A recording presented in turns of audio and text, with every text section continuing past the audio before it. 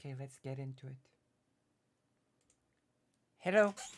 We're starting with Steam. Oh, should we play Love Choice?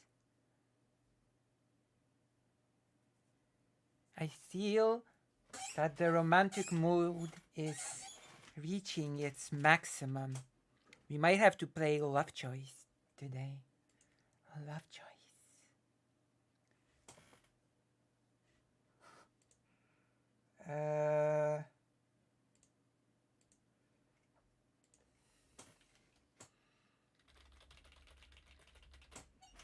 Here we go.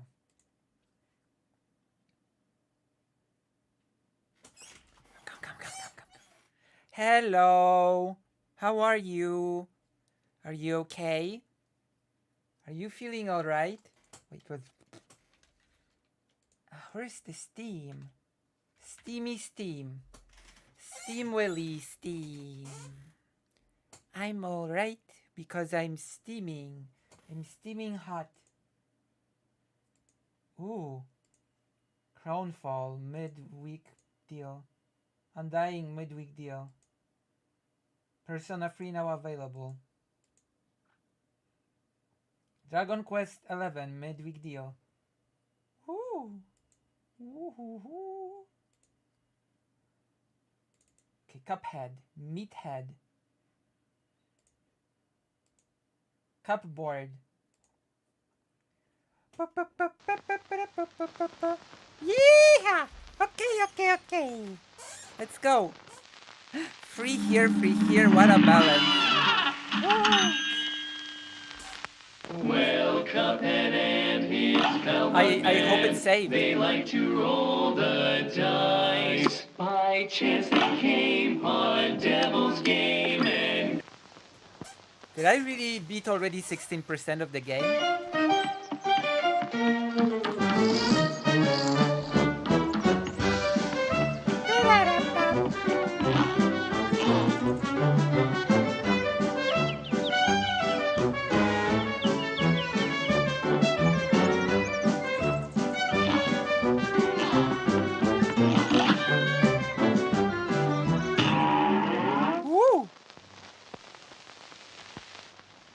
You're up! We've already done this one. No. We've already done this one, I think. Have we? I think we've already done this one.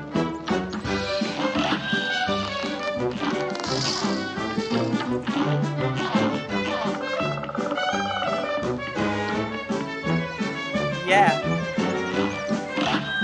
Oh my god, we have not beaten this yet. Oh no. Well then.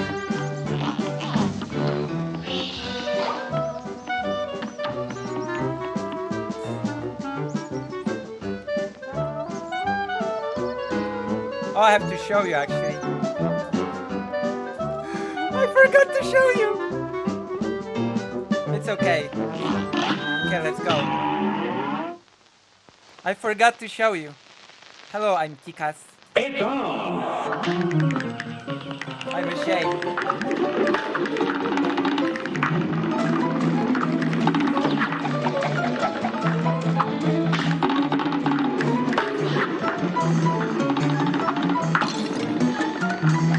What? Oh my god. I died.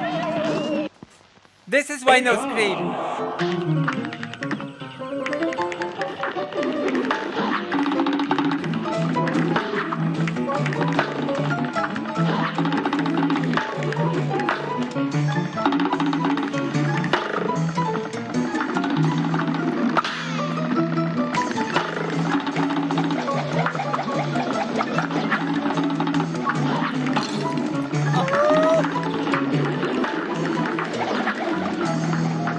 Annoying.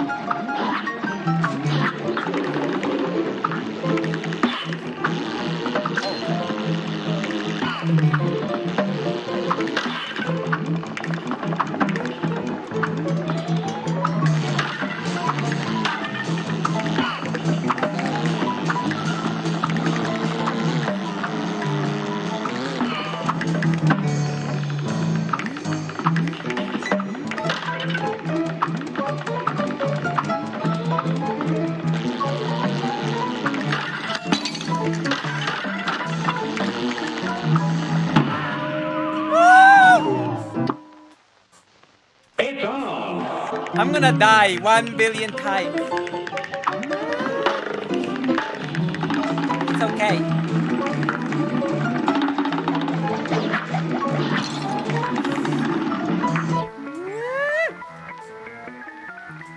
You're doing better than the game's journalist who couldn't even get past tutorial until 40 minutes. That is true. I remember. Oh, my controller disconnected.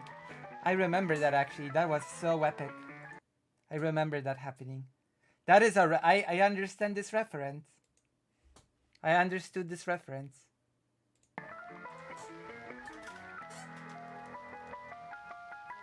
I hate this. I connected it, you mother quackers. Okay, resume. Oh my god. Oh my god. I died. I'm so mad at this controller. Angry girl. Angry girl. At least I've beaten a few levels. Hold on.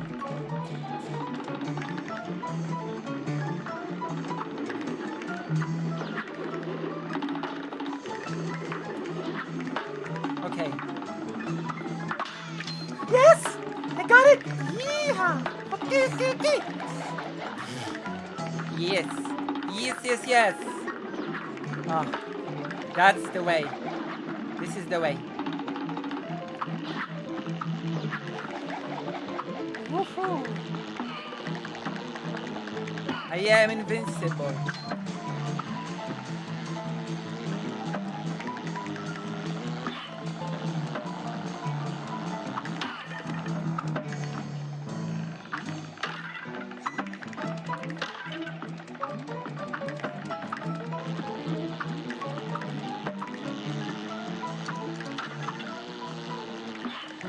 I get you.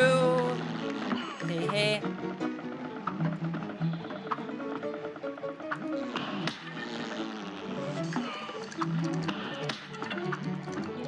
That's pretty weak.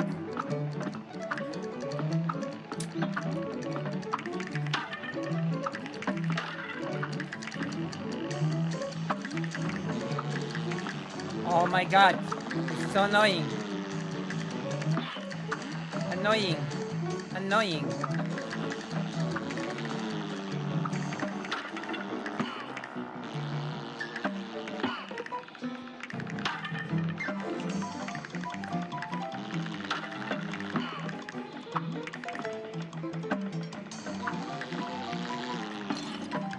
Oh my god.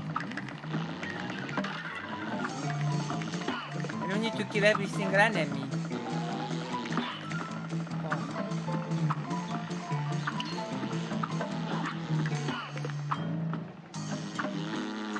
Uh-oh. What? You kidding me? No.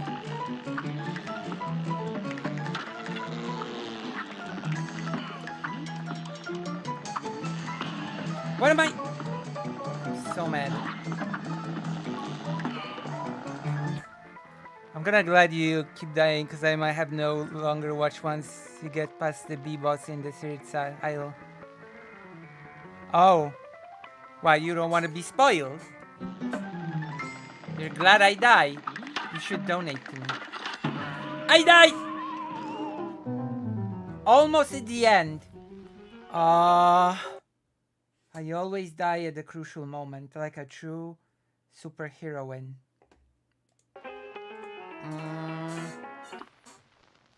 Here goes. That is so sad.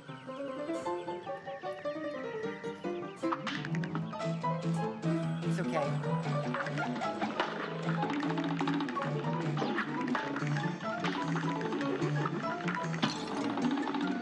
Okay, that was very not well done by me. Woo! I commit suicide. Not literally. Oi. You're out. I don't think people have the patience to watch me just die in a game over and over. Okay, that was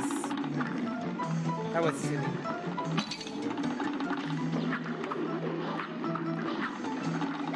There we go. I'm so angry. Still gotta pay the electric bill. I gotta not spend anymore. Oh no. Electric bill, which reminds me. Oh my god.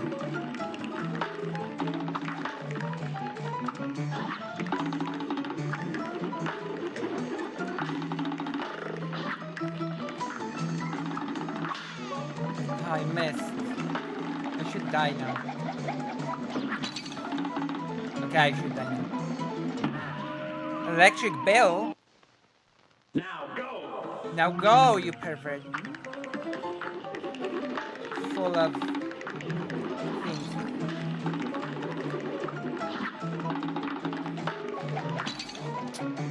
Right.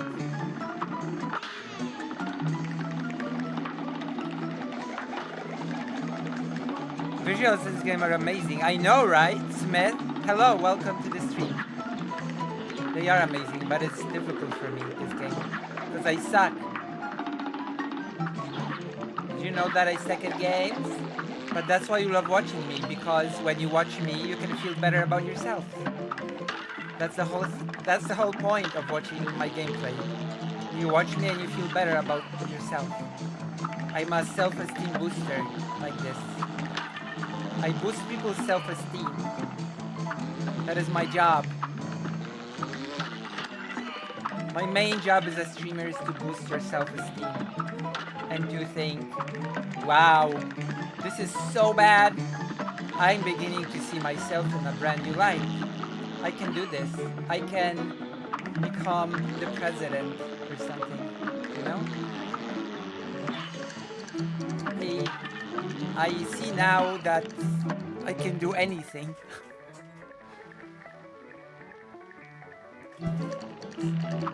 The sky's the limit. If Lucy's so bad and in a comparison I'm so good, then you know, the sky's the limit. Literally. You don't suck.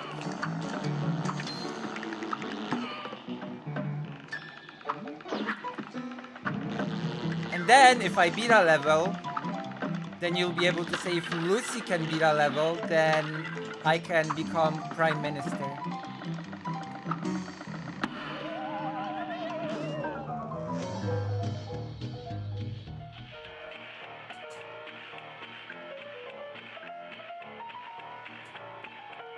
Did that just happen?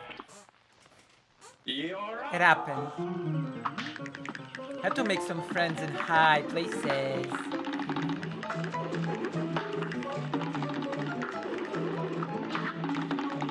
Oh yes! Oh my god, I have to...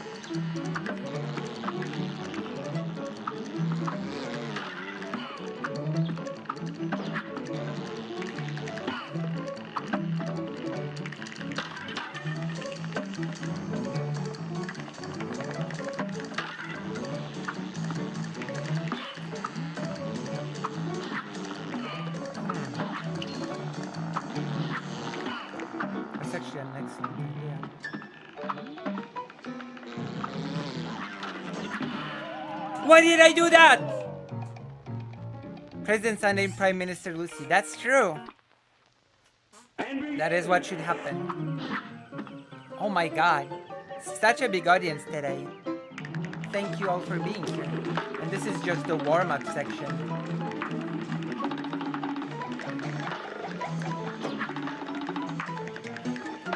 We have so many things to do today, you wouldn't believe if I told you. You'd be like, oh my god, really? How many of you have seen the debate of Loner Box against Northern Southern?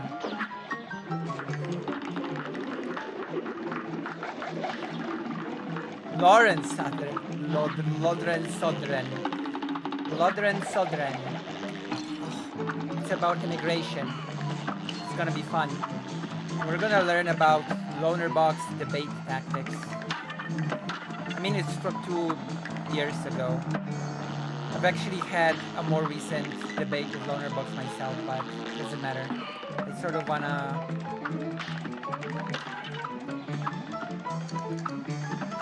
I wanna see how he did against Lawrence Southern in the immigration thing.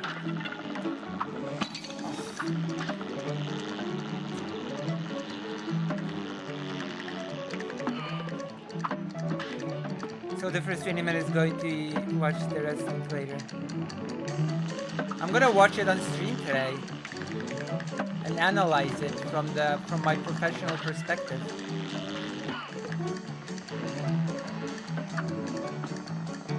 Because as you know, I want to debate Loner Box. And to that effect, I have to, how you say it, analyze his debates, no? I have to analyze his debates. I'm gonna debate him on the Holodomor.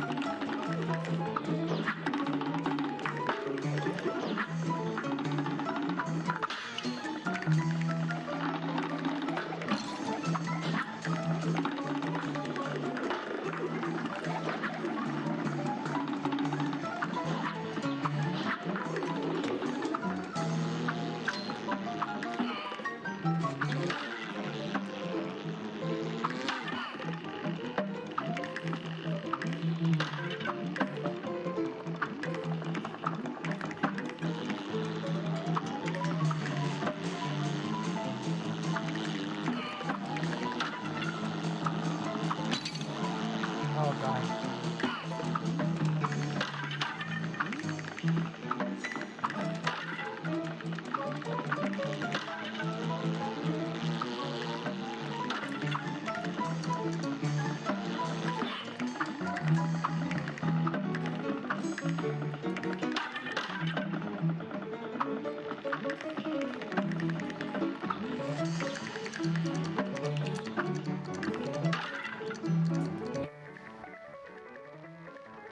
Those dogmas are nasty. I know, right? Horrible. I feel so unfair, but it's okay. I know what I'm doing. I don't know what I'm doing. I have no idea what I'm doing, but it's okay. You're here with me. You're like a family or something. You're like a family or something.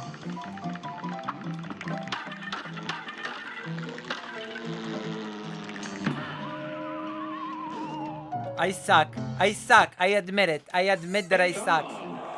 I openly admit it.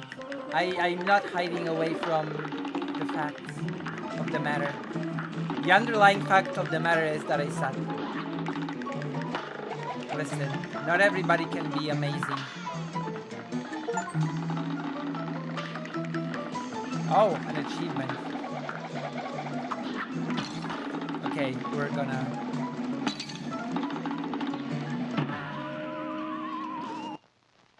Now go!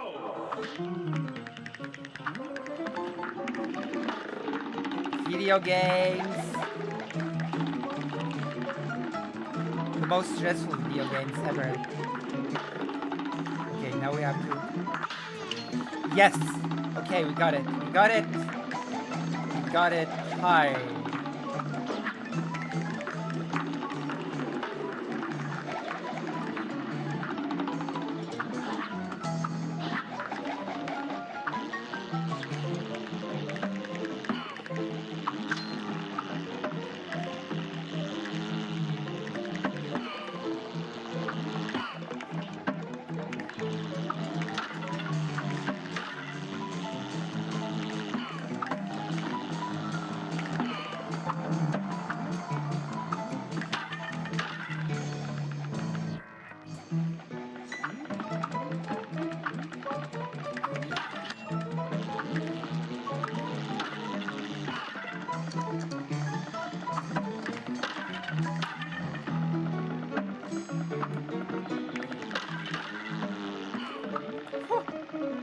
so good at dodging.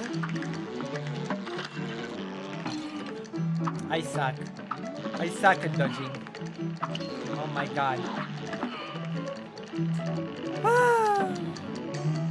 At least you keep going. True. I never quit. I'm stubborn. I annoy some people with my stubbornness. I make people annoyed and angry with my stubbornness. Woo!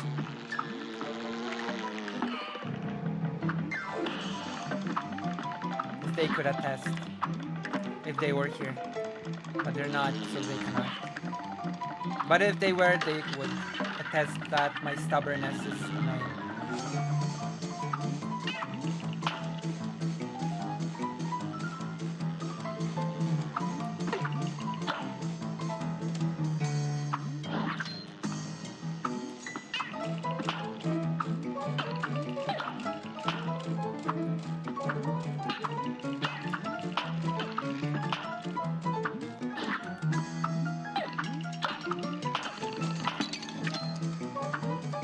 No! Oh my god!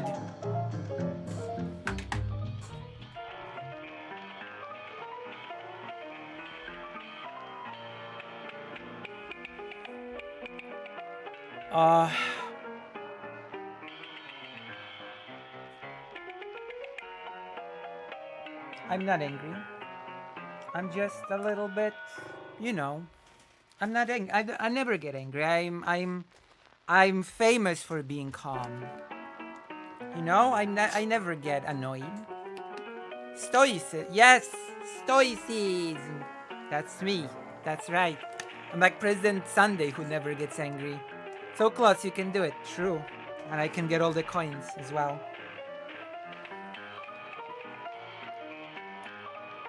So annoying. Let's go. Let's do this. I never give up until I do. No, I'm kidding. I never give up.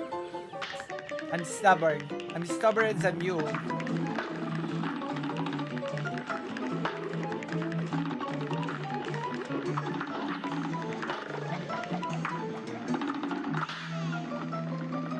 I should kill myself now. I want this coin no matter what. Your cat is cute. Unfortunately, she died a few years ago. She was the best. I loved her so much.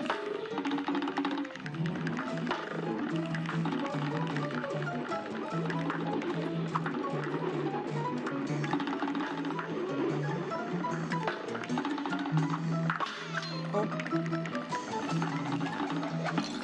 Ah!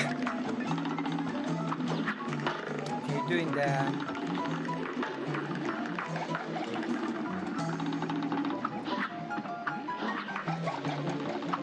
Listen, everybody. Oh my god.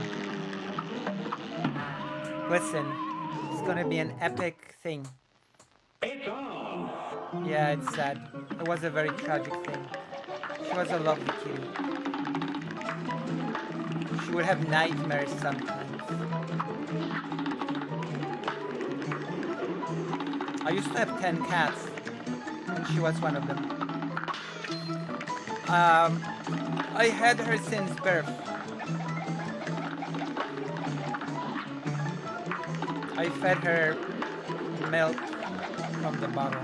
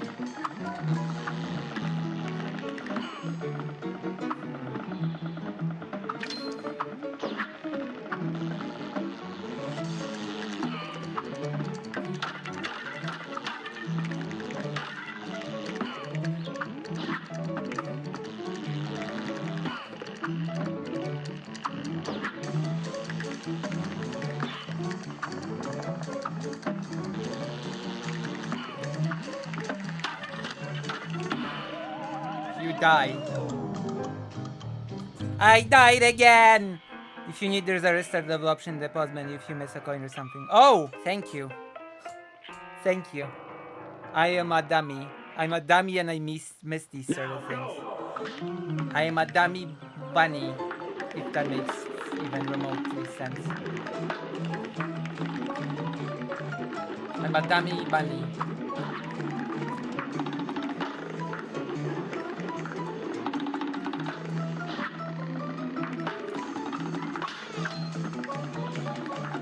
A ducky quacky, they call me. Giggler. Gigglerino. We're gonna play some Monster Hunter. Boom, boom, boom. You know what they say.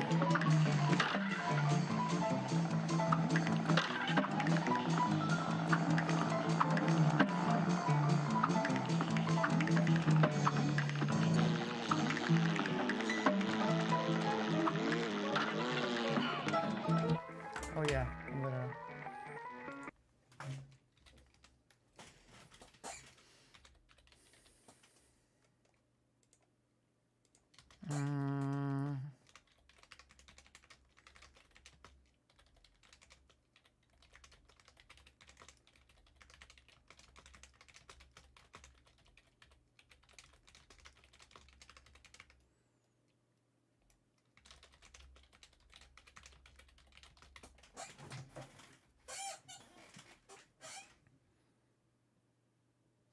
Okay.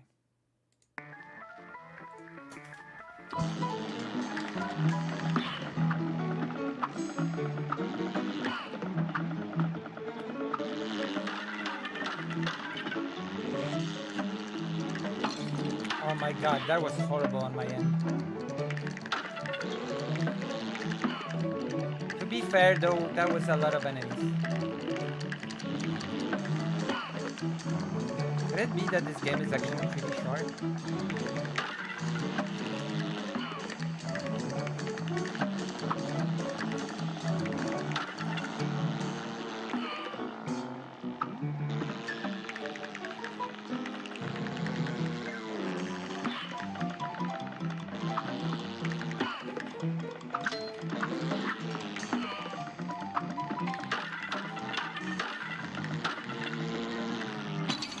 Oh, no! Are you kidding? Are you kidding?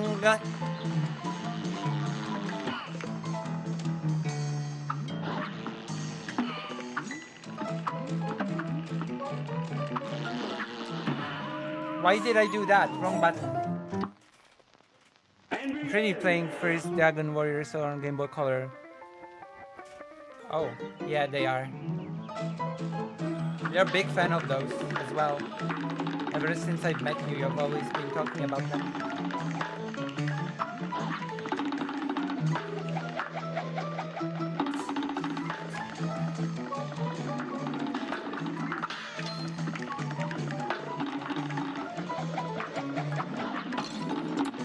Oh, that was a mistake.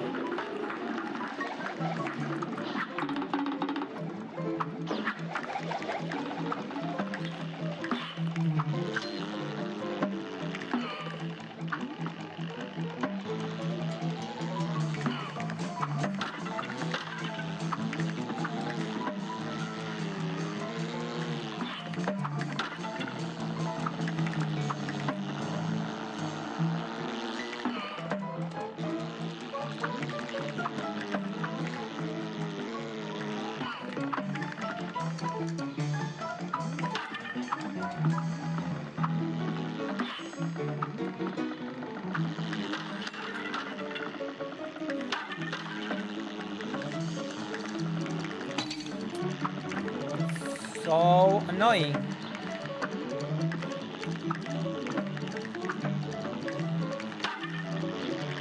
Those little mother quackers. The music like Boardwalk Empire. It's like old animated movies.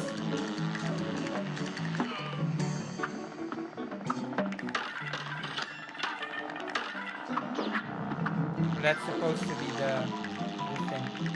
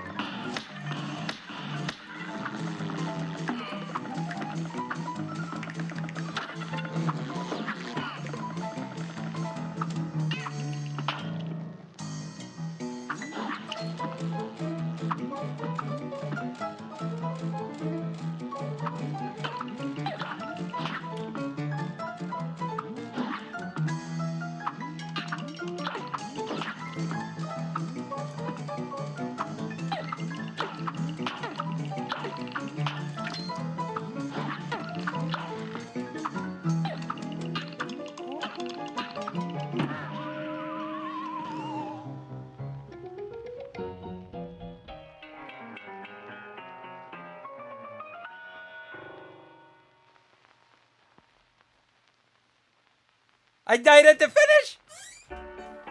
I am so stupid.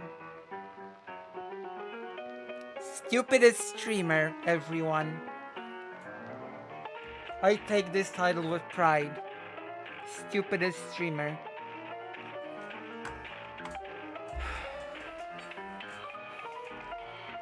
That is so me. That is so me. To die at the finish line.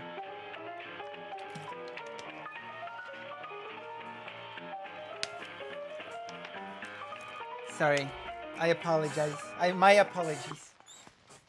And begin. I cannot believe what I did, though. I cannot believe I just did this. I just cannot believe. Incredible. Incredible what I've just done.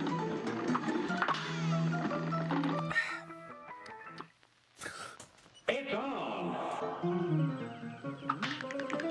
Oh my god.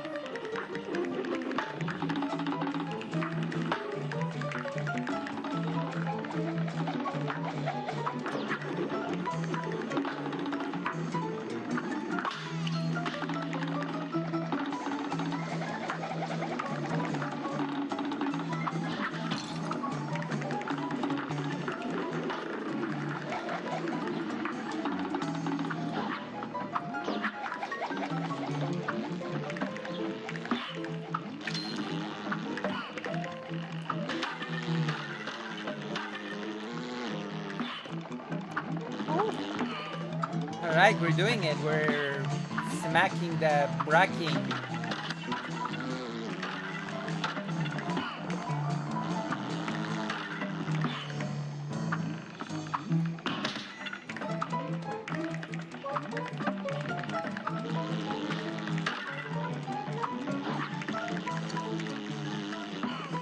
Woo! Woo! Woo! Woo!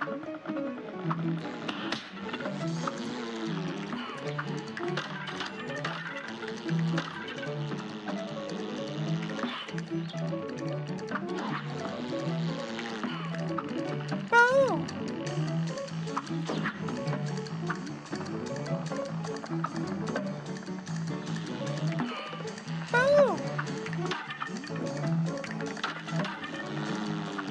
Woo!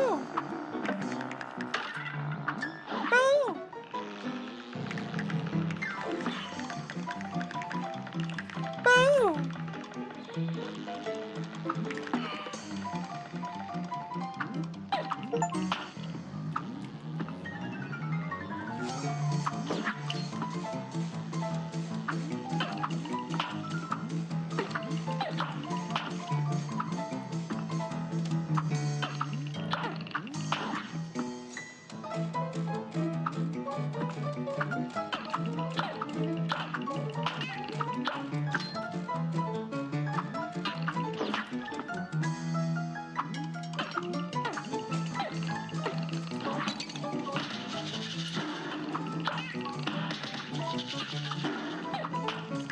No! And he died? Here goes. He died together with me. He died as I died. Ah, I cannot believe this. What an injustice. Injustice.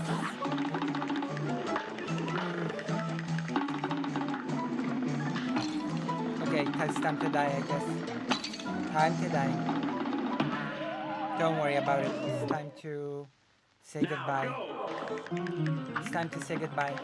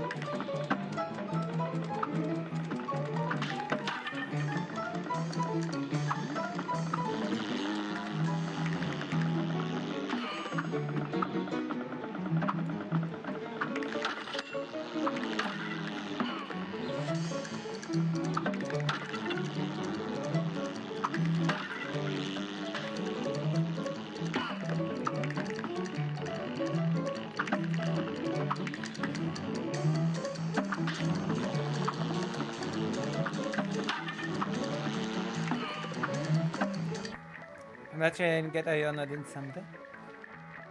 Ah,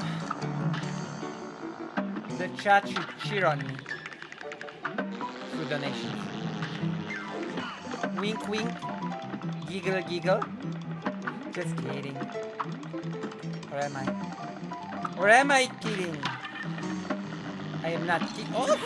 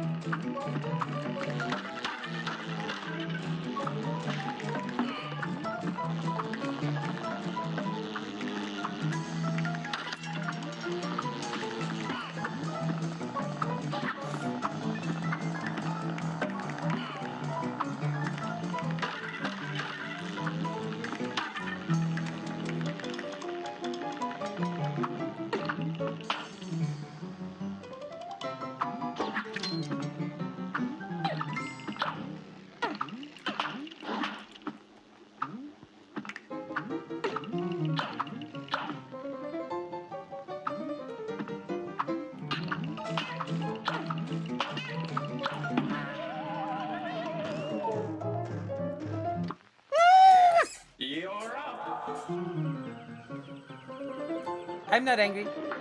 That was just yeah,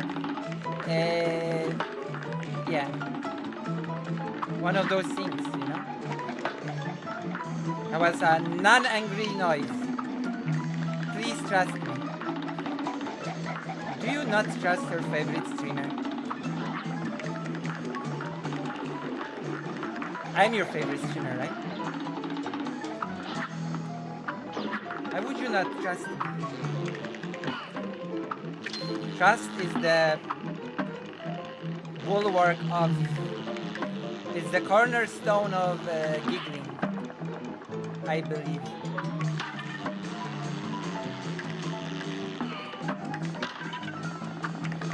Die, long nose. I almost died.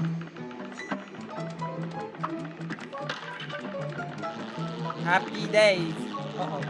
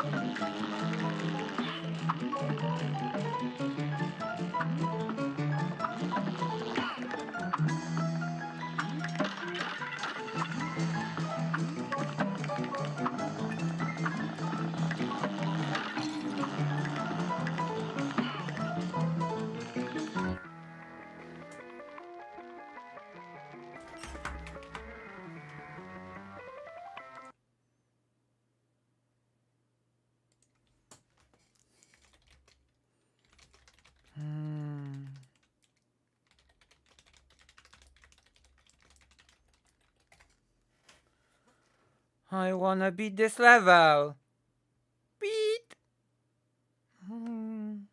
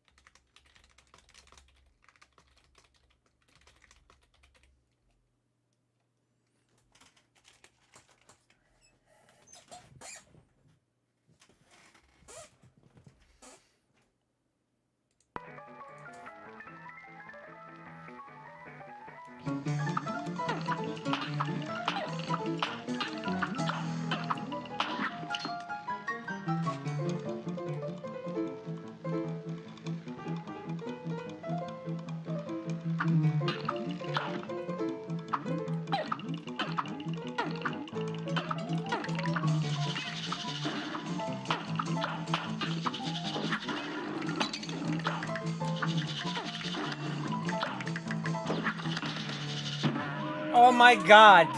I'm so mad. This is difficult.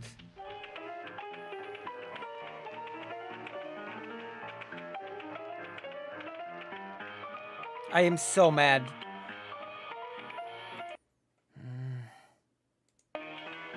Oh wait, we have to... What's happening?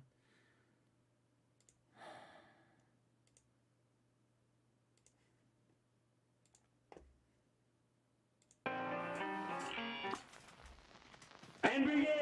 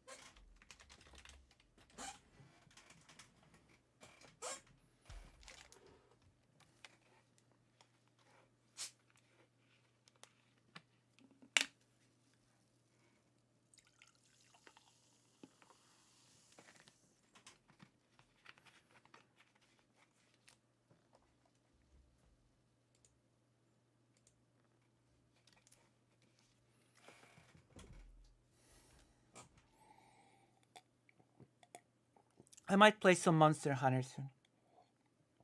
I might give up.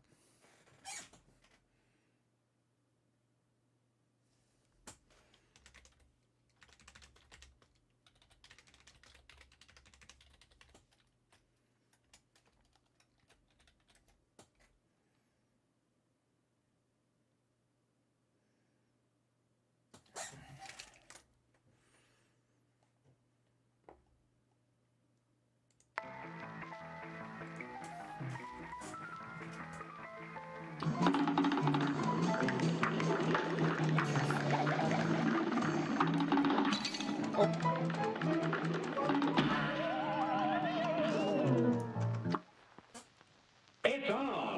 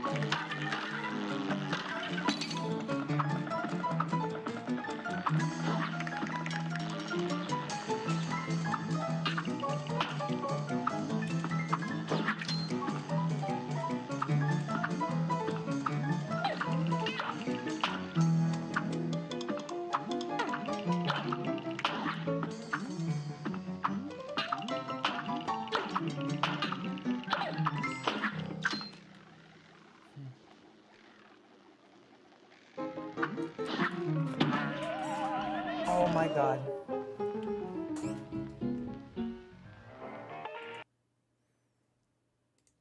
Oh my god.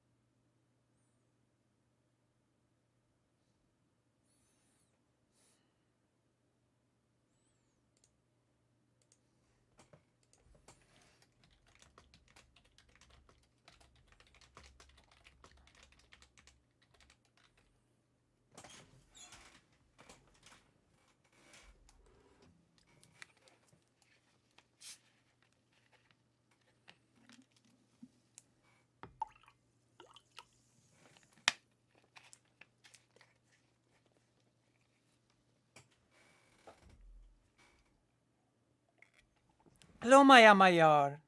Hello.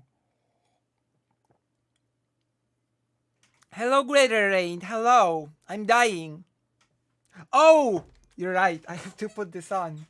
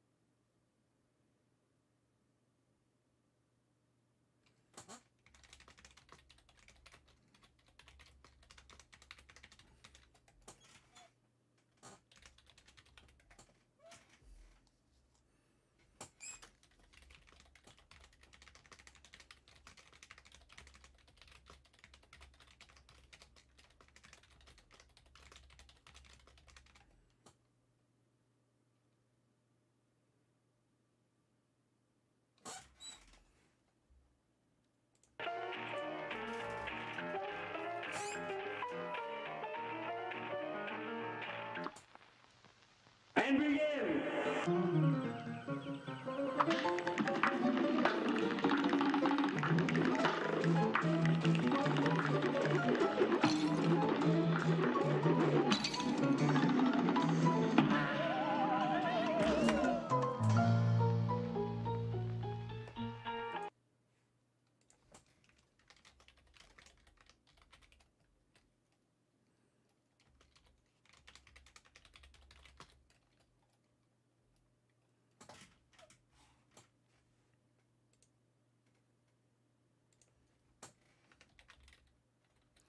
Why are you dying? I'm also bored. I have die off and have barely any money and my house is full of poison, so I'm still... Oh, wait. Are you doing like this? Is your house full of poison because you're doing like debugging or something? Are you getting rid of bugs or something? My father used to be a pest eliminator. When I was little, he had a pest elimination company, and our block used to have big bug problems. So from time to time, he would use his company equipment to spray a room, and then it would be full of dead bugs, cockroaches. You know, because my father used to have an exterminator company.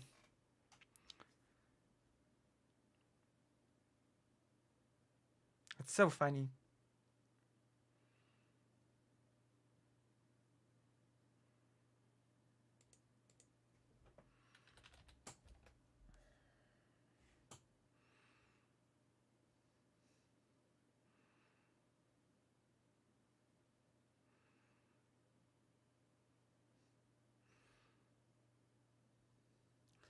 Wait, hold on. I have to find the art.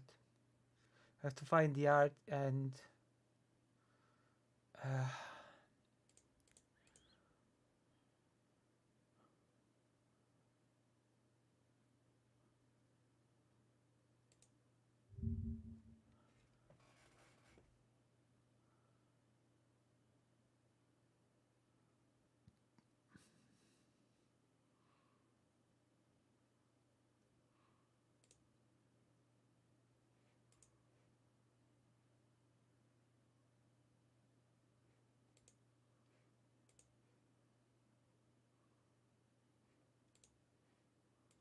okay, where's the.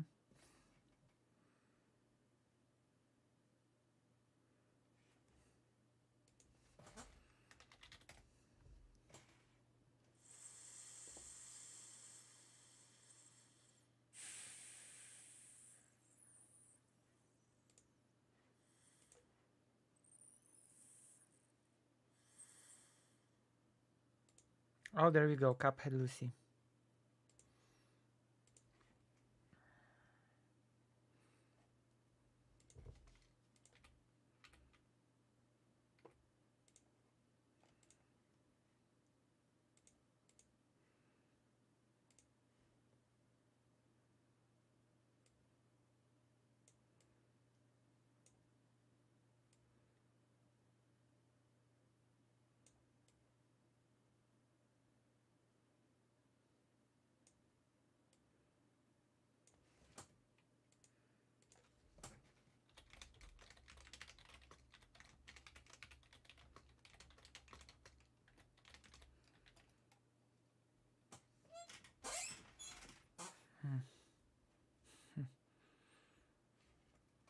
Wait, hold on.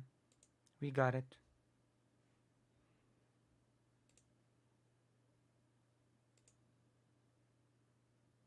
Yeah. About not dying in Cuphead. Bug guy. My father was our bug guy.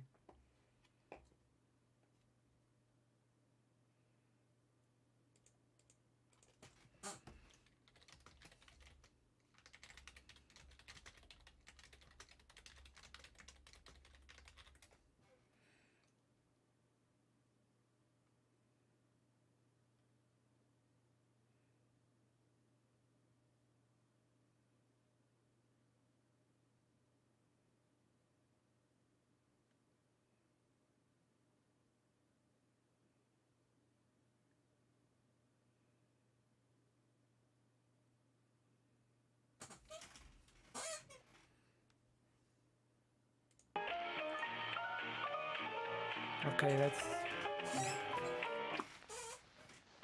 It's on.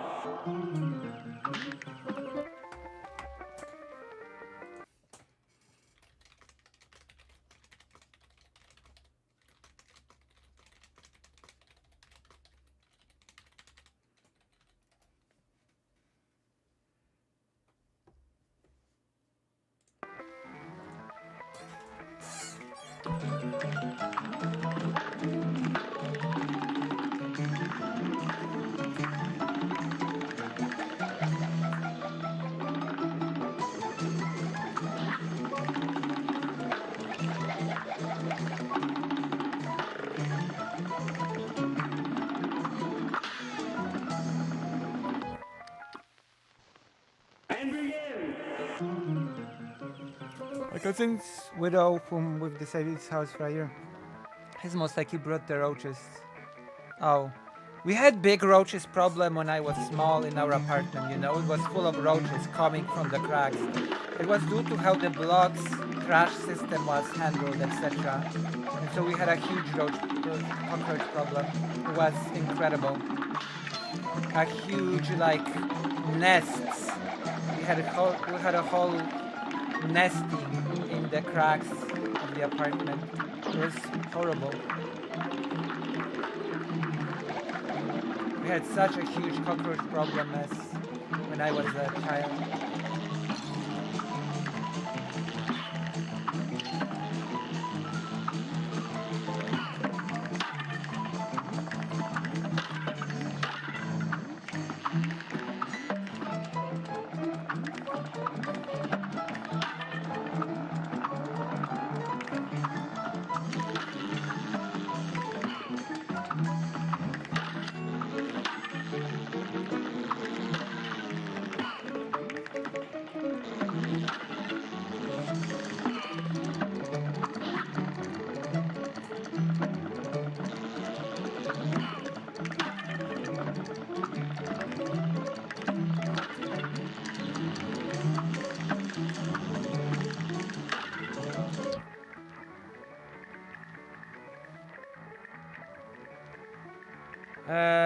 How old I was?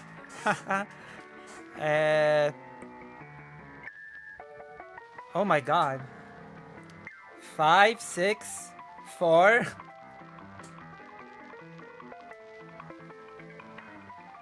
Something like that. It wasn't all that horrible. I mean, it was sort of, but it wasn't sort of. I don't know how to describe it, you know?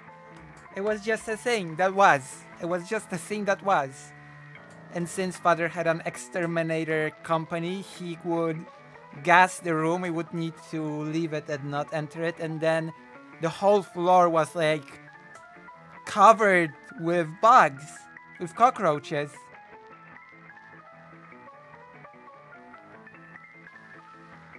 It was like hardcore. My goodness.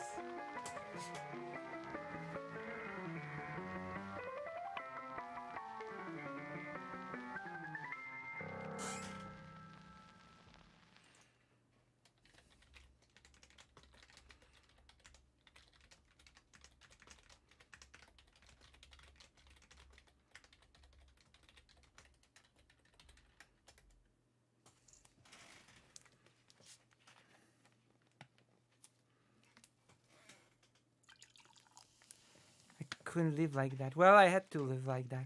It was my thing, living like that, you know?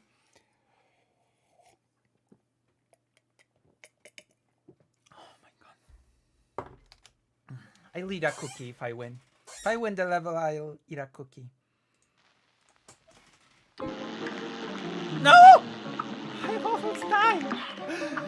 Oh gosh.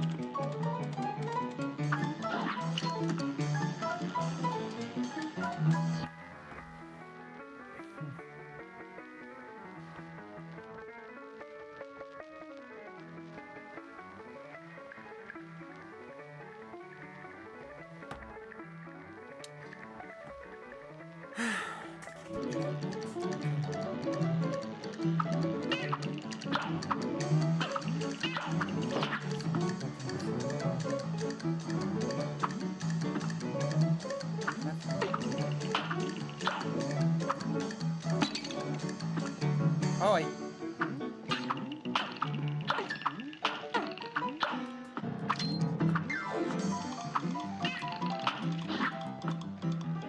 need to beat the boss on level on 1 life.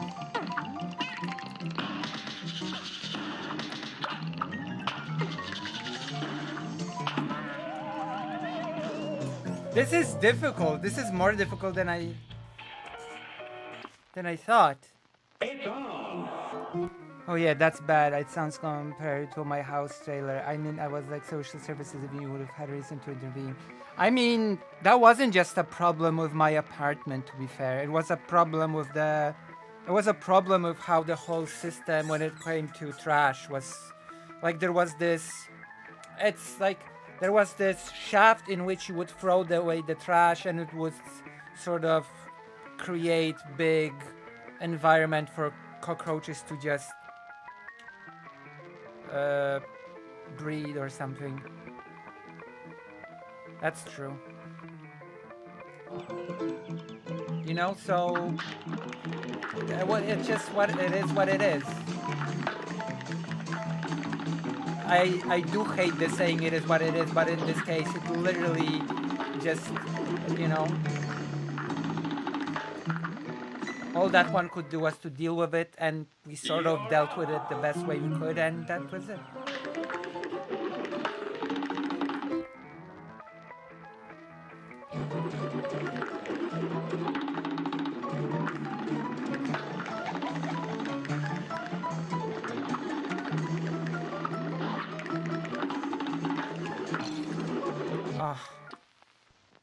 And begin.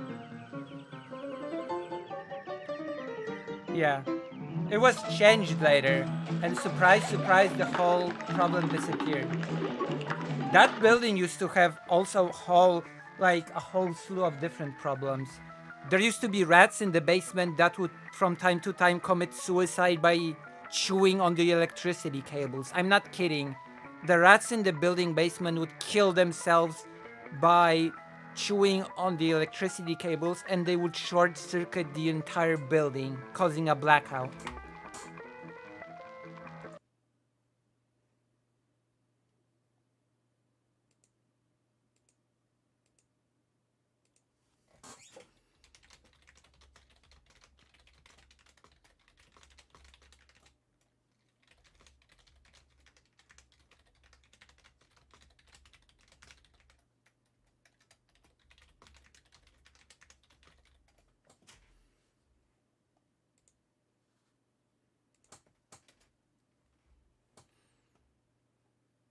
Colin, is that depressing, eh?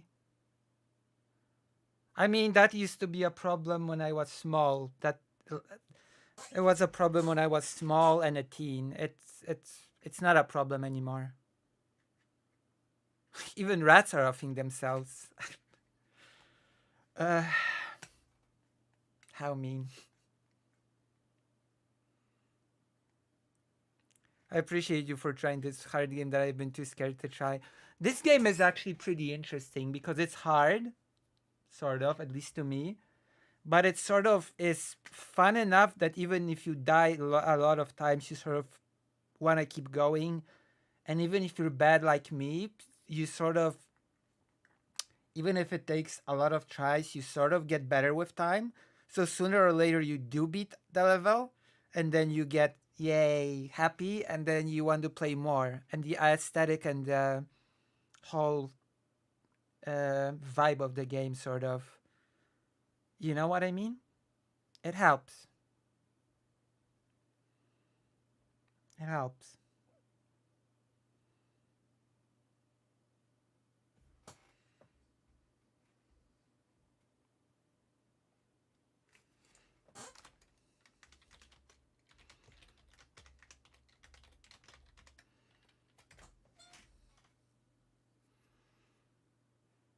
I do like how you can pause unlike Soulsborne games. True. I do like pausing games as well. Do you want to play some Monster Hunter as well? Wow. I'm such a big streamer now. Not here should write nicer comment than just saying here's another comment. I do appreciate the comments, but you know.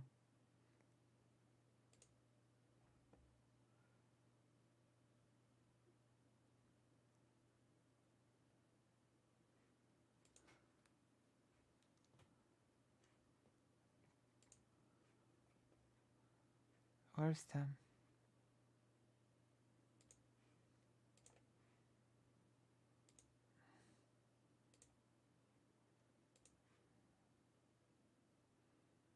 I've never really had a rodent issue in my life. My first house, we had a few stray mice, but I had suicide mice that destroyed the electricity. Do you know how annoying it is? Imagine you're playing a Soulsborne game, for that matter. You just defeated the most difficult boss ever. A legendary boss that can be defeated just by a few people in the entire universe. And then a rat in the basement chews on a cable, and your electricity goes off, just as you beat the boss. Just put this image in your mind! Put this image in your mind and you're gonna know how I felt sometimes. There's no chill, true. Like, imagine that happening. Imagine the trauma. That is a true trauma of my life. That is a true trauma.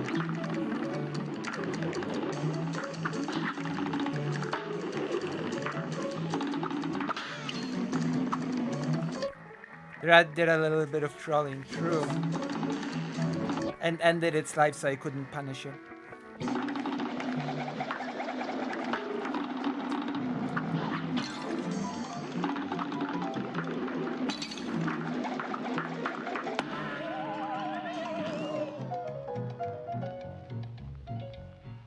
What? Here goes. The power company's bad. That's... wow. That is something else.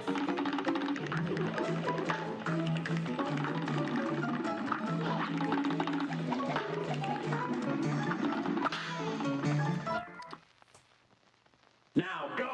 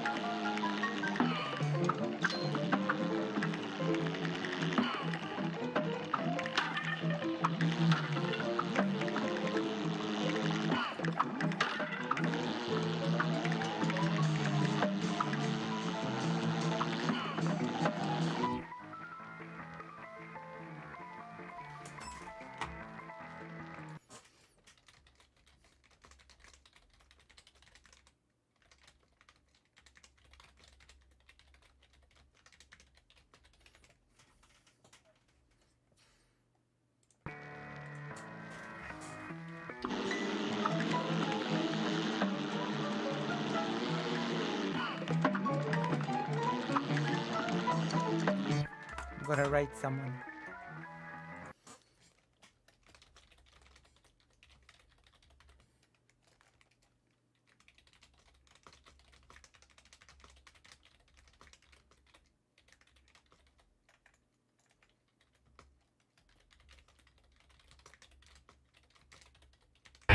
Oh, Barry! Oh, thank you, Fake Cal Parker, for the $25. Got played. Here's some monies. Oh, paid, not played. I'm sorry. Hello.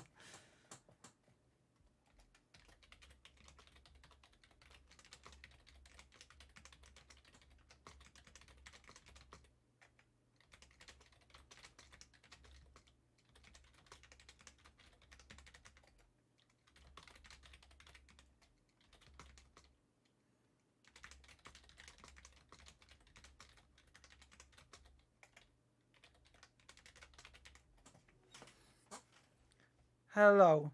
We're playing the Cuphead. Bim, bim, bim, bim, bim. In a sense, we all have been played in a game of life. True.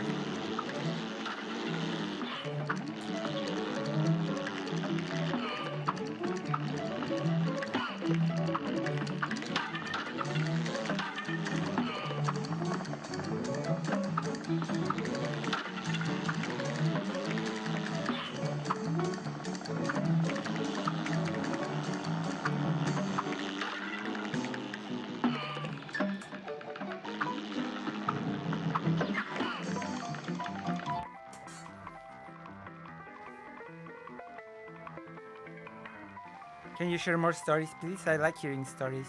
What sort of stories would you like to hear? I have a few stories to share, of course. At least a few. So I will share them with you. Have you heard the story of the homeless man that had a tent in front of our building and started a nice campfire in front of our building? Have you heard the story of the homeless man? Of course, those are the best stories. The best stories are the stories about your life.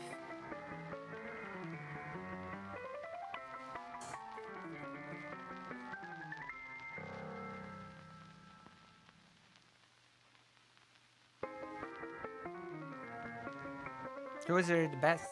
I'm not familiar. So in front of our buildings, we had this big green patch, like this big green patch, and then there was a street. And on that green patch, a homeless man has set up camp. He had a tent, and in front of this tent, he sort of started a campfire, and he would keep himself warm by the campfire. This is something that could never happen today, by the way. Like, the homeless man would have been swept away by the police so fast that you wouldn't believe it. Like, this was a thing that was basically only possible in that particular time in Poland, because things were pretty wild back then. So I don't know, things are those were interesting times, you know, because it was like almost in the center of the capital of Poland. And all the local kids, including me, would gather around the homeless man and we would listen to his stories. He was our wise sage who we were fascinated with and wanted to hear from about various interesting things. It was really an experience. It was a very interesting experience, you know? All the local kids would gather around the homeless man from the tent and we would listen to his stories. And he would tell us like a wise man who would just, you know, tell us the wisdom of life. It's very interesting.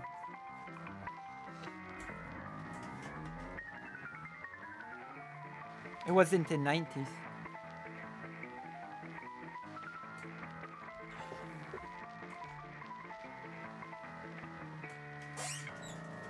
That was pretty interesting. What happened to him?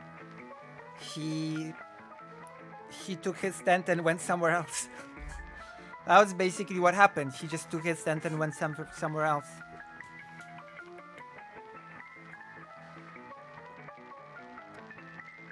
I don't think he was like chased away by the police. I think he just left after some time.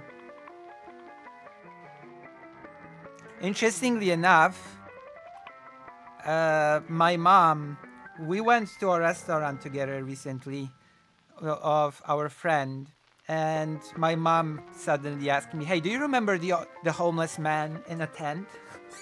Do you remember the homeless man that had a tent in front of our house?" I was like, "Yeah, I actually do. I actually do remember the homeless man in front of our house." So since my mom reminded me about his existence, I can now proudly say that I did not make him up. He was not a figment. The wise man from the tent was not a figment of my imagination.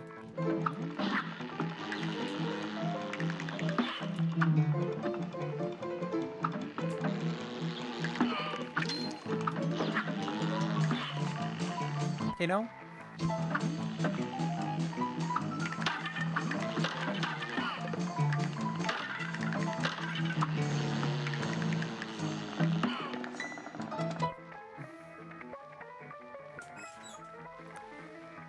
I had no storyteller, I don't think. I remember there was this one weird kid in our school bus who dropped his drawers and shat in the ale, got off and flipped the whole bus off.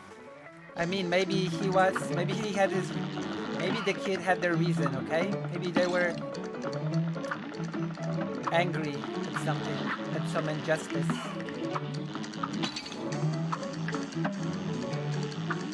God, I suck at this game. Maybe there was a reason. Here goes.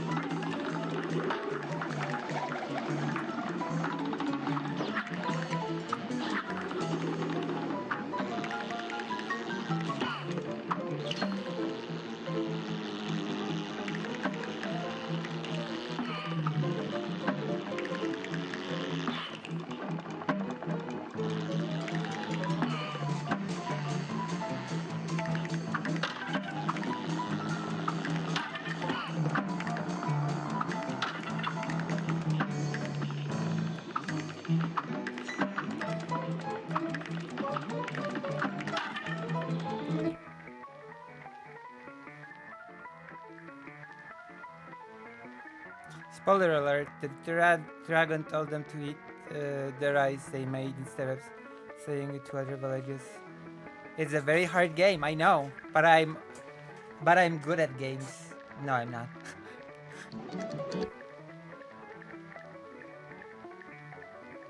I can tell you the story of where a great dragon saved a starving Reese village using ancient wisdom.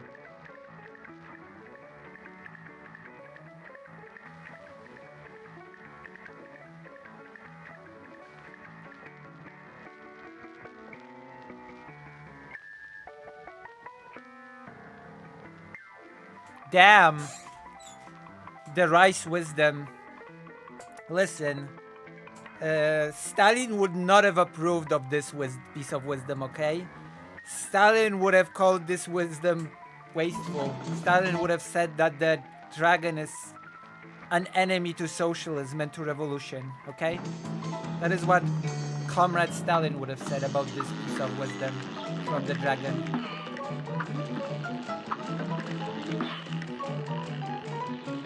That's not how real socialists act.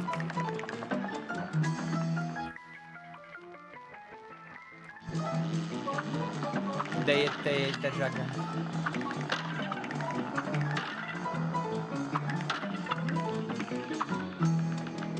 Stalin would not have approved of advice for them to keep their rice. Stalin would have taken all the rice and all their animals as well. And then he would have forbade them from leaving their village. And then they would have starved.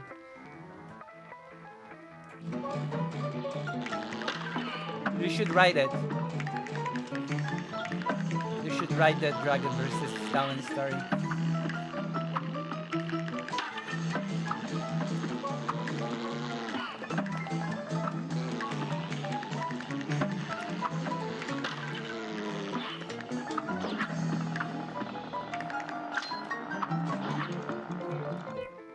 Mao would have said these farmers needed to get off their lazy asses and start melting metal and stuff. True.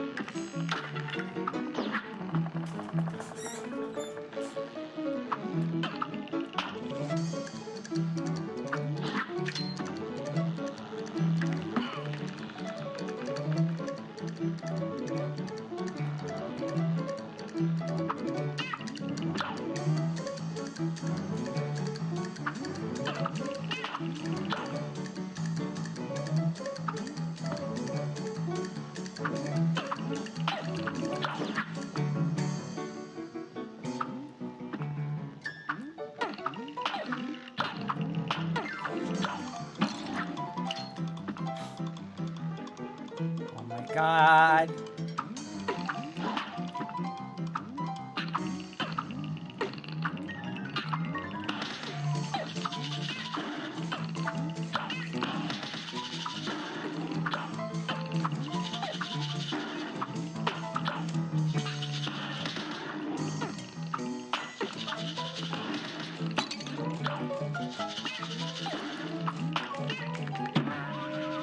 Wow, this is so tough.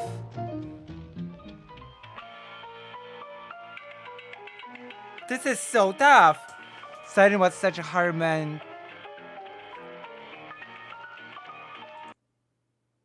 Too hard, perhaps. Stalin was a génocidaire, as we would call him in French. Stalin was a génocidaire. This is actually pretty tough. Okay, we're gonna try once again and then we're gonna switch gears. Because I have a feeling you might have enough. You might have had enough. Actually, I will not assume. Tell me if you've had enough or not. Almost. Yeah, that's true.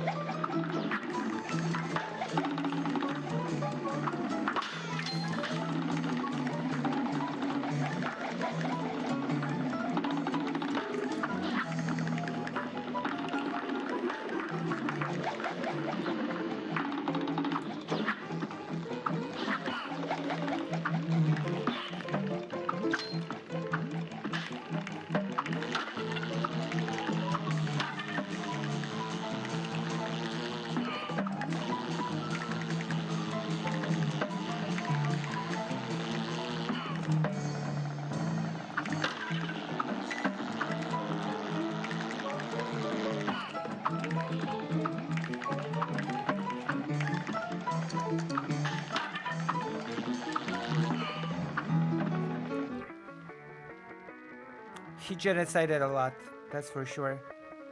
I want to see you finish this level, then I will do my best. For you, specifically, Maya Mayo.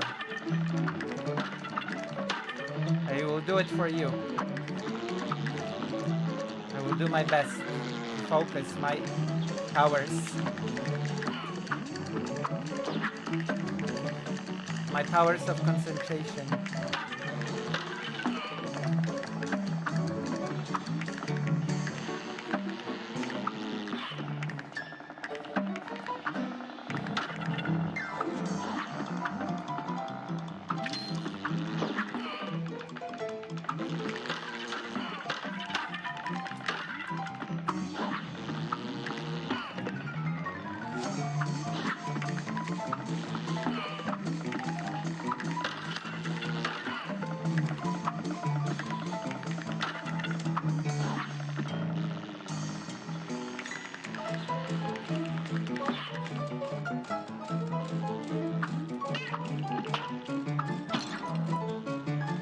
Are you kidding me?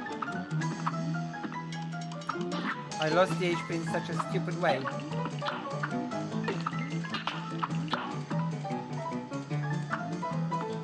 I'm so mad at myself. I'm so disappointed in myself.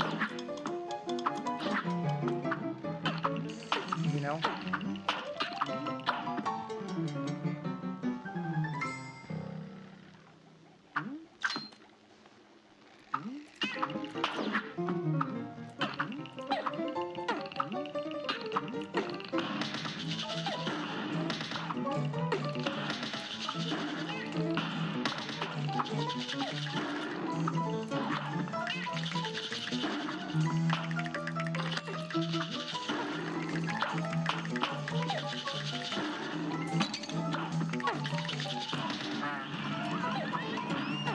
I beat him!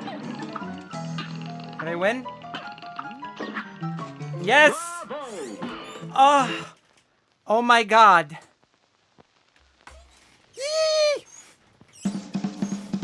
Yay! You got it! Yes!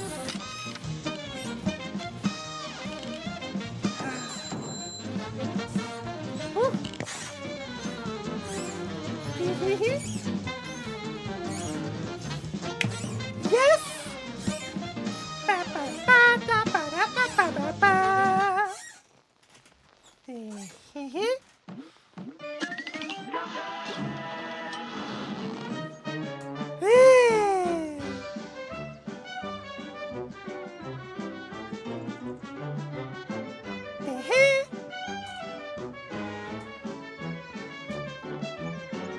I mean, they didn't get rid of him per se. He just had a stroke and nobody helped him.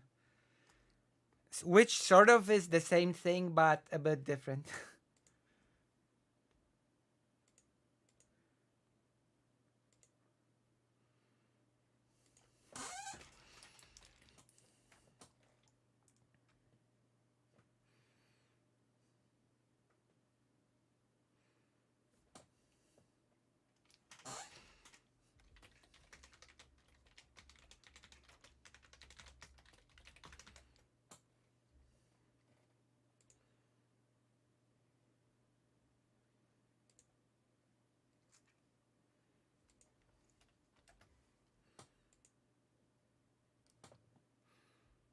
What grade though? What? What do you mean what grade? Top grade.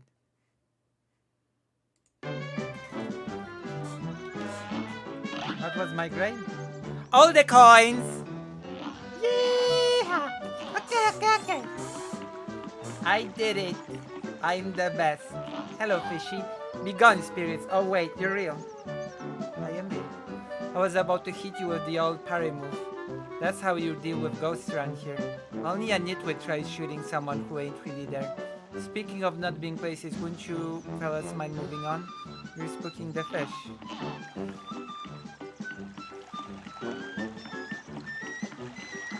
I'm so good at this game. I'm amazing. I'm so good at this game. Piggy.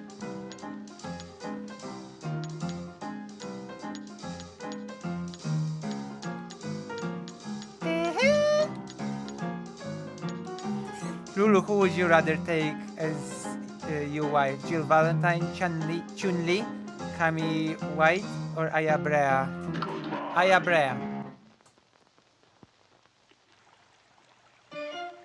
I think Aya Brea from Parasite Eve 1, not from Parasite Eve 2.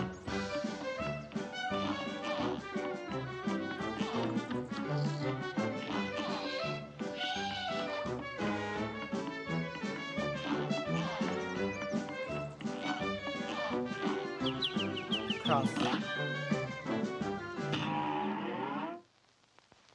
We shall try this boss and then... I know this boss.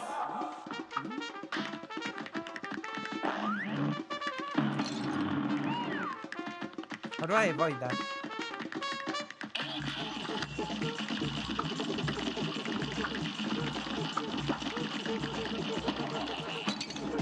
Oh my god, what a... This boss is hard.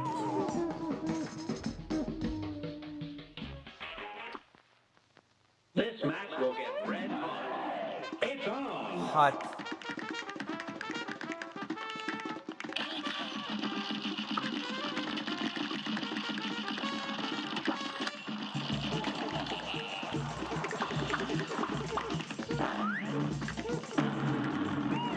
Damn!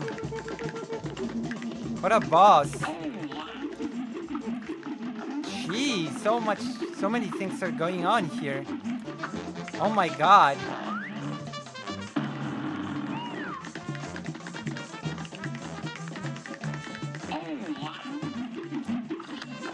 Damn. Oh my god, it was my first health.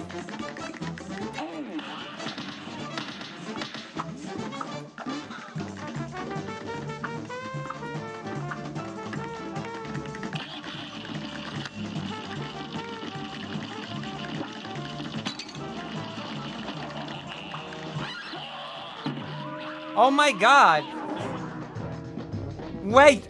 I was so far! Oh damn! I was doing actually pretty bad. Wait, who is this? I'm sorry, wait, who is this? The CIA director?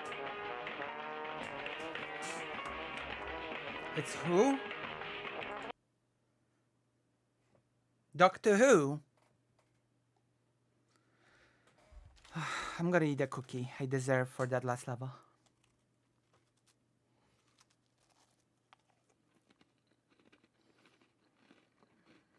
Oh my god. I'm so excited that I can't even hide it.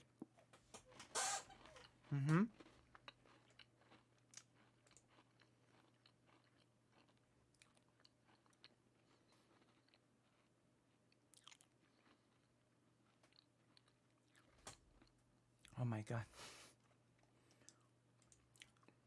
I see.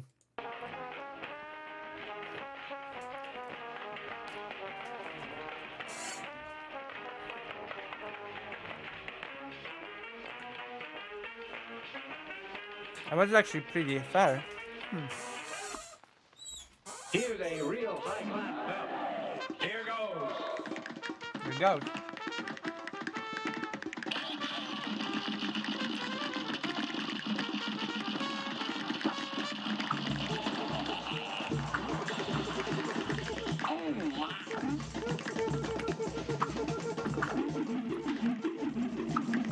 Ah, damn.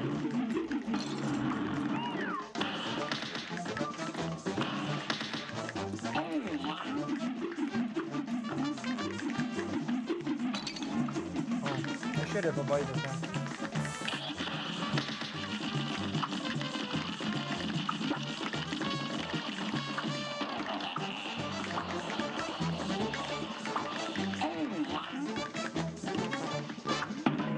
Ah, that was bad. Good day for a well match. It's on.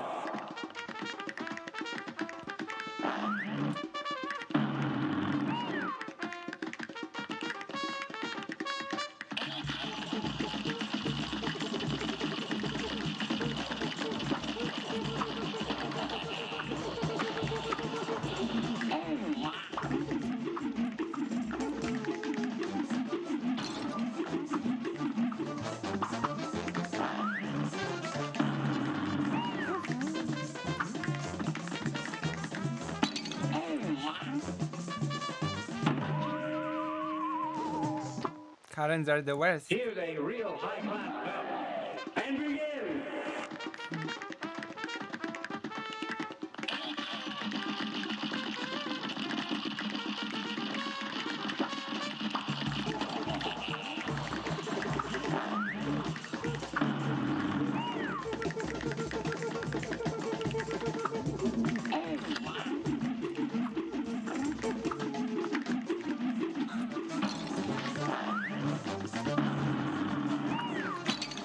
That was so unlucky. That was just unlucky.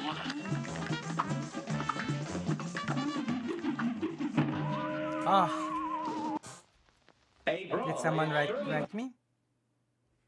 Nobody did. Now go.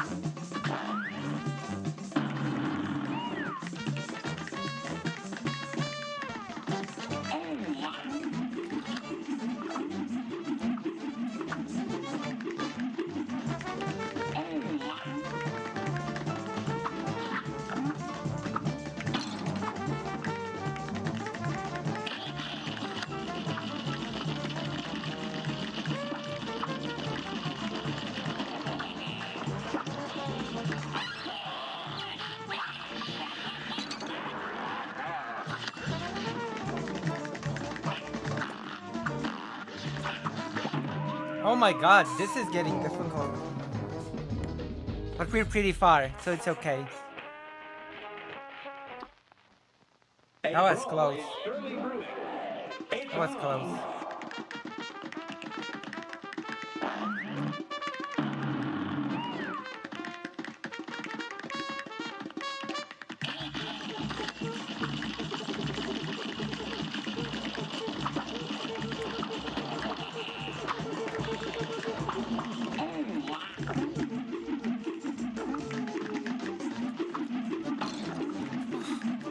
That is so unfair.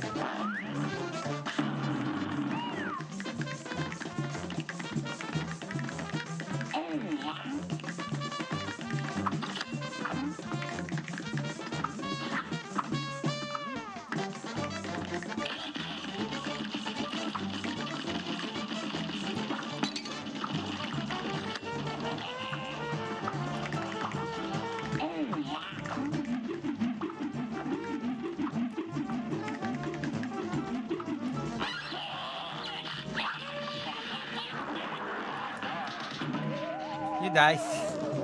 Okay, we're getting there. I think we're getting there. The chat is so active today. It's so nice to see. I'm so happy to see the chat is so active today. Exchanging stories, exchanging nice experiences. It's like a nice time, you know? We're all having a nice time. Oh, except for me, I'm dying. But apart from that, we're all having a nice time. Apart from the time that, from the fact that I'm dying, we're all having a nice time, aren't we? Here's a real high-class bout. And begin.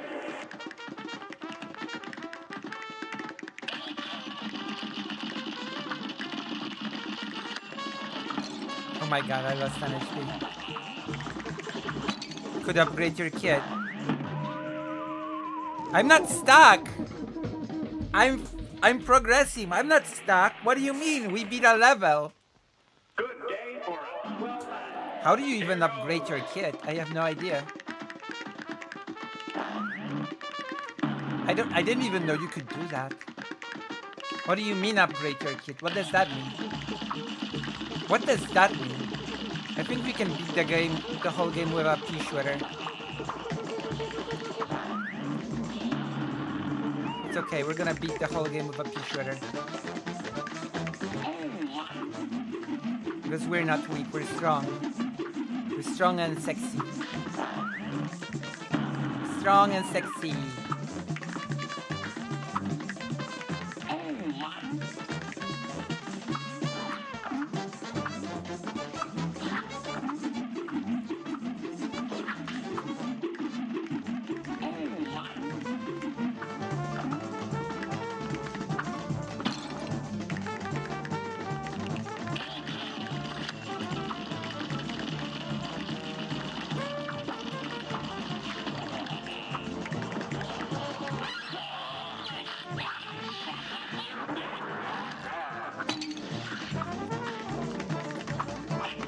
Stuck. How dare you? Oh my god! It's okay, we're gonna beat it with a pea shooter. I believe in us. We can do it. We can do it. I believe in us.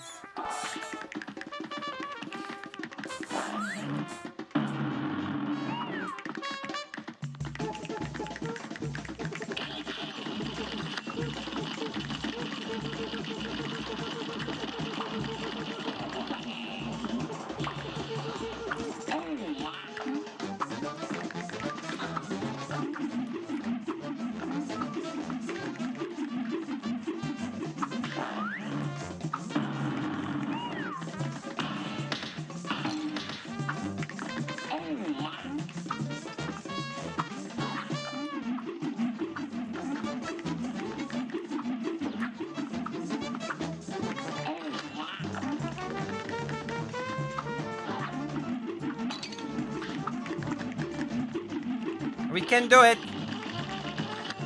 We can do it. Oh my god, we can do it. We can do it! I said we can do it.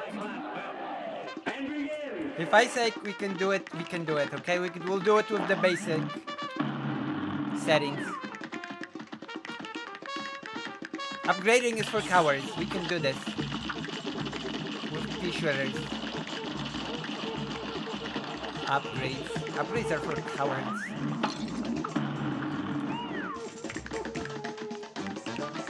We can do this.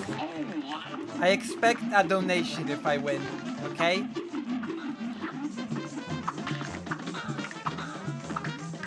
If I do it, I expect a dono. From all of you. Even from you. Whoever the hypothetical you is. Oh,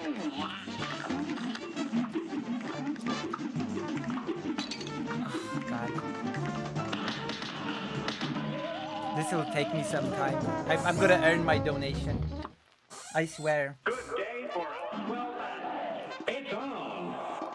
Where is that? Who's writing me?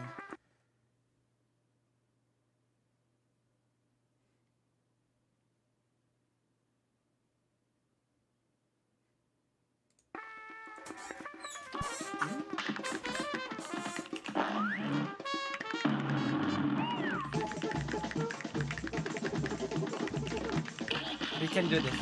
I believe.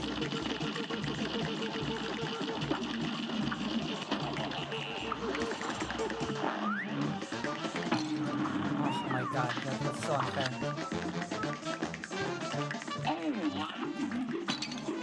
Okay, I might as well just die. You mean when you win? A brawl is surely brewing. Listen, I will win. With the P-shredder. I don't need no upgrades. I'm good.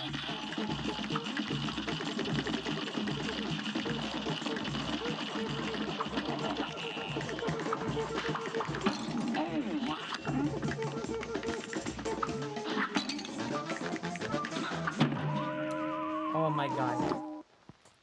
Here's a real high-class belt. You're up. We can do this. I trust.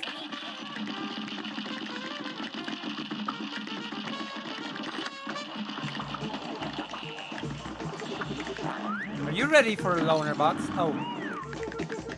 Are you ready for a loner box?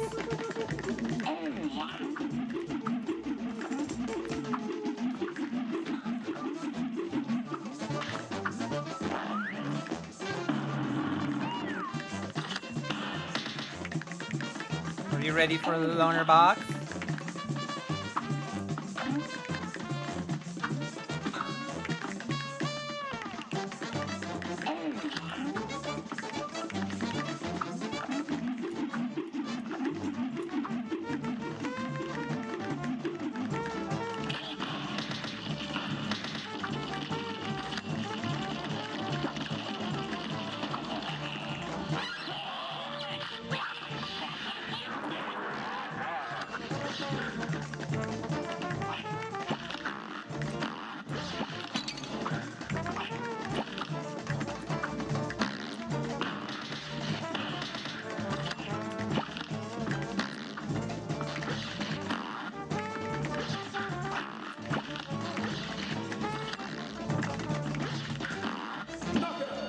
I told you! I told you!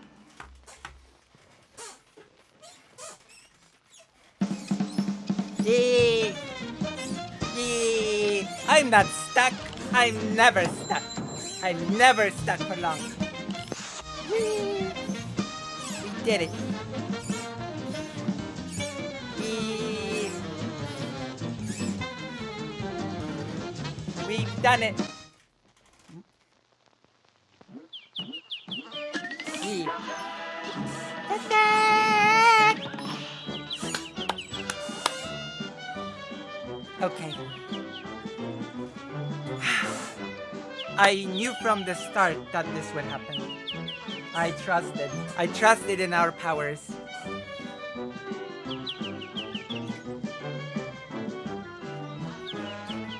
Now I deserve a donation from all of you. Just as I decided that all of you have promised. Oh, baby! Thank you for the $27, Maya Mayor. Lucy got hands. True. Thank you. You have earned a reward, and the reward is Loner Box. Loner Box debate. Okay, we're gonna quit the game. I hope it saves. Oh wow, I'm so good at this game. I'm a professional. Okay, we quit and we do the reaction. I'm gonna react because I'm gonna be debating Loner Box, so I have to know all his dirty tricks. And there's nothing better for knowing his dirty tricks than to watch his old debate from 2 years ago, which is probably outdated debate tactics by him, but whatever. It's apparently a pretty good debate, so we're gonna watch it. First of all, we're gonna watch it, and second of all, you don't get to order me what to do. I mean, you sort of do, but you don't. Whatever. You know what I mean. You know what I mean. You know what I'm all about. We're gonna watch this debate, and I'm gonna be playing Monster Hunter while we do, because I have problems with keeping focused on one thing. You know that about me. I mean, you probably don't, but now you know. Yeah, now you know. So it's like Loner Box at his best, teaching a lesson to this lady. I debate isn't reward, but no punishment. But a punishment, a Loner Box. A Loner Box debate isn't a reward, but a punishment. People pay you to do things, though. I mean, I heard this one is good. I've heard this debate is pretty good, so it's not a punishment. I say this one's a reward. I think this one's actually a reward, unironically. I believe this one's unironically a reward. This one's good. I've heard good things about this one.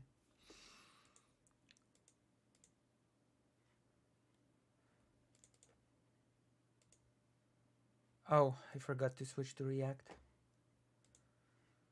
So, Steam.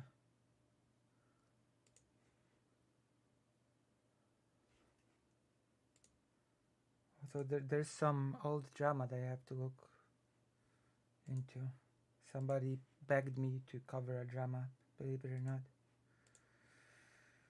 And I agreed.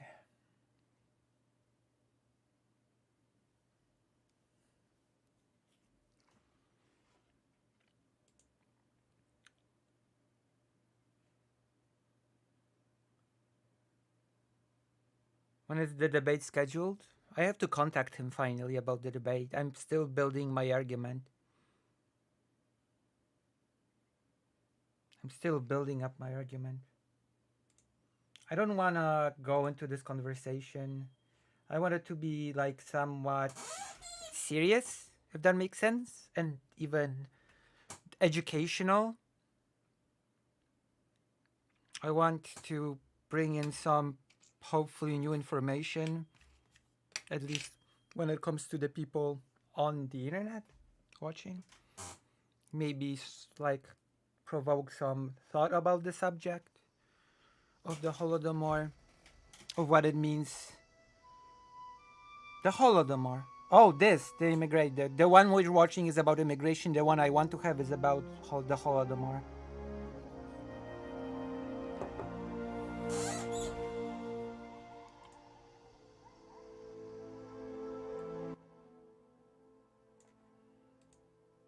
NGOs actually doing trafficking. Like, you don't actually buy that those investigations are not turning out any evidence of them, including with smugglers, though. I think they are absolutely going and picking up people that are not in distress. Of course, you don't think that's happening? Well, no, because you don't think if they find a boat. I mean, my first question when I hear something like this is,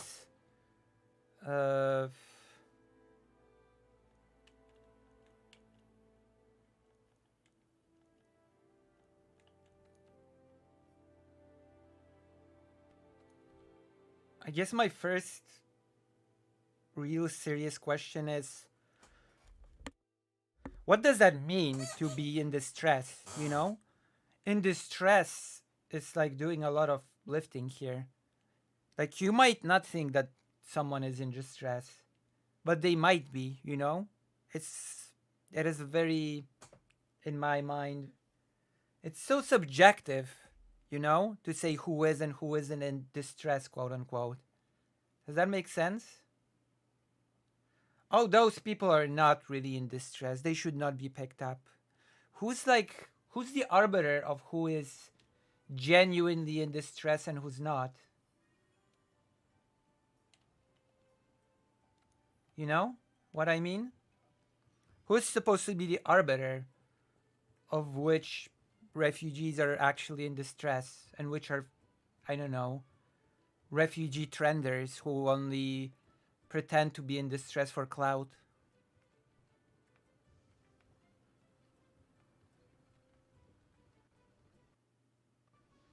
Wow. The computer really is struggling with the game. The old PlayStation 4 game.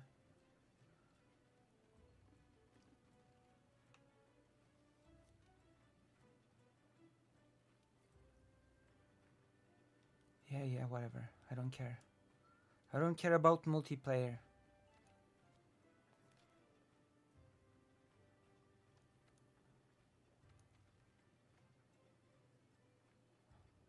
What do I have to do?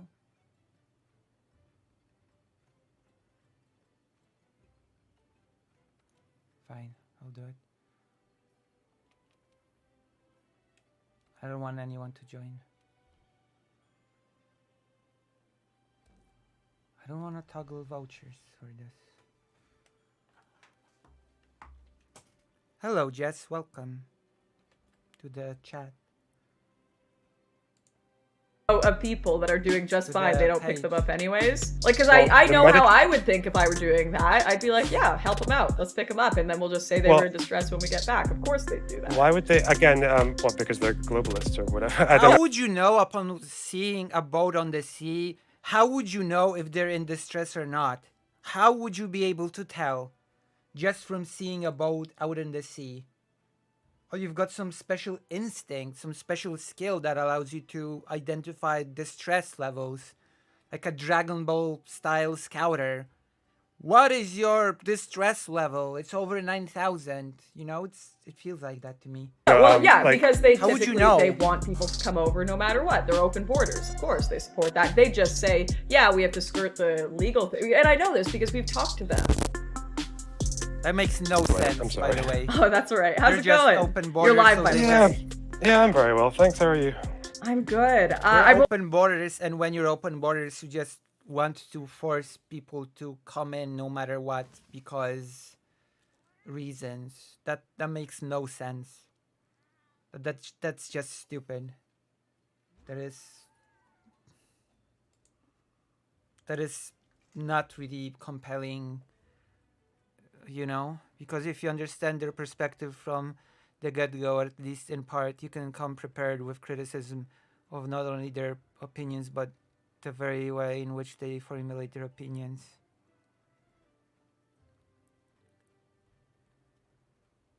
If I recall correctly, you yourself are rather read up on the Holodomor event, so it's important to understand the way in which the person you seek to debate operates, what frameworks they use with their arguments, how can they conduct their analysis, what variety of theory they apply in order to formulate their discussion or current happenings.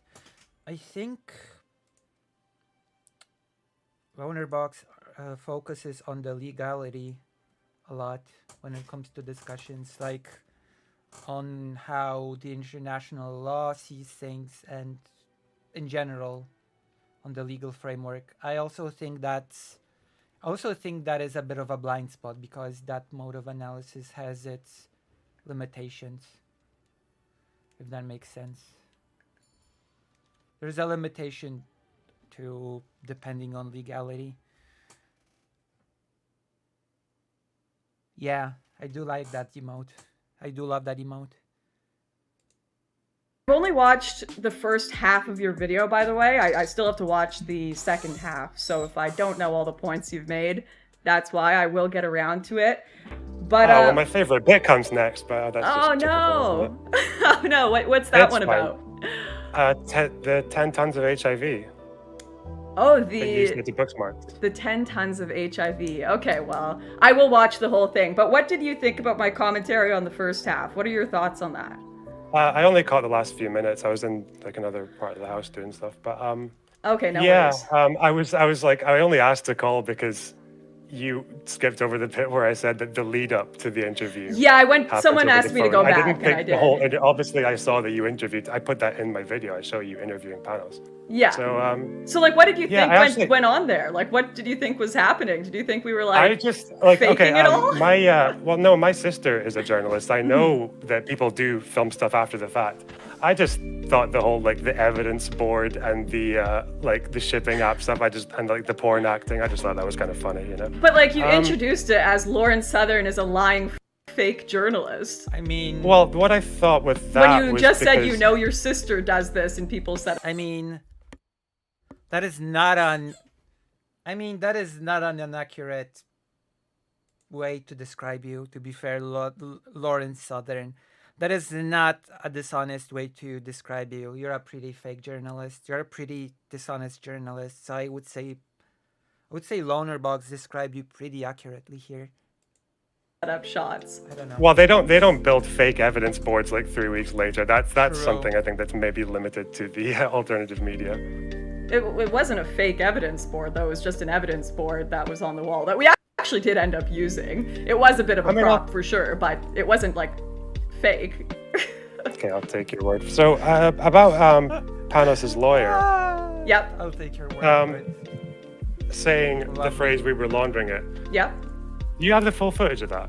Out of interest. I can get it. Yeah, it's all on hard drives. They would be hard Oh, drives the in hard London, drives. not here, since my Because I'm editors just are one. there. I'm just very intrigued about the Skeptical. idea of a lawyer who would like admit that he. Well, was he didn't know it. That's He also didn't. He had no dangerous. idea he was being recorded. Obviously. Yeah, but even just speaking to a total stranger as a lawyer, like you think Well, you'd know better. Of course, there was and I won't lie about this. There's obviously with journalism, and this has happened to me the other way around, where I'm like, oh my gosh, I can't believe I thought this person was actually sympathetic to me. There's a degree of you have to be like, yes, I'm super sympathetic. Otherwise, people won't be honest, unfortunately. Yeah. So what I was thinking with so is there more clarification off that recording? Because the two big things I felt that were very missing from that Lauren Southern, interview the with the lawyer journalist. was no clarifying question. So him following up saying we were laundering it. We don't know if that's him describing the charges, right? Or actually Oh, okay. saying. You know what? I'm gonna. So you I'm know gonna we were ask laundering money. I do not ask have my it on hard my drives. computer here. The hard drives with all of that footage on it. When we were traveling, so we went to Turkey where we had all of our stuff confiscated. That was after our trip to Greece. We were literally mailing hard drives back to London where my editors were throughout our trip. I didn't take any of them home. I was sent edited copies of the film, full transcripts, and usually we would do like, you know how when you open Discord you can do a screen share with editing and watching and cutting, we do that. So I don't own all of the footage on my own hard drive. Lovely. I have obviously all the final copies, but I can absolutely request and source that if you want more context. Yeah, It'll probably take I me just did you a minute, but I'm did you happy to edit do that video? Did you edit that video? Yeah, I That's was what part I of the did. editing for sure. Well, And I it's just been wonder why like they 3 would- years. since Yeah, I know. was- I'm not gonna try to put you on the spot or anything. No, I'm just Like, I'm wondering happy why, to like- actually source it because I know for a fact we wouldn't misportray anything to that degree. To that degree. Especially. Yeah, That's- because in the video, That is very interesting. That is very interesting phrasing. I really like this phrasing. I know for a fact we would not misrepresent anything to that degree. Okay then, follow-up question. To what degree would you misrepresent things? Lauren, I'm curious. To what degree is it okay to misrepresent things? Interesting, isn't it? Slip of the tongue? To that degree. Okay. That is instead Wow. of a clarifying question, because again, that is one thing I know that journalists are supposed to do. I'm sure you'd agree. You're supposed to ask because he asks Panos the clarifying question. He asks, "Can I just clarify? You categorically deny the charges." He had to make him say it twice with the question preceding it. Whereas all I hear is, I think it's Kaelin's voice going, "What?" As in, like, just making up, like almost just a grunt. So that's not. There is no clarifying question, was and actually we don't know George. the lawyer's name. Yeah, so Okay, George was yeah. talking to him off to the side. But yeah, I can go and grab the full footage because I have no doubt in my mind that that is exactly what he said. And you know what? Did you end up going over the Ariel Ricker footage as well in your film, in your little video? In your little video. No, I think Jose, the YouTuber, had already covered that to kind of an extent, and it wasn't. It kind of was relevant to NGOs, but this was most of my data was specifically Around. NGOs in the central Mediterranean. Not So I okay, yeah, didn't because look too hard it's into no it. secret that like these NGOs are often partaking in sketchy activities, especially after talking to Ariel Oh. Ricker. She was like, yeah, absolutely. We have Sketchy people that, you know, go and take jet skis across the water. We call them angels, and they grab people and bring them over. We absolutely are training people how to get refugee status, pretending they're Christian and persecuted because, as you know, I've heard that Loner Box is a cox marmy bastard, though. So why is this monster attacking me? Leave me alone. Do you wanna die? I'm stronger than you. I'm just here to collect mushrooms. Like, leave me alone. Oh my god. I don't want anything to do with you. I'm literally just here to collect mushrooms. And for some reason you have a problem with me. Like, what's your problem? What is your problem with me? It is so you even annoying. mentioned it in your video. Turkey is a refugee-safe country. Yeah, I'm very curious. What country in particular are Christians getting persecuted in that Muslims aren't? Well, Turkey is majority Islamic, so that's what the claim would be coming from, because it's really difficult, obviously. When I was in Lesbos, there's a place called the Life Jacket Graveyard, and we put footage of it. It's just like hundreds, thousands of life jackets in a pile from people who have just landed on the shore. And in it, you can find people's documents, like partially burned or thrown away. And typically that's because they've been told by traffickers or by NGOs, you can't have your documentation on you because you can be deported if you have your passport and you've come from like a non-refugee country. Or if you've already got refugee status, obviously you're going to be sent back because it's like, no, you can't country shop. You've already been given safe asylum. What I'm saying is we found like refugee papers for Turkey in this pile. Okay. Yeah, so what I'm asking about is the thing with the Christians thing, because like I know, well, the main refugee countries, I suppose, where there's like Christians being persecuted would be Nigeria, right? Because of Boko Haram. That's like the main country where like a persecuted Christian under a Muslim regime would come from. But then I don't know why you would have to say you're Christian to prove you're persecuted, because Muslims get persecuted by Boko Haram as well. Well, no, this is in Turkey. They're claiming in Turkey I face persecution for whatever reason. So this is people coming from Turkey. So they're not necessarily saying it's going to stick, but your chances of getting a refugee status after traveling through Turkey. Well, the claim could be like, as a persecuted Christian from X country, I don't feel safe in a majority Muslim country again. I need to come to Europe. You don't actually need to prove that you don't need to stay in the first safe country you arrive in, though. That's not the law. Right. So you can country shop? Is that like can you cite where that comes from? Well, I'm just saying it's the United Nations Country shop. Like, for example, if you go to the EU, it's very logical that you can just... Did somebody just donate to me? Or did someone just subscribe? If so, then thank you very much. But that's like, I don't know, what is this concept of country shopping? What does that mean? You go to the country that gives you the best opportunities, and I think that's pretty logical. If you think moving to a different country will sort of allow you to be more of a productive, you know, member of the place that you want to go to, and that you'll have more of a chance to, I don't know, make it, then I don't see why you shouldn't be allowed to move from, like, refugees are not, like, God, I don't know, literally by people like Lauren Southern, refugees are not really seen as people, are they?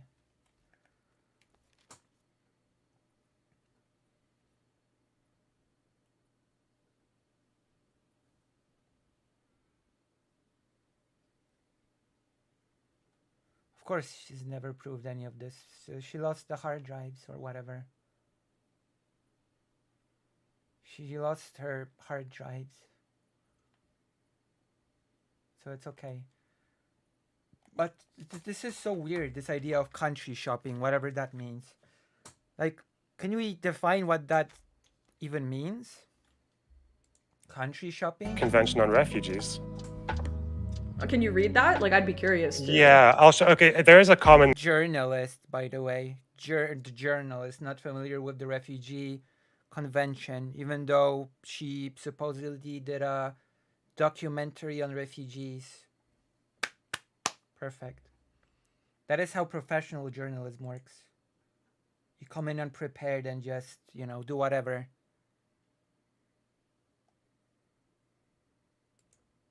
misconception. I'll find it. It's, I think, was it Article 30? What my notes for this?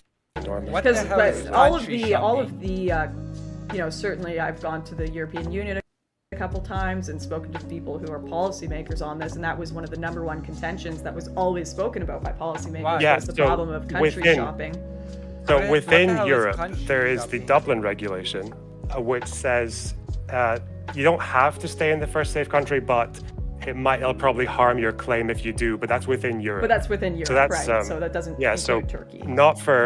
doesn't include Turkey. And even the thing within Europe, you could say the United Nations still has a problem with that, because the whole logic of saying you don't have to stay in the first safe country is you're just putting a very arbitrary burden on whichever country is next door, right? Like the fact that if the nearest safe country is a country of like 5 million people and they're massively in debt, then it would make sense as an international community to allow people there to move onwards. So that's why the idea of safe third countries, and I mentioned this in the video as well, but I'll watch, there's I'll also watch the the whole thing. yeah. So that's the thing about. I'm trying to find this. Where is it?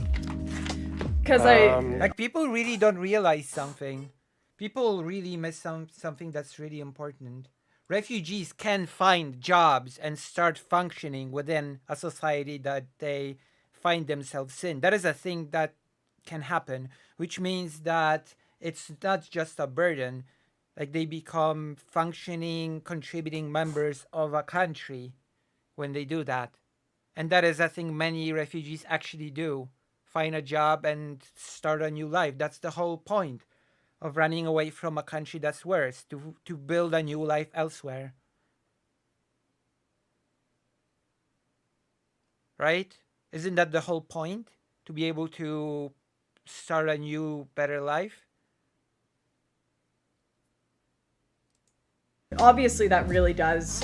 That's one thing that I spoke to a lot of migrants about when I was on the ground. They were like, man, we really, and we didn't film all of it because obviously a ton of migrants told us like, no, we're not comfortable being on footage. We don't want to be filmed. And we respected that. We really made sure we only filmed people, especially if they were migrating and potentially, you know, escaping a violent regime. In some cases, because I do believe genuine refugees exist within that. Well, I think the majority are typically just migrating for economic reasons.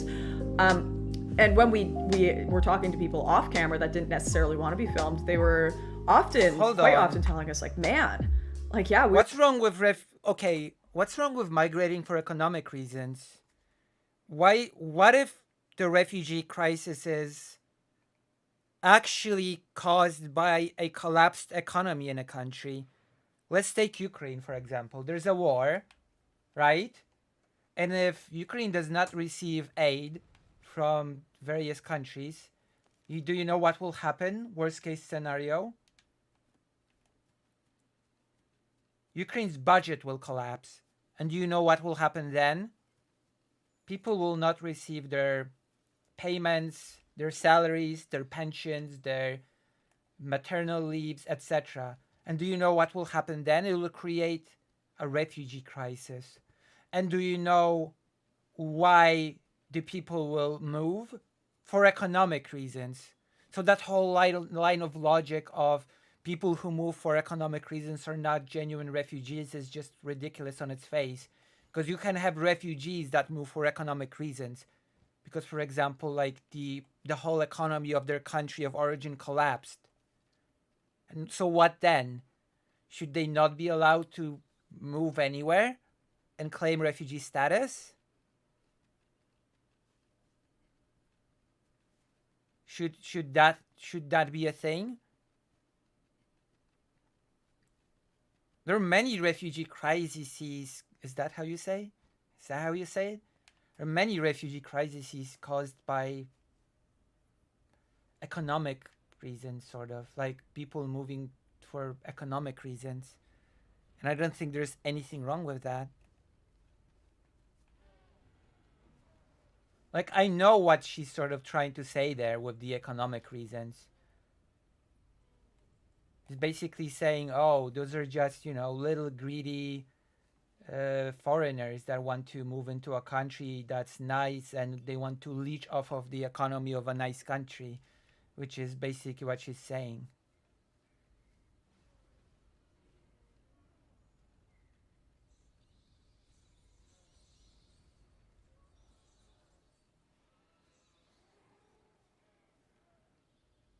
Yeah, that's right. Hello, Sophie.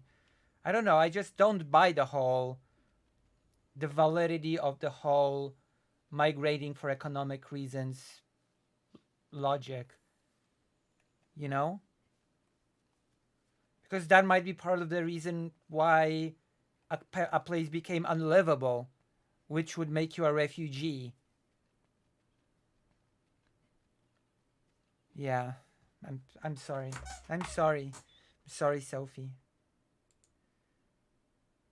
That is not a good thing. We were really screwed over being told we could actually get refugee status in these countries. We were really screwed over being given this false information that we were going to be given somewhere to live, be given asylum, because we're being told we're illegal migrants.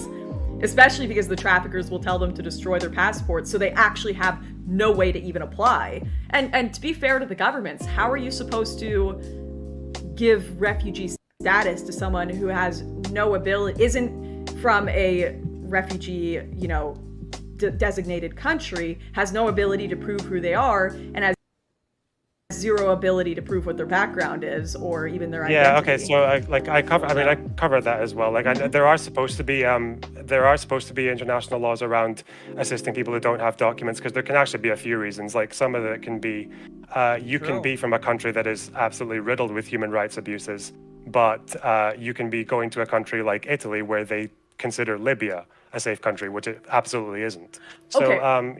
you can have, but again, that's just more of kind of a separate issue.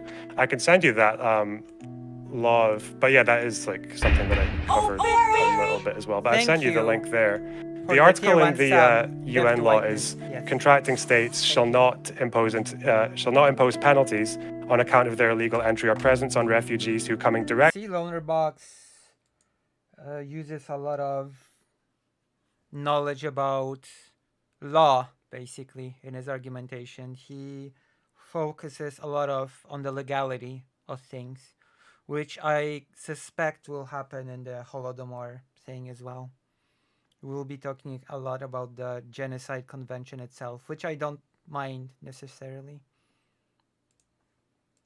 Directly from a territory where their life or freedom was threatened. So that's why the term coming directly gets misconstrued, but then there are separate UN articles where they explain that coming directly is based on whether or not they claimed asylum and got settled. So if they claimed asylum and got settled in Turkey and then destroyed that and tried to go somewhere else, that would be a crime. Okay, That so would be, yeah.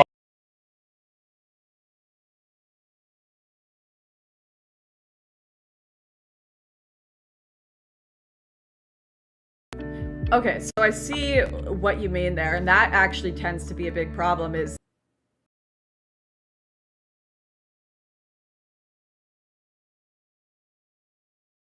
ground to be able to get refugee status in a country because they don't have a genuine This claim. is a re-uploaded debate from 2 years ago. Okay? Yeah, this is a re-upload from 2 years ago. To it, so then they'll try to country shop and see which country will let them claim it because they don't actually have a claim, and that tends to be the problem there, which is a big question I wanted to ask you. Do you see a difference between migrants and refugees, and do you think that difference is important?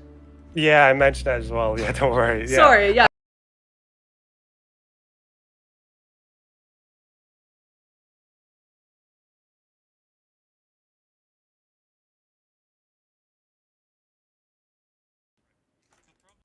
There is a difference between migrants and refugees, of course. Different considerations should be taken for migrants and refugees, but of course.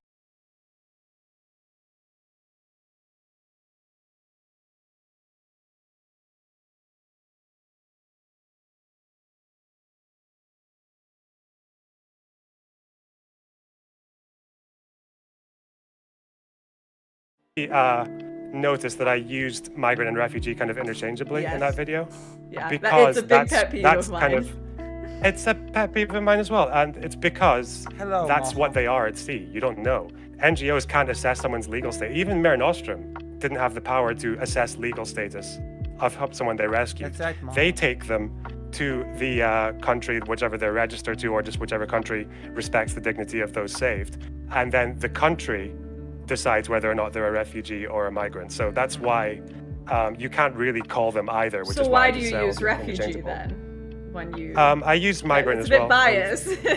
No, I've used both because Okay. it is both. It's both. I don't think there's ever been a boat that had 100% no refugees. I don't think I've seen that anywhere. I looked. I don't quite know, hard. because there would be a lot. I mean, any boat with the majority North Africans, which we've seen, absolutely would be people that would not have, a lot anyways, would not have legitimate claim. Yeah, well, refugee but again, the status. point is here is that we're talking about what happens at sea, and the idea is at sea. How do you find out? You don't send them back. You find out by Exactly. processing them in a country where they Yes. can be processed. That is an excellent point, Loner Box. Do you have a radar? Do you see a boat and do you just have a radar and you know these people don't have a claim? No. You take the boat in and you do the process. I will agree here, of course. How would you know who the people on the boat are just from seeing the boat?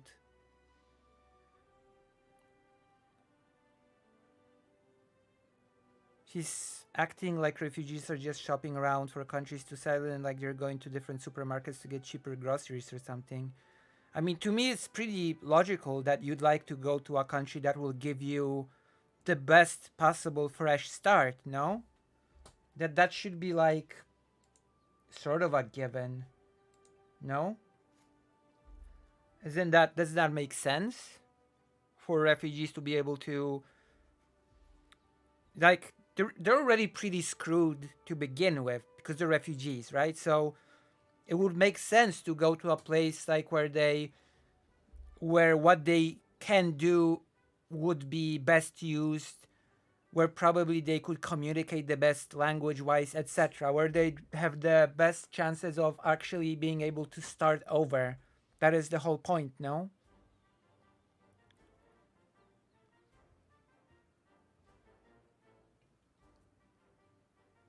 Like, we have to sort of think of, like, if you're part of, if you're in the country that processes the people, you also have to take into account that we're increasingly living in like an intertwined system of countries.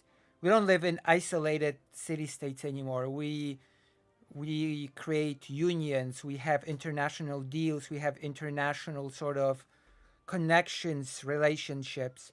So it would be best for the group that is processing a person to sort of be able to ascertain what country would best fit their abilities, their what country would give them the best chance of actually being able to start a new life? Because if you're a refugee, you try to go somewhere to start a new life, to get back on your feet,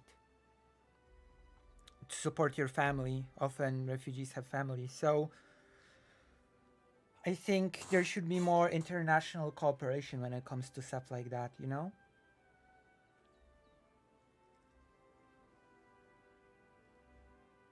Discussions with the refugees, what they can do, where they could best sort of contribute as well. That could be part of the processing as well. What skills do they possess? Where could those skills be best used, etc., you know? Does that make sense? And North But how do African you countries, process again, people like who are destroying their identification and lying? there are processes to that. Like it does take a long time, but there are ways around that. Like that. I mean, this is like there are UN articles about this and what you're supposed to But do. can you because, see again, that people are deliberately doing this to make it difficult to ascertain who they are, perhaps because they don't actually course fit I into can, and refugee status?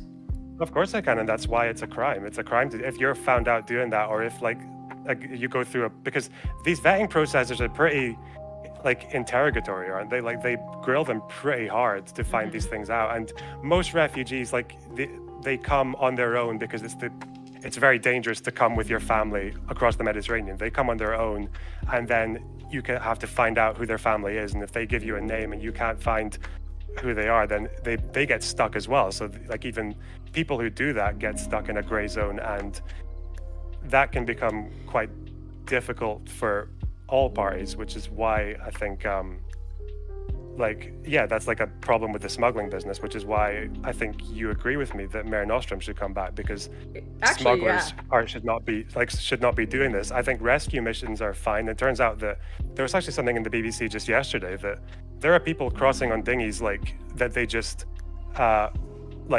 buy them and then go themselves because they can't find smugglers. So that's what the rescue missions are for, is for people who are going to come regardless of what's happening. But yeah, absolutely, like smugglers, like getting people to destroy their documents is insane. Like they shouldn't be doing that.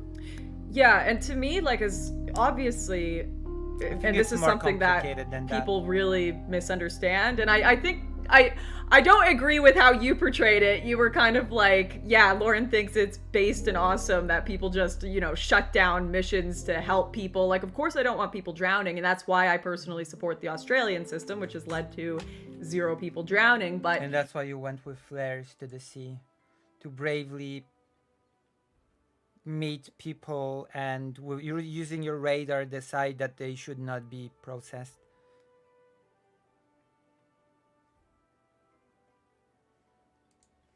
That doesn't work if you just get rid of the NGOs. You actually have I have a question about close that, the borders as well, because I have you a still got question to about draw. that, though. Yep, go ahead. Yeah, so Italy tried to do something very similar to this. What they did was do you know the memorandum that they did with Libya? The Coast Guard? Explain it. So Salvini signed, I think it was actually pre-Salvini, but they signed a memorandum with Libya, basically getting them to, do you have your headphones on? I do. I'm just grabbing. Oh, you just moved it, Relax. okay. They signed a memorandum with Libya, the Libyan Coast Guard, saying that they would fight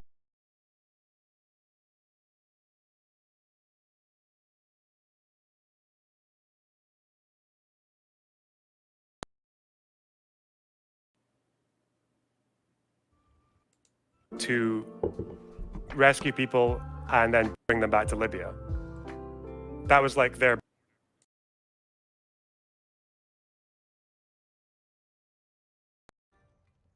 Yes, North Africa, incredibly stable region with 0 problems. True. True and real. Speaking of which, we will be talking about Africa. We will be talking about Africa today. So you're in luck. We're going to have segments about Africa today, if you're interested. They would pay. Sorry, can you explain that? I hurt myself trying to open my beer. I apologize. the Italian. Maybe don't drink beer during. The Italians paid whatever. the Libyan Coast Guard to intercept migrants/refugees to bring them back to Libya. They were supporting the Libyan Coast Guard to intercept people on dinghy boats and bring them back to Libya. Yeah. They do things like that anyways everywhere without any sort. Like when I was in Turkey, there were gendarmes looking for us when we were on the water, like in helicopters. So they tend to, like, border security tends to happen both ways in countries like that because the smuggling is so bad for Libya and Turkey as well. But like that, to me, from my understanding, that happens anyways. Like it was happening when I was in Morocco too. When I was talking to the traffickers, they were like, "Oh, we keep monitoring of when the Moroccan Coast Guard are in certain areas for when we launch our boats." So my question to you is that like what you, assuming that like the smuggling business in Libya is massive, it's not really comparable to Australia where I think the numbers of smuggling is comparatively lower because Libya is a big country.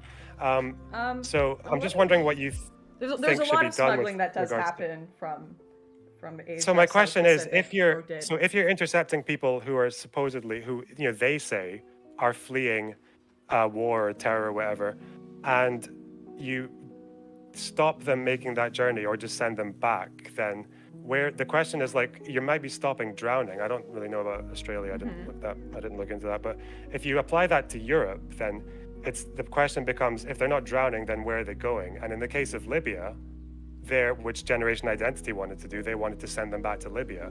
Well, in the case of Libya, you end up in a detention center where you are tortured, abused, you have a forced disappearance, you're trafficked within Africa. Basically, like, you didn't drown, but you might as well be dead. Like if you get intercepted by the Libyan Coast Guard and brought back to Libya, that's your life over. You're just a sack of meat with no human rights. Okay, so see that's an interesting question, because is that not a problem with the Libyan system in general, as with many systems worldwide, many that don't qualify for refugee status but just have extremely, authoritarian regimes in most of the world, rather than that. I'm gonna be honest. If you live in an authoritarian regime that could just kill you at any moment, in my book, you should qualify as a refugee.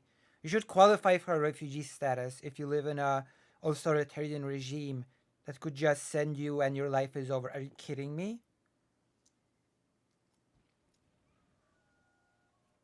Like, are you kidding me? Is Lauren? Oh yeah, that's just a problem with the system. You might as well tell that about the war. You might as well just say that about a war. This country has a civil war. Damn. Feels like a system problem within that country that led to a civil war. Should people from that country really qualify as refugees?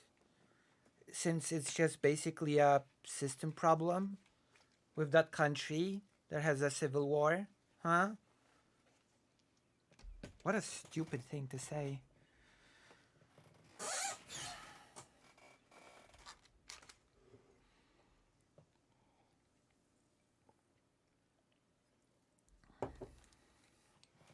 That is so stupid. Forcing. Well, it's an authoritarian regime that Italy is supporting, though, and that Generation Identity was happy to send rescuees back to before determining their migration status. So if Generation Identity was rescuing people who they didn't know were refugees, let me ask, and sending them back to Libya. So, okay, this is actually something that's really interesting to me. What do you think would happen to you if you were a refugee caught leaving Turkey by the gendarme, or a migrant or refugee caught leaving Turkey by the gendarme and brought in? I don't know. I didn't look into Turkey. Probably bad, right? Well, that's the thing. There's an assumption that you'll be treated horribly by these countries, right? Mm-hmm. They're these horrible persecution countries that so I was arrested by the gendarme essentially as a migrant because we were found on illegal border territory. We didn't realize it was illegal territory. We were trying to get filming of the border, and they arrested us as though we were migrants trying to leave the country. And even more so, I was with two gay film guys, and I am a woman who has done quite a lot of anti-Islam commentary. We were terrified. What does that have to do with anything? Two gay camera guys. What does this do the authorities have a gaydar, a literal gaydar, that they would just see them and, oh, you're gay, you're gonna be executed or something.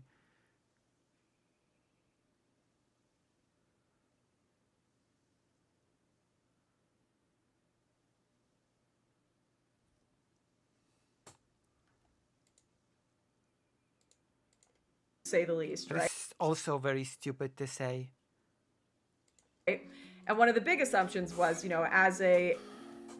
as a critic of Islam with two gay film guys, we are going to be screwed. This is like Midnight Express. We're going to go How to would jail. they know that the What film actually guys were happened gay? is we were brought in by the military. How would they even we were know? held for a while, questioned. They actually brought in a doctor to check and make sure our health was okay. Check if and they we were hadn't gay. been beaten or attacked or anything happened to us by the guards. I remember her walking in and almost falling backwards. She was so shocked to see that we were white, because she's like, I'm so used to dealing with, migrants that are like Middle Eastern, not white people trying to cross borders. But she's like, yeah, it's my full-time job. I come in and make sure everyone's healthy. They gave us chicken, they gave us cookies and cigarettes, and the questioning part was a bit more serious and intense after like 10 hours of being told we might face jail time. But we were actually treated really, really well. So I do wonder, and you know what? I was pulled in for questioning in Morocco too, where What are you suggesting here? I'm sorry, what are you suggesting here about Libya? What I'm suggesting, I'm about to finish here. Libya is not as bad I as saw you someone say. get beaten by the police when I was pulled in for questioning, which was horrific. But I also saw people just being talked to. What I'm suggesting is, Libya is a cool place. like, does that exact thing happen in every single scenario? Like, I'll have to look into it a bit more, but is that like the protocol of the Libyan police, that if you are caught on a dinghy and we bring you back, we whip you and beat you, and that is like indefinitely your fate? Like, what is the research and data on that? Like, I don't doubt in some cases that does happen, and that is horrific, but is that the actual protocol? What, like, do you have... I just feel like there are a lot of... Well, like if they have a guidebook saying you should get out of refugees, or just whether or not it happens, because there was a spike after that memorandum was drawn up. There was a spike in detentions and detention-related abuses in Libyan detention centers. So, yeah, like, I mean, okay, let's say it happens to what, like a 10% of the people who are intercepted. Too much. That's still you sending, like, people who you haven't determined the migration status of. You don't know whether they're legit or not, but you've sent them to a dangerous situation. By the way, Libya is decided by the UN to not be a safe port. They emphatically say you can't send people you rescue back to Libya. Okay, when was that brought in? Because for me, it's all about like actually applying the maritime law, actually applying the migration law. So if it is, what's the maritime law again? Well, first of all, you have to return people to the closest safe port. So if that is Turkey, you return them to Turkey. So you don't have to. Sorry, go on. Okay, not migrating when you have no refugee status. And how do you, like, this is always a big question to me, because if the question becomes, if I am at sea and I leave a certain country and that country is potentially unsafe, like Libya, for me to be returned to. Maybe, who knows? What happens if their passport has been destroyed? What happens here if they come over and they, won't tell you where they're from? They have no claim to refugee status. The problem is that you are getting an unprecedented amount of people that can't be identified, that if you return... The problem is that Lawrence Southern is afraid of the Great Replacement theory. Their original point of... wherever they came from, you are told that you are cruel and horrible and condemning people to death even if you're not. So how do you enforce any laws? How do you enforce any sort of system that keeps people out before they've shown their passport or proved who they are, when anyone can essentially dub themselves a refugee in danger by just going into the Mediterranean? You process them. Well, I think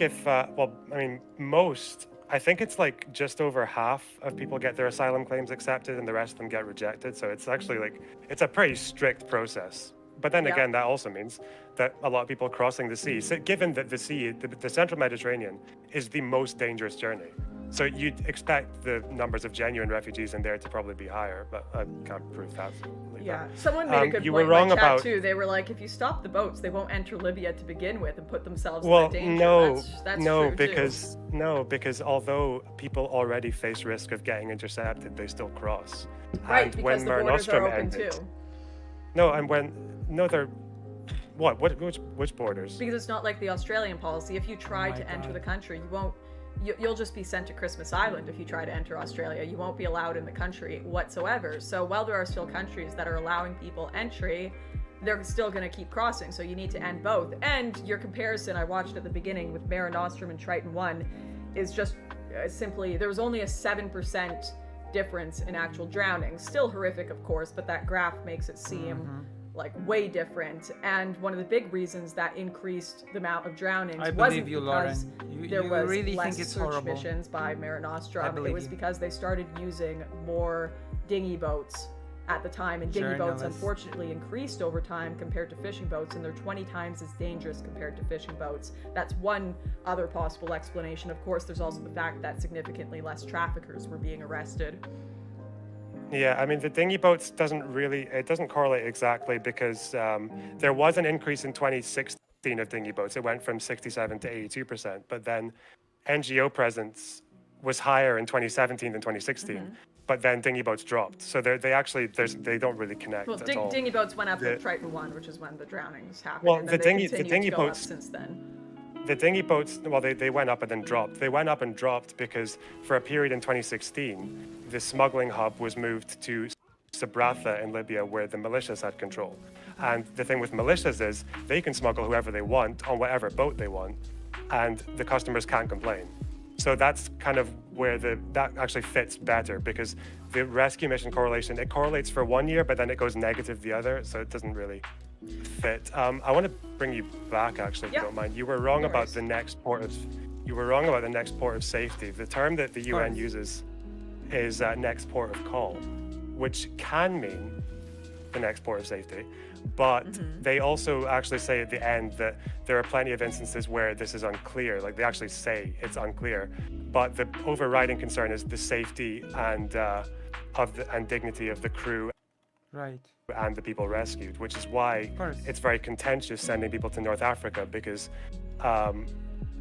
first of all, Libya is obviously not a safe port. It's a disaster, which is why I'm still so confused about why Generation Identity wanted to send them there.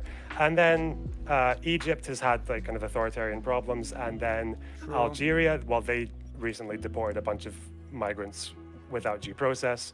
Tunisia, I think, actually has a chance, but they don't really have an asylum Tunisia. process at the moment, so it would probably be useful to start funding that instead of Libya. But yeah, that's what, and obviously different EU countries have different impressions of what a safe country is.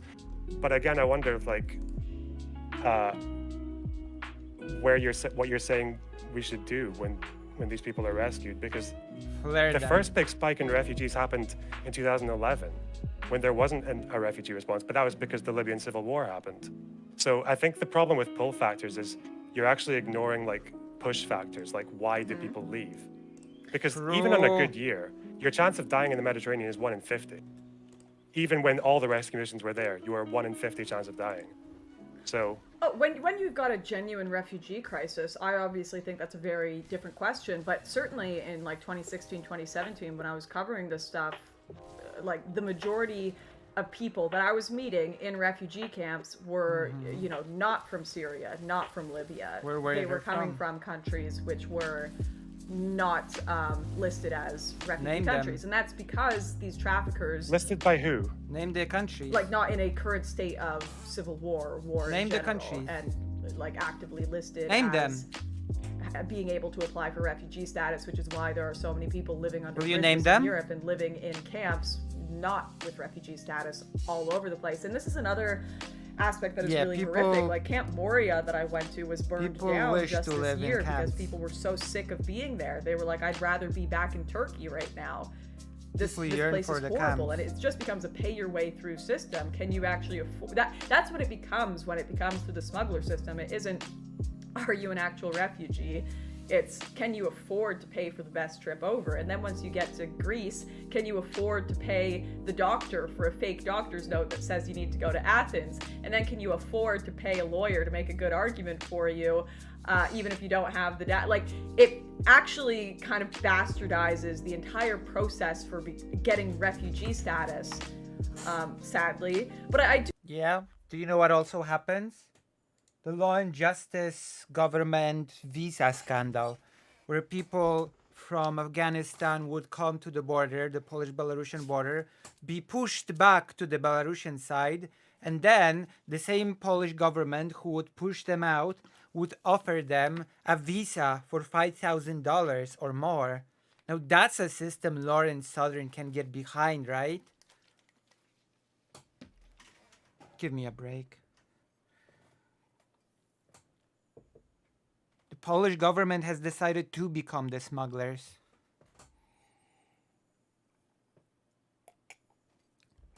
Because countries can get... Do you know why smugglers even exist?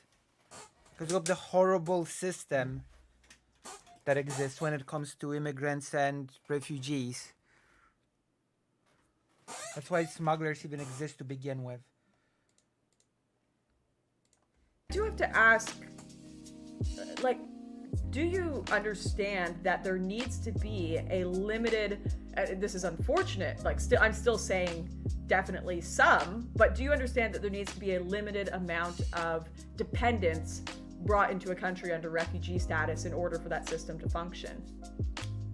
What do you mean by dependence? So people who obviously are in refugee status are typically leaving their country in a moment's notice. Right now, it wouldn't be somewhere within Europe. There's no country in Europe that is in an active war, other than I mean, now. you could maybe argue Ukraine. But so typically people are migrating to countries where they don't necessarily speak the language. They have no... Argue Ukraine. How interesting. You would argue Ukraine. This is from 2 years ago. You would argue Ukraine. How... What interesting phrasing. Did someone... Again... Did I get a new sub again? Argue Ukraine. How interesting. Lawrence Southern is not sure if Ukraine is in a state of war. How quaint. Let me check something. It feels like I'm receiving...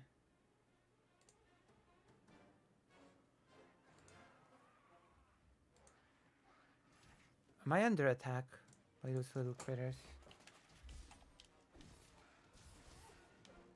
Anybody else wants to attack me? Anyone else? Any more volunteers?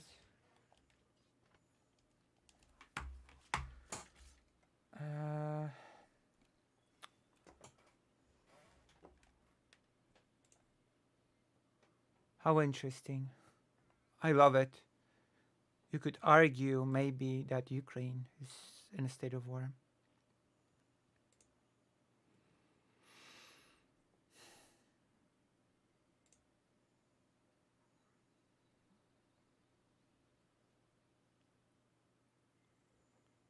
One moment, please.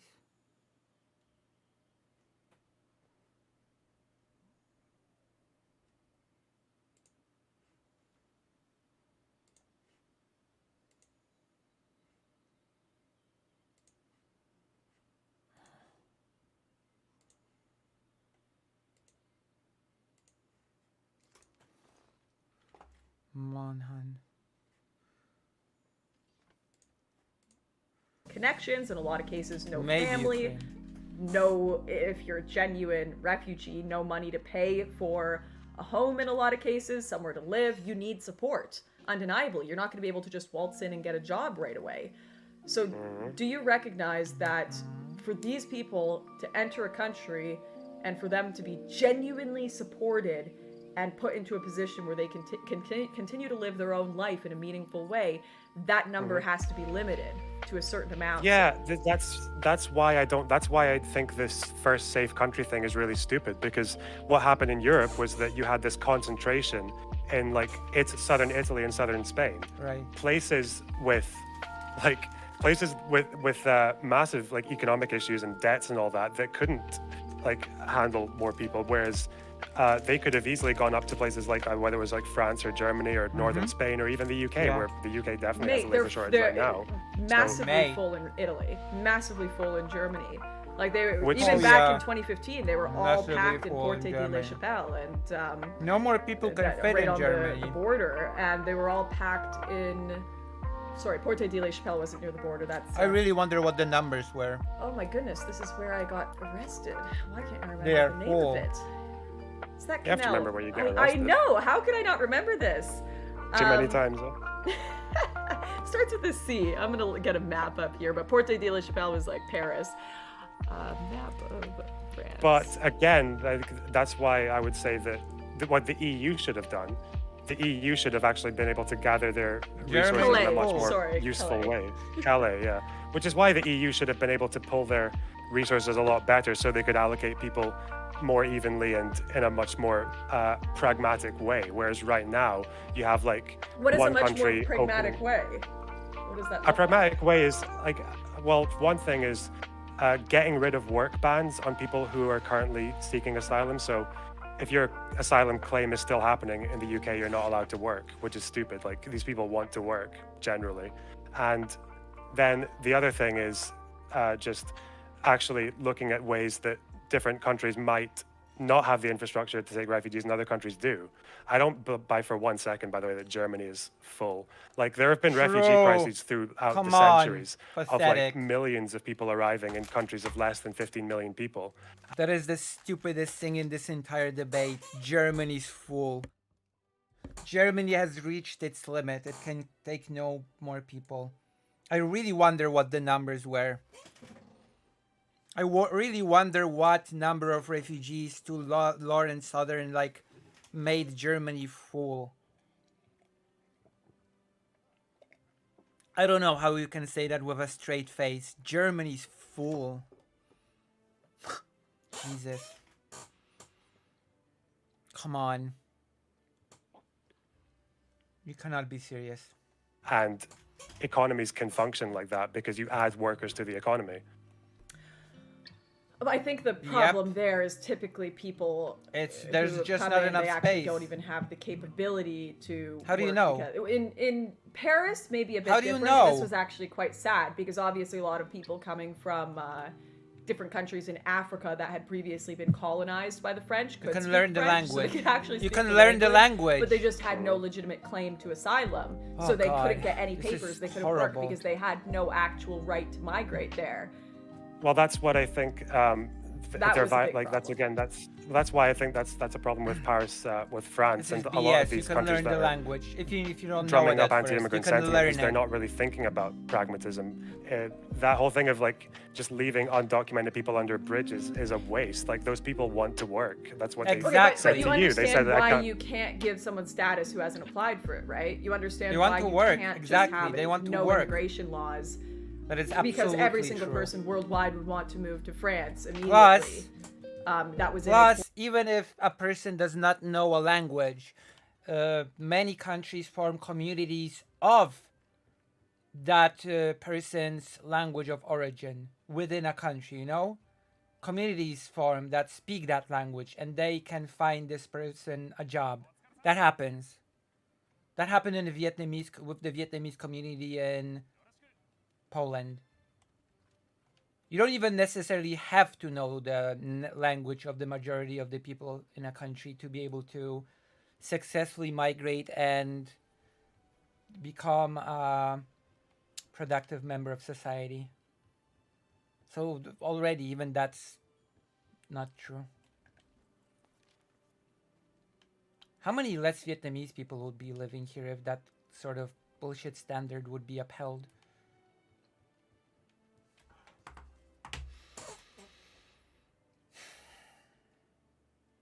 poor country. And I'm not saying, like, it sucks that there's a large amount of the world that has been born in impoverished countries. That's horrible. We want to change that situation. Do But you you now? can only have so many people that migrate into your country. There's just no That are space. largely going to be dependent. So you can't change your migration laws How do you just know because that? someone's already there. Oh, you already came? Well, I guess shrug our shoulders. We'll just give you the right to work and live here if you don't actually fit into the status, because then that opens up for everyone. I'll just come over from India. I'll just come over from China. I'll come over from Canada, and can I be French now and work and live here even though I haven't put in any application? That wouldn't fly anywhere in the world. Doesn't matter if it's a European country or not. I wouldn't expect any country to do that for me. I wouldn't move to India and say, hey, give me citizenship because I'm already here anyway. Well, this didn't happen though, because when the Balkan route opened, most people stayed in Syria and Jordan. And You know what you would do? This is stupid. This is stupid. This is stupid on so many levels. Like, did this person really report on immigration? I am an amateur, and I know more about immigration than this person, at least when it comes to Poland. You come in, you don't get a citizenship, because citizenship is not the only option for immigrants. We're not even going to say refugees, for immigrants. You get a working visa. You get a working visa, you work, and then you can apply for a citizenship after you've lived that country for God knows how many years, with small breaks. That is how that works. Citizenship is not the only way, the only document that an immigrant can get. You can get a temporary visa. You can even get your foot in with, as an immigrant, with a tourist visa, and then apply for a working visa to stay for some amount of time. And if you do well in your work, you can extend that visa. You can keep extending that working visa. That is how that works. You don't go to a country and say, oh, can I be French and work here now? No. You go to a country and say, I would like to apply for a working visa in France for 2 years, let's say, or whatever amount of time that the visas are available there.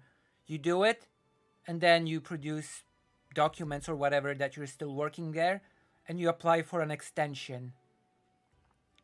Okay? And then, after a long time, you can apply for a permanent residence.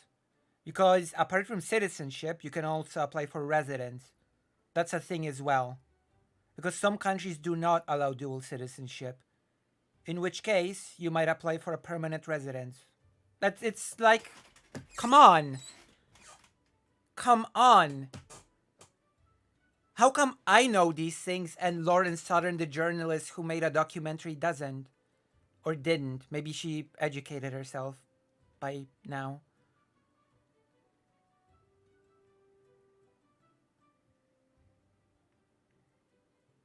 Like, come on. There are many different types of documentation that immigrants can get that are temporary. They're not citizenship. I know because my friend runs a legal company that specializes in legalizing immigrants. That is why I know. I helped in gathering the documentation for immigrants because I've been asked to help out sometimes in the company. I know the procedure, more or less, in Poland at least. I assume that the Polish procedure is somehow in line with the EU standards, though, so...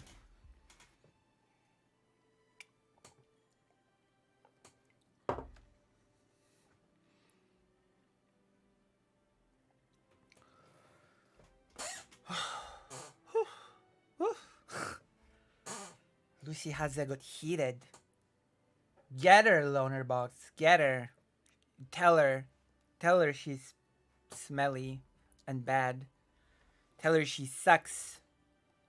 Tell her she's incorrect. Tell her she's a dummy. I give you permission. I give you my blessing. Oh, it's time for HRT. You're gonna observe me take it. One pill here. One pill there.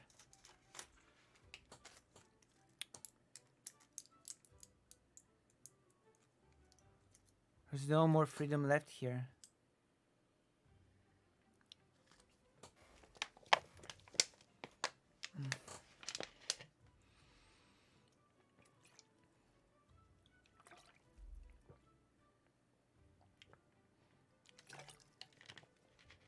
But then again, I heard voices. I heard voices on Lonerbox stream saying that he's a smarmy bastard, so who knows?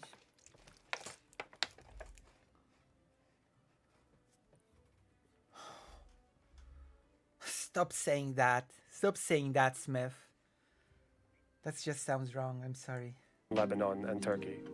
The vast majority of refugees did not enter Europe from the refugee crisis. Barely. Yeah. And even when the Balkan route opened, even when Viktor Orban Yep. fucking dipshit was like basically Calm directing down. people What? into West, even basically directing people with his little half. Viktor Orban. Crapping on Viktor Orban already 2 years ago. How based. How I can get behind this. Crapping on Viktor Orban. It's been like a hobby for people for years now. I can certainly. Lauren Southern, calm down, Lonerbox. Don't say mean things about our friend Viktor Orban. That's very telling. Calm down, Lonerbox. Viktor Orban is so based. Built directing Down? people What? into even when Viktor Orban Yep. fucking dipshit was like basically Calm directing down. people What? into West. Calm Even basically down. directing What? people with his little half-built walls into Western Europe. Like when he was doing that, people stayed in Lebanon and other places His anyway. people didn't want mass migration in their country. Are they not allowed to have their opinion and vote on that? I think if you want to be part of the European Union, then yeah, you should probably. Imagine thinking that people can just vote and have their opinion in Hungary. Imagine that people can just vote and are free under Viktor Orban. Imagine believing in such a fantasy land in which you have full democracy under Viktor Orban. Amazing. Oh yeah, don't people have the right to choose? I mean, not under Viktor Orban, they don't. That's for sure. Abide by international laws. Yeah.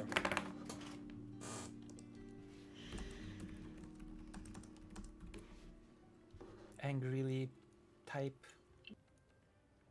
So you think that the European Union should have What more happened to the power than the people within a country? audio on her end? On some things. Yeah. Yep. On some That's kind things, of like- including who should be allowed to Oh, absolutely. Absolutely, international law of the European Union should trump individual laws of nation states when it comes to a lot of things because it's a union. It's a team effort. Of course, there should be laws that.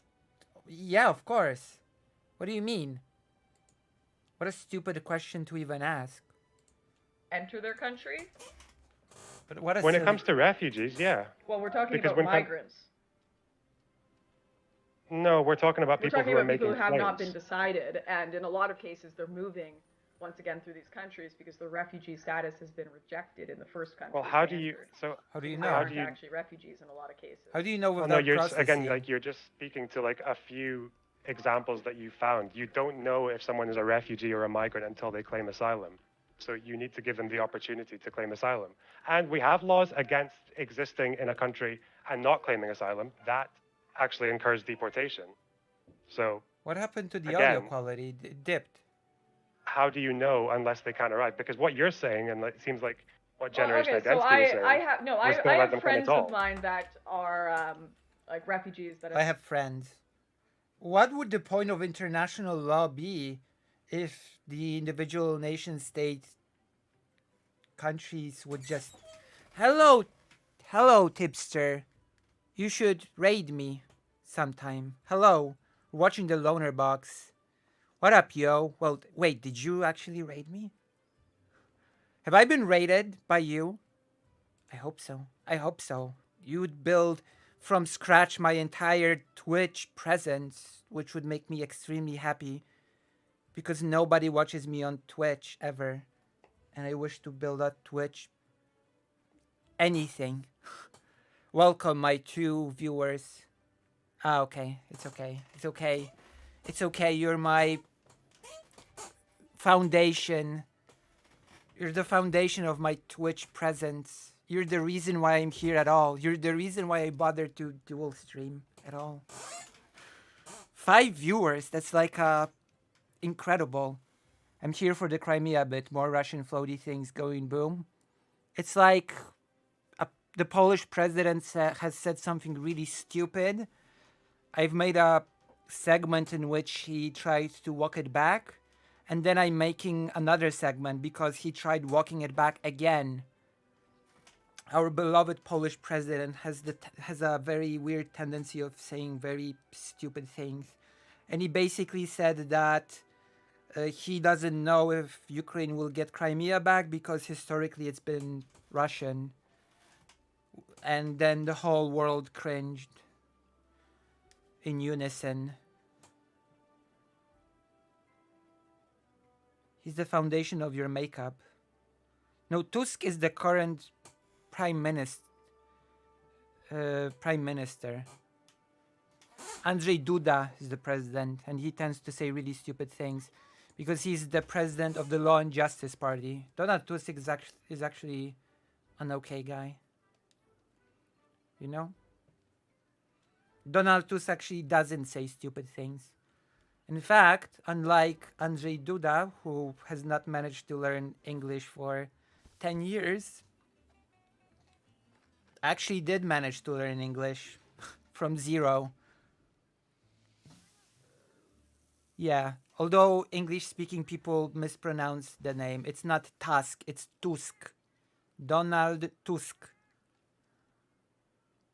I have not seen an English-speaking person to correctly pronounce Donald Tusk. Usually people say Tusk for some reason. As in like, I don't know, an elephant tusk or something. I guess that's okay, but you know. Let's keep things correct in the language of Polish. But it's okay, I'm your favorite Polish streamer, so I'm gonna teach you all the pronunciations. But yeah, we're gonna be talking about Crimea. I have so many topics for today. You'd be like we'll be super pleased with today's stream. For example, to Australia, Bosnia, and they were part of, their families were in a lot of the... And we're watching a debate from like 2 years ago between Lonerbox and, you know who, Lauren Southern, a walrus.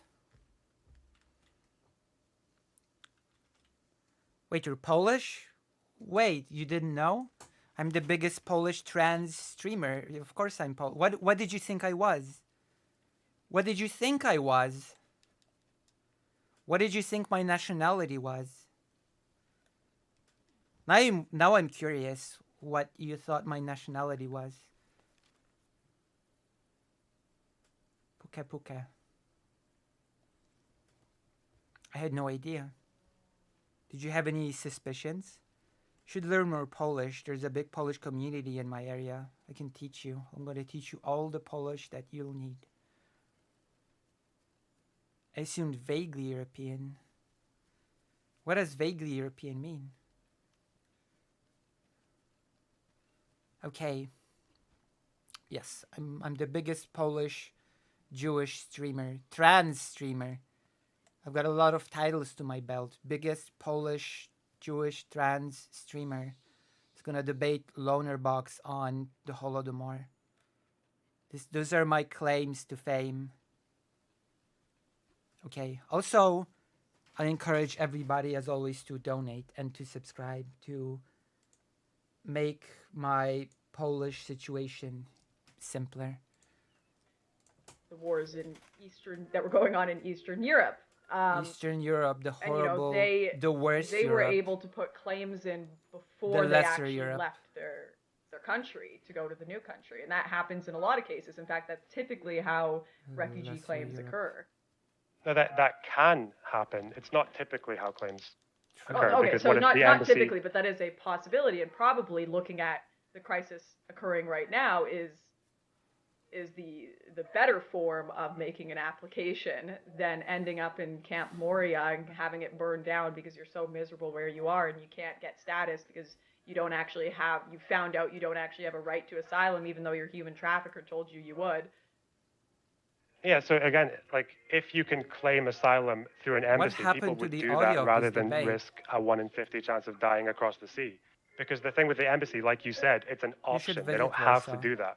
And you probably have to assume that every journey into Europe is dangerous. I Even the was Balkan route fairly is sure dangerous. you were So British. if they're not claiming asylum in I've an got a embassy perfect and just British coming over accent. instead, What you it's mean? because that's their human What right. you That's their mean? right under international law. Oh, So again, it's What? an option Oh, to claim proper it asylum British. So at what would the you embassy. do? What would you do about the mass amounts of people? Proper And I do remember British. reading What you mean? European Union data. I'd have to go back and find it, saying What it you was actually mean? the majority who were coming over for economic reasons at one point Amazing. in around 2016, 2017. Got a sense What of would you humor. do about those who are attempting to make refugee claims, but they're actually just economic migrants?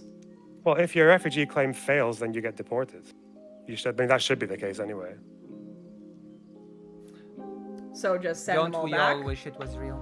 Not all of them. The ones who All of fail their them. claims. Yeah. Yeah, so you'd All of them will get them fail. on 1 airplanes billion and send them %. home. What if they've destroyed their passports so you don't know what home is for them?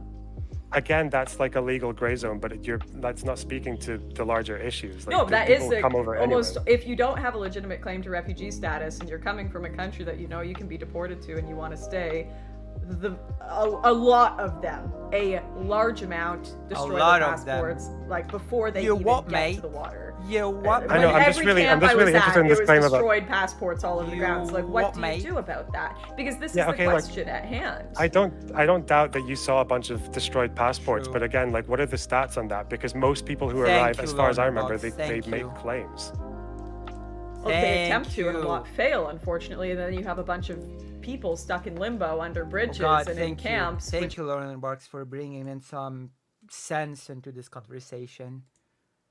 Show us the data. Bless you, Lucy. Your British accent is worse than Vosh's. Be quiet. as you said, has Quiet. increased anti-migrant sentiment all across Europe. It's a problem, and it's a problem that I can accept is complex, and you bring up good points, but you still you've still massively got the problem when you don't stop where it's occurring. As you've said, one thing is to potentially stop the push factors, and I am all for investigating and what we can do there. But sometimes the push factors, and in a lot of cases, are just general poverty. And I think if we're speaking in a sane manner, we know world poverty is unfortunately just never going to go away. So in that case, you have to go to the next push factor, which is the fact that, you know, you just have a trafficking service happening in the Mediterranean. True. And open borders Evil there. immigrants. So I mean, are you still describing the NGOs as a trafficking service? Because I thought we kind of just established that they were doing everything within their rights. Oh, I think the Mare Nostrum mission that was actually arresting traffickers while picking up people that were genuinely in distress wasn't a trafficking service. But if you are just a service that is going off into, foreign waters, picking people up and bringing them back in, that's a trafficking service, of course. And that was exactly what was occurring. Why would you, what? I haven't explored Libya, but I've explored the other two largest points, Turkey and Morocco, and that is exactly what was happening there. What are you supposed to Well, do with a Morocco, boat? okay, but again, You have to process. NGOs doing I think when What are you I supposed to think do when you were with the talking about boat? NGOs Sink like it? actually doing trafficking, like you don't actually buy that those investigations are not turning out any evidence of them colluding with smugglers, though. Are I they? think they are absolutely going and picking up people that are not in distress. Of course, you don't think that's happening? How would you know? Well, no, You because don't think this if they find a boat of people that are doing just fine, they don't pick them up anyways? What do you mean Because a boat of I people know that how are I would just- think if I were doing that. I'd be like, yeah, help them out. Let's pick them What up. does that mean, a boat of people that are doing just fine? How do you tell by looking at a boat that the people in it are doing just fine? How do you make that judgment? Oh, the people in this boat are doing just fine, clearly. That makes no sense to me. I'm sorry. This is just stupid. Is it just me, or is that extremely stupid? Help me. Help me make... The video is not on screen? It doesn't matter. Up, and then we'll just say they Well- It doesn't matter. They're not pretty people. I am the pretty person here. You're here to watch me, not Lauren Southern. I'm prettier than Lauren Southern. Okay, I'm the pretty girl, not Lauren Southern. My personality makes me prettier than her. I've got a pretty personality, which makes my looks.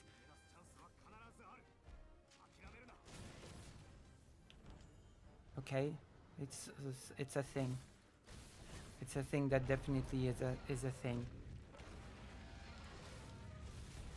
You're here to watch my beautiful face, which is my excuse why I've kept it on me instead of the video for all this time.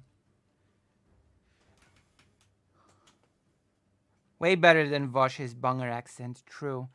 Well, crap, I guess I trafficked people in the Gulf of Aden going by this logic. Their engine broke and we towed them to their destination and gave them a medical checkup and some bad food we got. Damn! You're a trafficker. I've got traffickers in my chat. Damn. I didn't expect that to happen. Maybe I should interview you. Maybe I should do some journalism with you. If you're a trafficker. I've not expected to have traffickers in my chat. So maybe I should do a Hassan. Are you also a pirate? If you're a pirate, then you're welcome to get an interview. If you're like Luffy from One Piece, then maybe I'll get you on and we'll talk. She's offloading the asylum claim assessment onto the people rescuing the boats, basically. Like, how would you know if a bunch of people on a boat are doing well or not? Like, how? US Navy, which is kind of like pirates. Damn, you're a pirate. We should set up an interview. Only have much better guns. Would you like to get on stream sometime? Are you on my Discord? I should. Link the Discord. I should. I hope there's a command. I misspelled Discord. Because I'm me. Telepathy. I mean, that does exist. I read X-Men comics and I saw the X-Men movies, so I definitely know telepathy exists. So you're in the Navy. I guess we could talk on stream.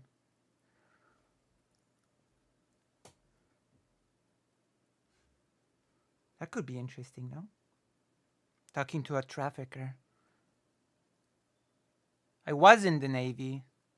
Okay, ex-trafficker. Whatever, ex-trafficker. That's fine. I've been out since 2011. You can tell me about your trafficking exploits in 2011.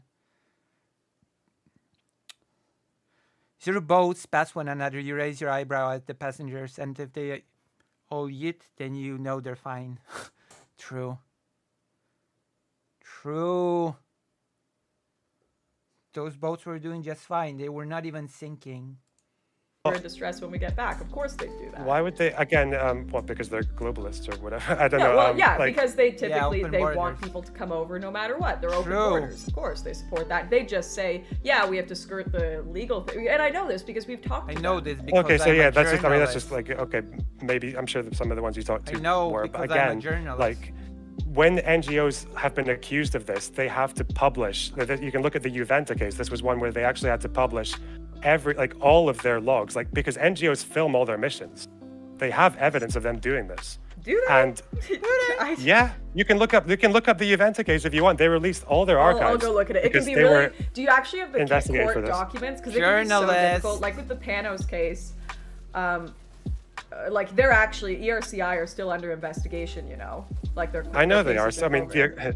the Aquarius are still under investigation for dropping AIDS into the sea. You know, these investigations. Yeah, so these investigations aren't over, and as we both know, sometimes excuses will be made that are legitimate, but are made to actually discover further criminal activities. So someone who's a massive gang member will be arrested for, you know, having pot on them, but the intention will be to further an investigation into their activities or give the police rights to be able to have a search warrant for their home to find something bigger. And I assume certainly Salvini, and I at least think you'd agree with this, Salvini and the prosecutors working with him are probably hoping to investigate more with this case than just AIDS blankets. Yeah, but why would I don't know if I can trust anyone who's worried about AIDS blankets. But anyway, What I'm yeah, the saying is thing there with- is a bigger thing going on than just the AIDS blankets, but the But AIDS you don't blankets know were that, what like, they do you- were able to get them on. Because of course they've been accusing them of people trafficking for years. So of course But I know again, that. I know so- they AIDS think blankets. yeah. So do you? Why I the did not AIDS blankets mishear- though? I That's did so not because they weird. could hear catch that. them on that because they actually have the physical How can you- at the how can you port, catch here's someone- the clothing, here's the How can you we still catch have to someone in see. AIDS blankets though? It's HIV infected clothes as you stated on your video from But you can't get HIV from clothes. Exactly. What? what do you so it's clothing that has been contaminated. Yeah, you can't get clothing. You can't get HIV from clothes. Even if there's blood on the clothes, you can't get HIV. What the Oh my god. I know this is 2 years old, but is Lauren Southern genuinely this stupid? It's HIV contaminated clothes. Like, it's Lauren's. Oh my god. This cannot be real. This is. Seriously?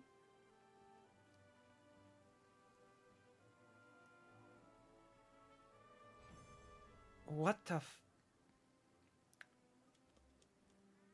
How is it that I knew that you cannot catch HIV from things like that when I was like 7 or 6? And Lauren Southern, I don't know, is like 57 and doesn't know that. How does that happen?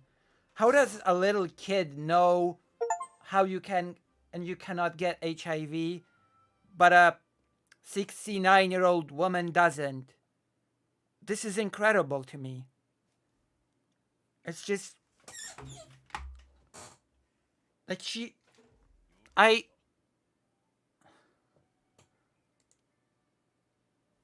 what? HIV from like touching HIV. Like Is she checking it out? Is she Googling if you can get HIV from touching clothing?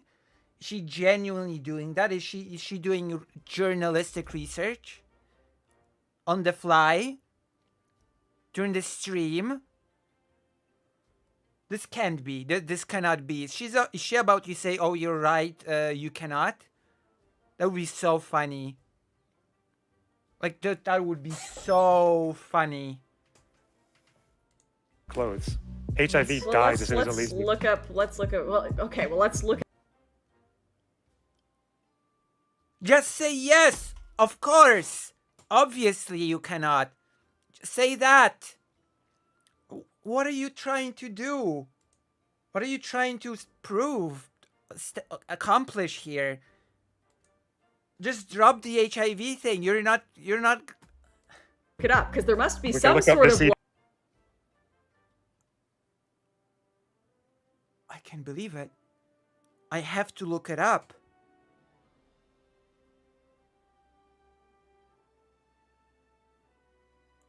This is my thumbnail.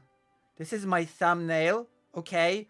This picture of Lauren Southern is my thumbnail, and the caption will say, I have to look it up. I swear to God, I have to look it up. And the title of the video will be AIDS Blanket Strike. I don't... Come on.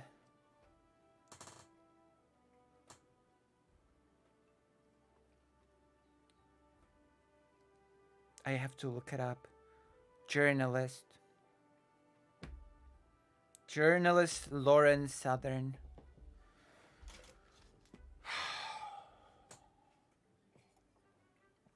Humanity disappoints me.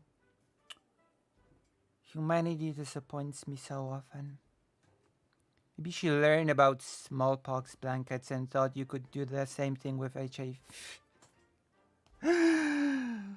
Oh, God. And then to try to present yourself as a serious journalist. I don't know who's a better journalist. Lauren Southern or Gonzo Lira or whatever his name was. Chat, who's a better journalist?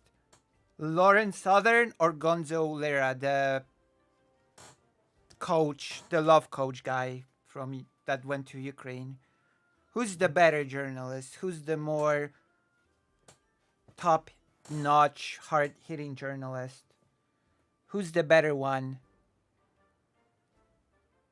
like between these two? Who's the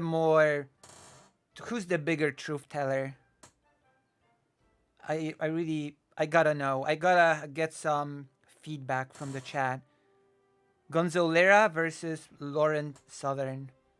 Come on.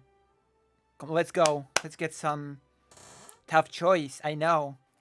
I always give the chat. Andy, no. Oh yeah. Don't forget Andy. Oh yeah. We're getting a real. They should all come together and form a crew. They should all come together. I and Miles Chong. They should all like form an, I don't know, a publication together and a crack team. They'd be like the A team of journalism. I swear to God. This is great. The A team of journalism. Like the real truth seekers. And they would all be mentored by the ultimate journalist, by the ultimate pundit. Their editor-in-chief would be Tucker Carlson, who just went to Russia to do a hard-hitting interview with Vladimir Putin. I'm looking forward to that one. I already downloaded the Tucker Carlson interview, you know, this whole bingo thing. The Tucker Carlson bingo, I've already downloaded it. Bingo card. So once the interview itself surfaces, we're gonna watch it and we're gonna play the bingo. And we're gonna see what things that the bingo card predicts gonna be in the interview. I'm looking forward to that. That's gonna be great. The best interview ever. Gonza at least had the decency to die. That's true. Unfortunate, he won't be able to be the part of the ultimate journalist team. Crack team of dipshits. He did. Amazing. Yeah. Tucker Carlson is in Russia interviewing Vladimir Putin. This is gonna be the best thing ever, of course. What amazing times we're living in. What amazing times indeed we've come with AIDS blankets and other totally real things that you need to look up, and you're totally not making yourself to look like an idiot by doing so as an adult. I could understand looking that up when you're 6 on your, I don't know, tablet. But when you're 75, you should not be looking HIV blankets up, Lauren. I think you're at the age when you should know better. That they're going under. Like, I assume they aren't contaminated. They were going under toxic waste, but Right. again, like clothes, the clothes of people who have HIV is not toxic waste. Yeah. It was just labeled as special God, waste, so and that was stupid. it. Like, She's so Okay, well, stupid. I'd have to look into the law, because I'm sure, like, medical is clothing, so you know, when you stupid. go into a hospital and there's, like, the blood bins, you throw it in there and it's considered toxic Yeah, waste if so- it's people who have diseases. So, I mean, I assume there was some legal precedent for that. As I said, I have not done a full legal analysis of your video, and it can be, and after doing your research, I am sure you would... Are you even equipped to do a full legal analysis of anything? Since when are you in the business of doing legal analysis? What's her background? What is even your background to do legal analysis? What's her education? Is she a lawyer? Legal analysis.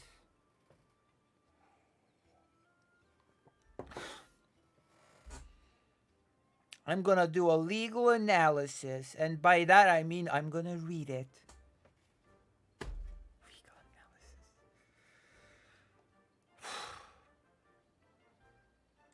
analysis. agree with this. It is a bitch to find European actual case documents, especially using like English Google, having to put in all the little preferences and be like, no, put it in Greek. No, from this time. No, legal cases, Google Scholar. And it's just like you're getting to the 11th page of Google.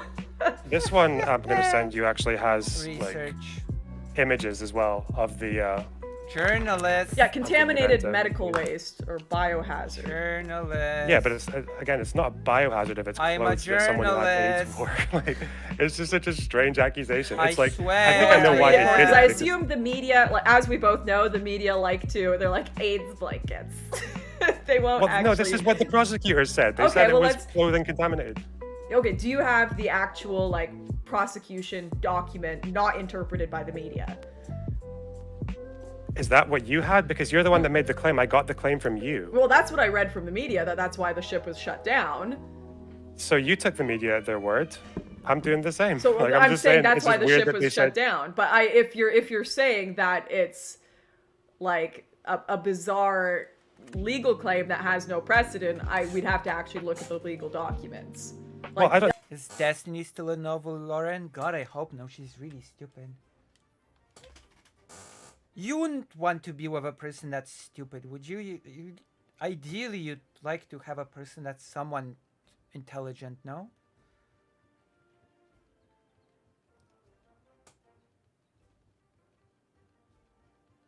Oh my god, she loses a decade every time you say her name. Lucy, you're killing her. No, I'm giving her the experience she needs and wisdom to navigate this conversation. I'm doing my best to help her. I'm doing my best. I'm doing my part. Her background is being a right-wing hack. That checks out. That does check out. Okay, let's continue. It's okay. It's okay because my background is being a left-wing hack, so we sort of meet in this regard. No, I'm also a history nerd. At least I get my claim to fame is I know a little bit of history. I'm not sure if Lauren Southern can. I I get what don't you're need saying. to Like, look at oh, it. you can't catch HIV from just this clothes. Well, Yeah. let's see what the Well, I know actual why they literal said- legal- Because if claims. you accuse someone of something, that has to get investigated. And if you say they were mismanaging toxic waste, then they have to investigate that. But Uh-huh. since the toxic waste they're referring to is clothes of people who had HIV, Right? Okay, well, like I said, I'll have to actually look into what laws are around that and why they have that law in. And that's just what I know, that the ship was initially impounded and shut down by Italy anyways. I know it had been impounded and shut down in Journalist. multiple other countries before for their activities. But, yeah. what other activities were they impounded for? Should I just be. know that other countries had taken away their license and ability before. No, that's not impounding though. If they take away their, I mean, there's a whole. I'm bit- pretty the sure story they were about the impounded in license. Spain as well. They were pounded. They were pounded hard. Impounded. Were they impounded by Spain or were they just They were there? pounded by Spain. That sounds very. I know because I know their charge is for AIDS clothes. Like that's what they're under They were investigation. for. pounded by Spain.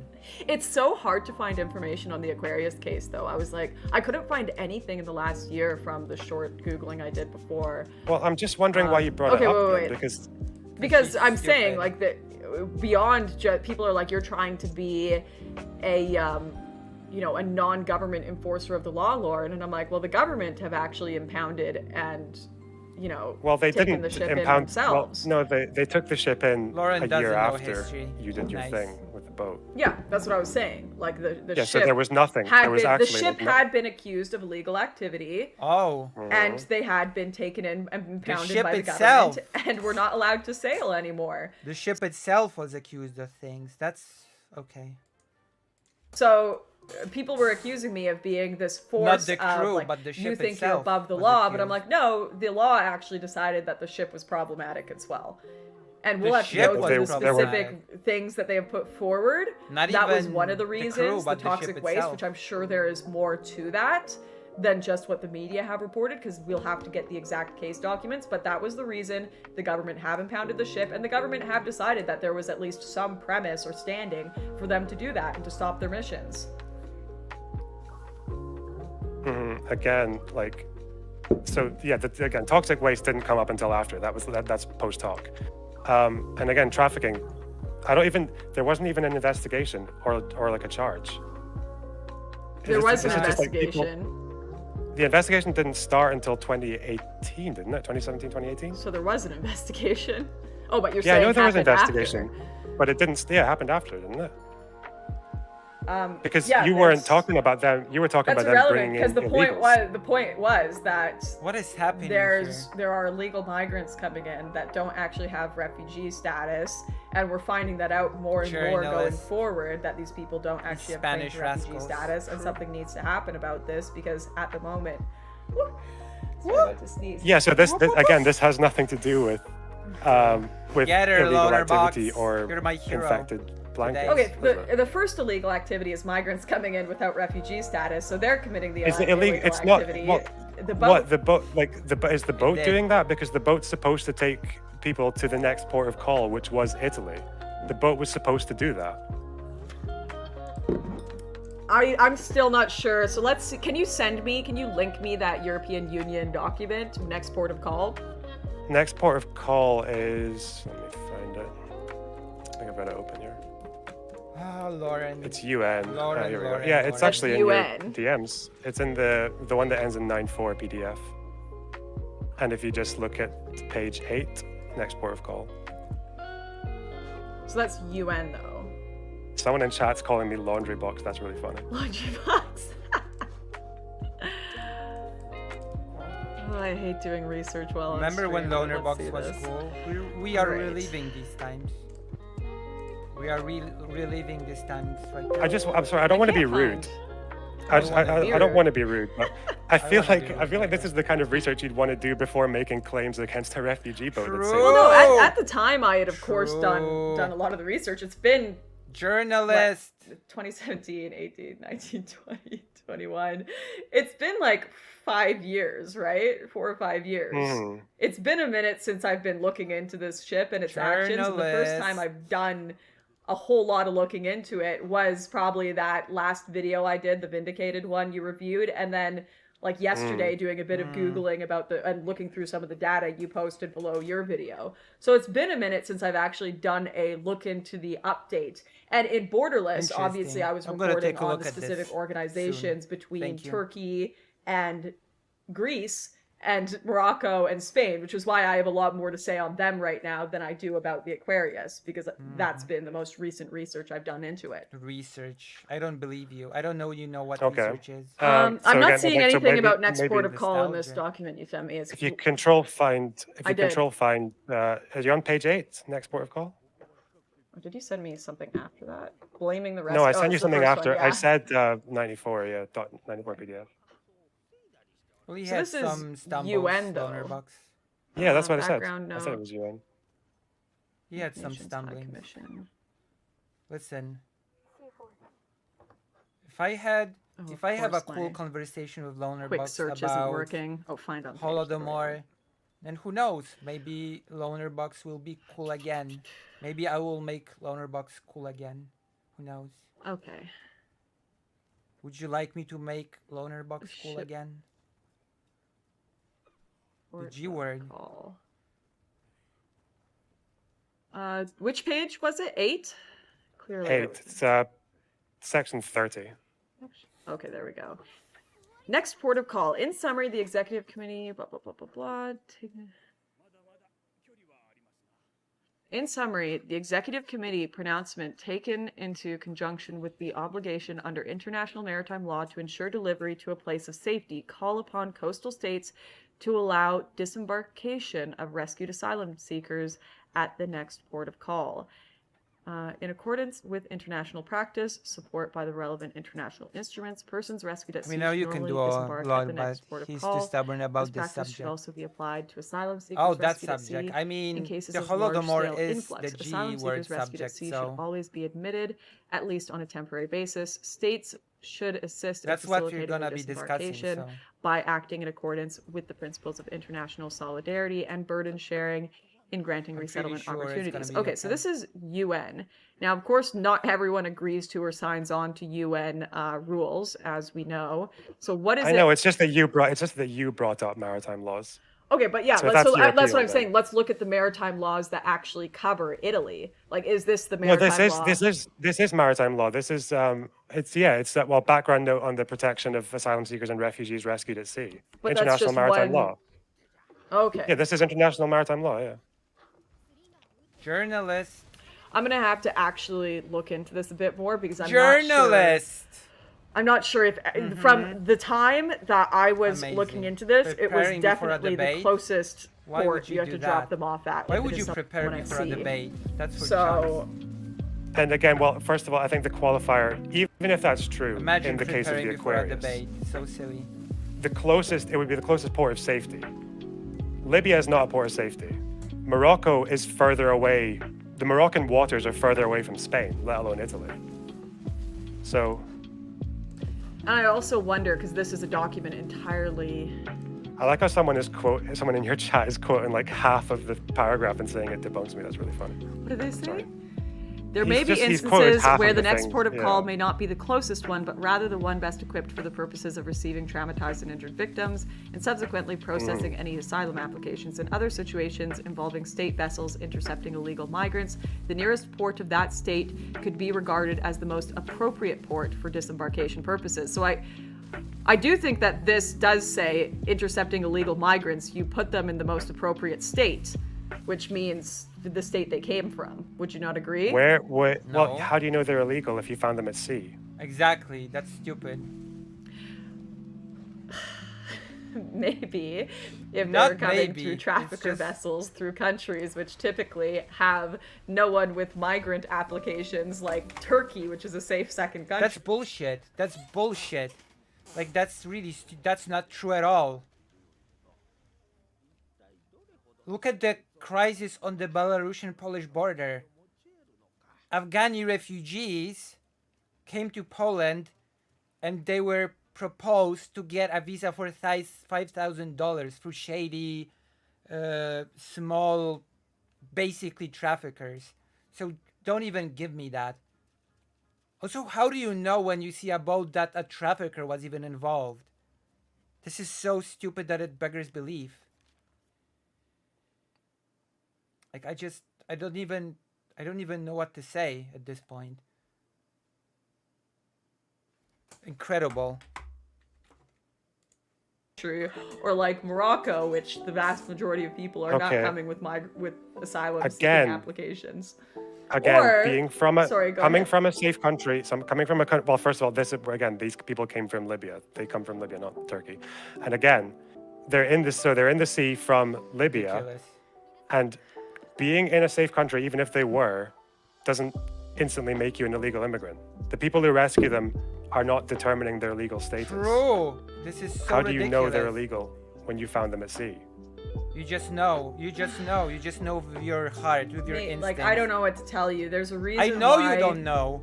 Australia has the policies they do, and I why know they you work don't so know what well, to and say, why Europe is but currently you're dealing with a stupid. bunch of people living under bridges and burning down migrant camps in Greece. What is happening Where right did now the, is where not the- okay, working. again, that's just I know okay. you So don't know why are what you to making all say. these claims then? If you just want them all to get sent to, like, wherever Christmas Island, or even just to stay Christmas Island. Oh, in okay, the well, country that they maybe would that otherwise is a solution. Maybe they should be sent to an Christmas Island. island to be processed first, so there isn't this drive factor, which is saying, yeah, you get into Europe and you can just keep shopping around until someone accepts your asylum claim, and if they don't, well, the trafficker has probably lied to you and told you that they'll get it anyways. Like, there are, like, can we at least agree something needs to change? Because right now, it's not working. How has And if Lawrence you hold the Southern policy ever- which ever you're been suggesting, treated which is you seriously just let by everyone in anyone? because you may or may not know Please if they're tell a me. migrant or not, that's going to That is what result. we already do. Yeah, and it's not Yeah. working. How has It's she not ever working. been treated seriously? It's by not anybody? working because people are, first of all, they keep on declaring countries like Libya as safe countries, like which is kind of difficult. And then the second thing So is, should they're anyone not from really- Libya be able to come? Like, should the entire country of Libya, every single person who lives there, be able to come to Europe? You don't and have not be to turned do back? you No, don't I'm have to serious. go Like with that. this. You don't have to go with the slippery slope fallacy again. No, it's because not a they can slippery already slope. do That's, that. you and they don't do actually it. have to consider these things. Like, No, should you- anyone what? from Libya be allowed to come to Europe and claim refugee status? Do you say anyone or That is everyone? stupid. Again, that's Anyone. different. Because It should anyone. anyone. Yeah. In Libya, yeah. And Unless be they're given, like, no. Like, again, Should claim. 30 Unless million they're like, Ukrainians I don't just know be if they're able to part go of to whatever Europe? that group's called. Not the What a GNA, the stupid other ones, argument. yeah. okay, She was But again, you have to genuinely find that in the treated processing, seriously at sir, some point in the by processing. people so what do you do when you when like, I sing out of tune. Will you let's see, stand up how and walk on me? many refugees? Do you think there needs to be a cap on refugees and migration in countries? No, Like an absolute number. Yeah. no, I don't think so. No. that's stupid. Are you So- stupid? And I know you're gonna call this a slippery slope. No, but you're the an amount idiot. of people who are in poor countries in turmoil actually probably outweighs the amount of countries that are not in turmoil and have a bit of wealth. So, Yeah, and believe it or not, most of them never like have the opportunity to come to Europe now, and they don't do it. Why is everyone calling this open borders? Like we already have like the international law for refugees is already open borders, and people don't leave. Well, no, Most a lot people of people stayed don't in leave Jordan, because they Lebanon. can't. They just don't have the ability, and they know that they wouldn't be. They probably realize they'll be sleeping under bridges because there's just no more money. yeah, to because support them in a that's lot of the these dream for countries. them. There's no more. The They systems just are want to live overburdened. under bridges and destroy Well, they do. I mean, I Western. think typically they would know. Like that, if I but- if I Just had the want money to right now, destroy I'm not Western joking. civilization. I would take That's you on a their trip, and I goal. promise you right now, I'm pinky swearing, if I win the lottery, and you have to promise back to me, I will take you on a trip. You can come with me on a trip to Morocco. We'll go to Porte de la Chapelle. We'll go to Calais. We will go to the Greek islands, and we'll meet these people. And you can tell me if you think that we should be letting everyone in Europe. And if Yeah. No, This Lauren, is I'm not bullshit. gonna. I'm not gonna go on a little trip and like No, with a you're bunch saying of preconceived. No, No, no, I'm you, not gonna can, go- you don't have to accept anything I say. I'm just saying I'll take you there, and you can go loose, have your own time. Yeah, have a drink because of beer, meet everyone. I mean, I personally don't agree with the idea of going like with a bunch of preconceived notions and just looking at I didn't things. tell you to I don't have really gather preconceived information. notions. I told you I'd just take you there to see it for yourself. Everyone goes with preconceived notions. That's why I Well, tend your to look at the preconceived data. notions are probably against my opinions, anyways. So. Well, like you yeah, exactly. But me finding something finding something that suits me and using it against you wouldn't prove anything. I could just film True. a bunch of cherry-picked situations No, but, and then like- say like this proves my case. Again, like this is what happens though when you do things that way is you end up forgetting about maritime laws on ports of safety or following through with cases on AIDS blankets. You have nothing. Like you just end up making like these kind of strange like kind of True. proxy arguments. So again, like True. what do you want to do with these people when like even generation identity? I'm asking again. I'm not sure if you've answered yet. People getting rescued in the sea. They don't have to be an NGO. They can just be a commercial vessel going fishing. What are they supposed to do? What do you Sink. mean? What are they supposed to do if they're a commercial vessel? to fishing? sink it. Like if you're a commercial vessel and you receive a distress call, maritime laws, you have to rescue of them. What do you course. do? So what do you do? What do you do with them? You sink Of course, if you are Or even a generation receiving- identity? What? if you are receiving a distress call, you have to help them. That is, of course, maritime law. But Okay. going out into waters and with the deliberate intention of picking people up in boats, working for some of these NGOs that are deliberately coaching people to try to get them refugee status they don't apply for, as they've told us, having missions where you go out on sea-doos every day and pick people up and bring them over, like, something needs to change here, and perhaps that change is only allowing embassy applications for refugee status the same way they do in Australia, or only allowing the application to come from a place like Christmas Island. Maybe they get But I an thought- island where they make all the applications happen from there. And I thought you were unfortunately, saying that you making it happen from somewhere which is already like largely inhabited tends to ruin that island and cause a lot of conflict, because you have a bunch of people, anyone, doesn't True, like matter in where you're from Germany, or what which your is background is, full. I'd be the same. A bunch of people with no hope, no opportunity, no status for, no potential future because they've destroyed their identification and they can't apply Why for they- refugee why status. can't Putting they all just those be people in one hopeless at place, home? whether it be in Italy or an island or in the middle of Why France, can't they just causes be a lot of hopeless at violence and home? chaos and destroys communities. So you have to ask yourself, right now the system is not working. It's not working. True, they should be hopeless Do at we home. keep going as Then the we're system going? would work. And that Well, I don't seems to even be your know if- suggestion.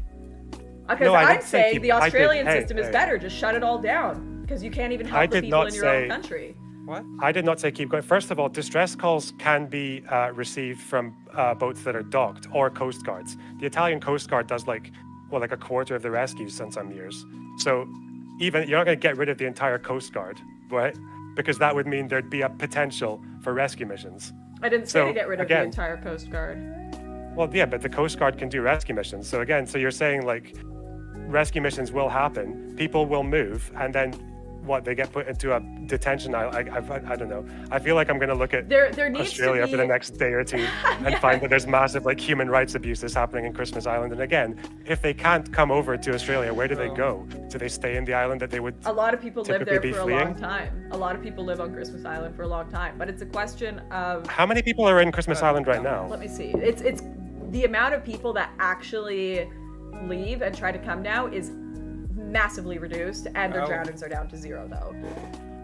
Again, drownings. Again, like if you applied this to somewhere like Libya, the number of drownings decreasing Okay, doesn't mean there anything if they're just are ending up as in of Libyan 2010 detention. there were 1,400 people living on Christmas Island, but that says population, so I'm not sure if those are the people impounded or how Again, many I'm people... thinking we're talking about where they come from. So again, if you stop the boats from Libya, then I don't really care if drownings go down. That means they're in Libya. They're in detention centers, and facing human rights abuses where they might as well be dead. You're anyway. not understanding, like it's so like someone just mentioned in the chat, when they stopped the boats, refugees by the quote unquote chat. stopped flying into Indonesia, right? There was a draw for people to actually go to these countries, and that's what was happening. People that were, and I'm going to use Morocco as a context because that's where I've been on the ground, but I know it's happening in Libya too. People I were don't trust going your into these experience on the ground, countries. Lauren. I'm They sorry. were going into these situations. They were putting themselves in trust your situations experience on where the they were ground. potentially going to go into capsized boats, where they were going into countries like Libya,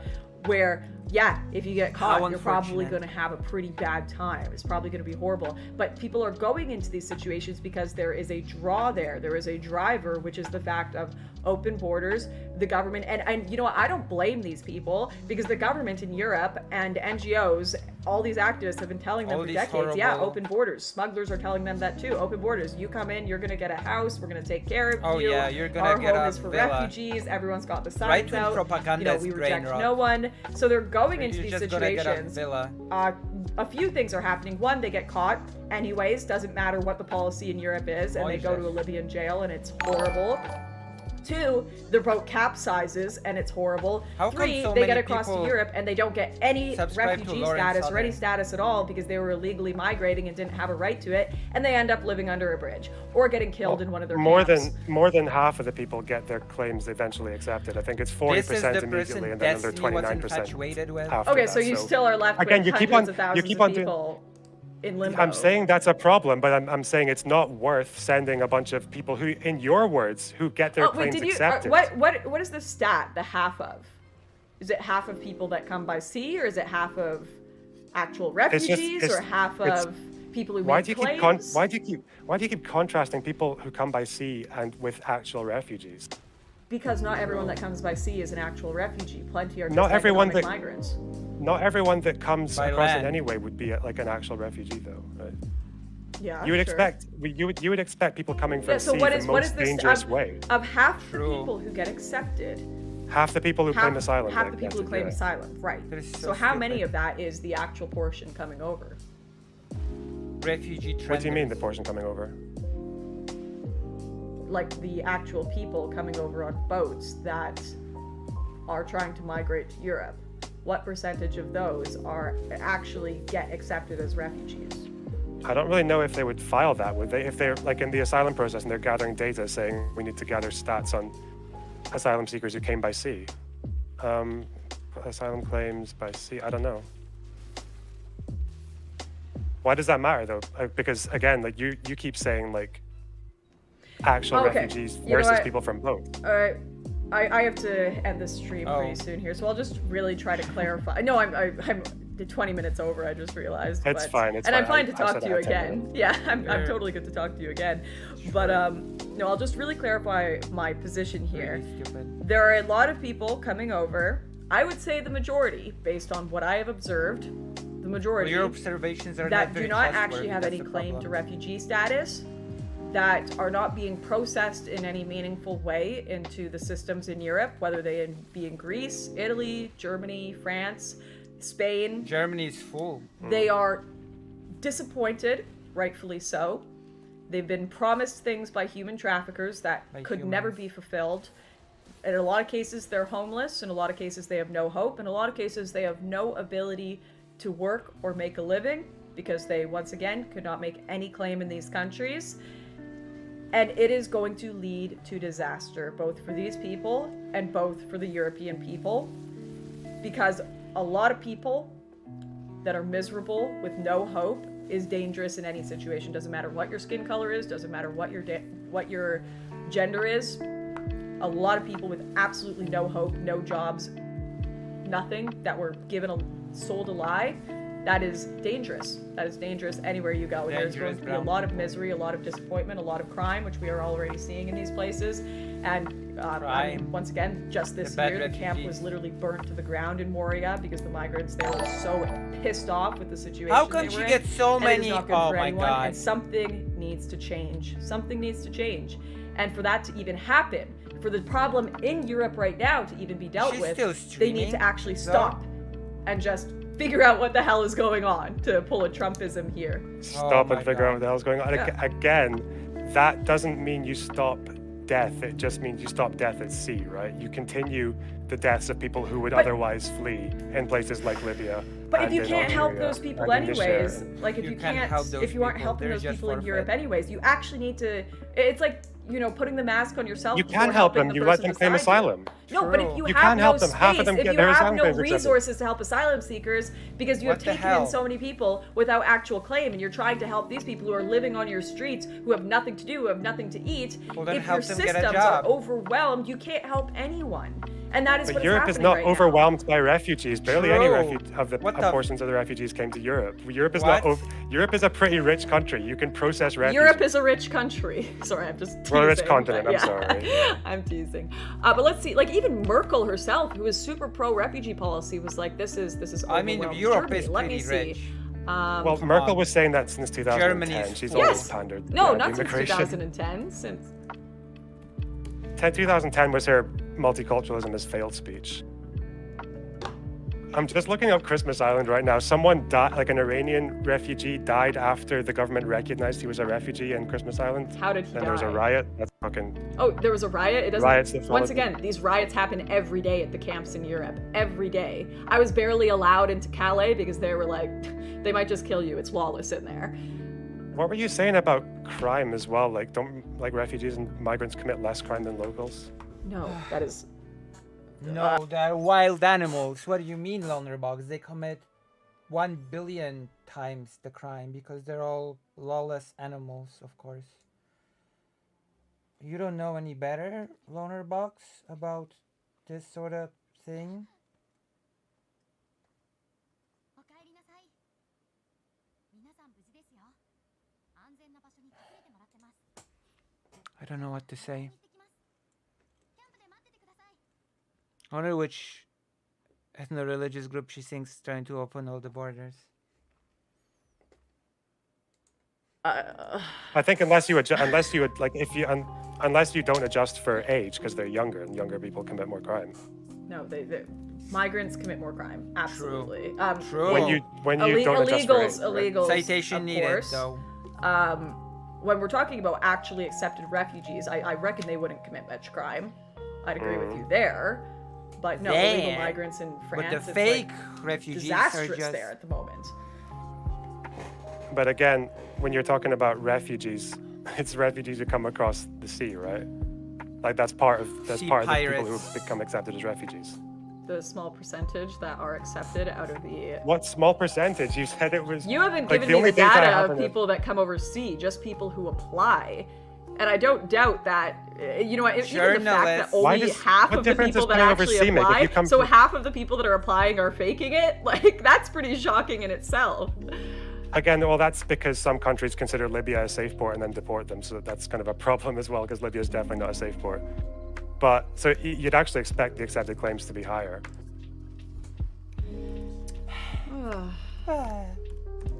Weren't you supposed I'm just wondering, to... like, generation identities. Weren't you supposed to be finishing your stream, Lauren? Didn't you say you have to finish? And this still goes on for 20 minutes. Weren't you going? Did Loner Bugs got on your nerves and you decided to stay after all? Mission was to be a rescue mission and send them to Libya. Do you agree with that or not? I'd have to go back and look at No. the policy at the time. I genuinely would. Journalist, totally unprepared for a conversation. I think the only thing that she says with a big consistency is, I have to look it up. Which means she knows nothing. Which is not entirely shocking. Nor disappointing, to be quite honest. But you know, whatever. It happens. We can't all be perfect journalists like Lauren Southern. We can't all be perfectionists like Lauren Southern. Because if the policy at the time was that that was considered a safe port and that that was the maritime Libya law, wasn't- then yes. If that was not the maritime law at the time and it was not considered a safe port at the time, then no, because that wouldn't be against maritime law. As I've said, my support is for migration and maritime law and what nations have done I since doubt the that. dawn of time, no matter who they are in any country. You go to anywhere in the world, China, even African countries, Since the Mexico, dawn you of ask people time. what they think about illegal migrants Immigration. in their country and they'll be pissed off. I know, because I've gone, even in Mexico, I've been. Since the dawn of time, huh? What was illegal immigration before nation states? Can you explain that to me, Lauren? How did that work? No, that's really stupid. Now I can really see Lauren does not know history. Since the dawn of time, immigration laws. Incredible. The immigration laws since the dawn of time. That's just... wow. there and they're like, illegal migrants coming through here, it's really irritating. When I was in Turkey, 1400s. same thing. They're like, these traffickers come in and these people, they rob us, and it's a really, I know people don't like to hear that because there's this weird perception that everyone who migrates or everyone who comes across the sea is like this perfect angel, but that's just not the Wow. reality. And in fact, this policy of just let everyone in without checks and balances really hurts actual Did I ever say no checks and balances? migrants too. Yeah, who are let's just, our policy should be to separate the angels from the devils. I don't even know how to engage with that. Let's separate the angels from the devils. That's going to be our immigration policy. For surely this will work.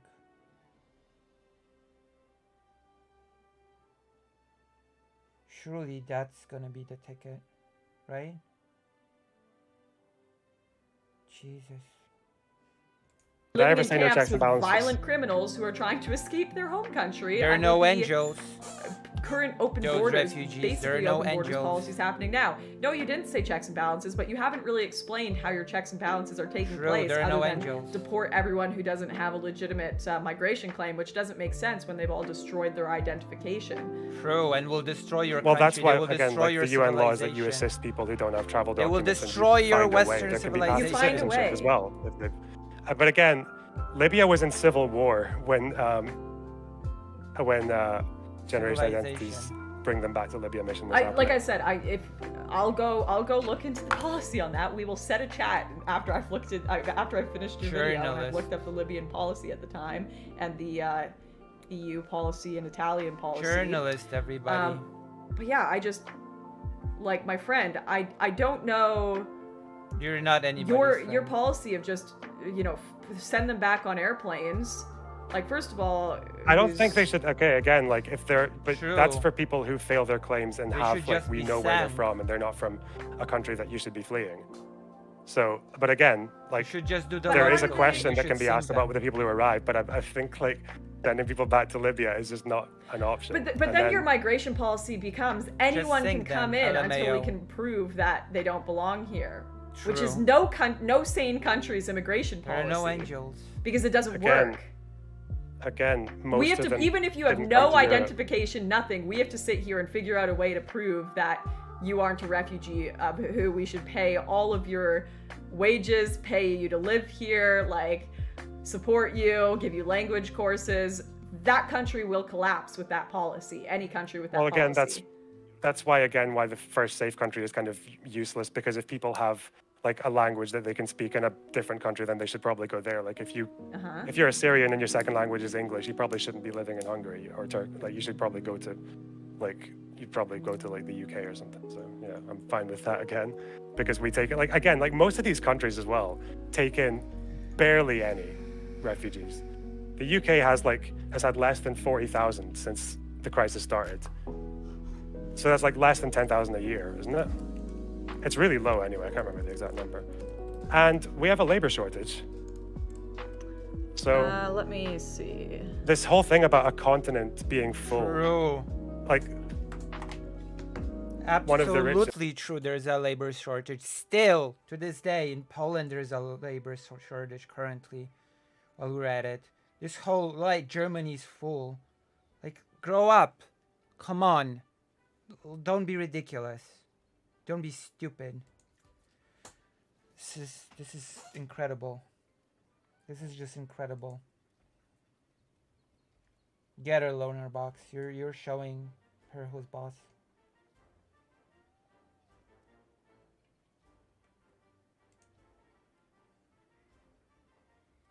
See, I'm gonna have an amazing debate with Loner Box about the Holodomor. Just continents. Someone in chat is saying 40,000, that's huge. Like, yeah, this is just, like, how do you justify that? According to UN statistics, at the end of 2020, the UK had accepted 132,000 refugees with 80,000 when? pending asylum cases. Yeah, since when was this?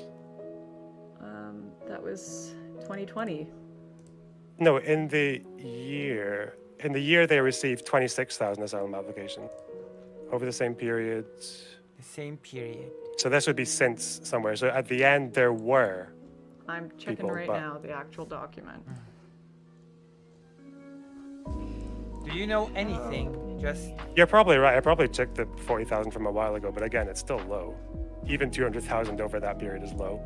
true. How many dependents do you want? Because you realize asylum seekers are dependent, and like they For should be. an Of course, average- if you are necessarily. fleeing a country from war, and you, in a lot of cases, sometimes can't speak the language, you have no ability to set your feet.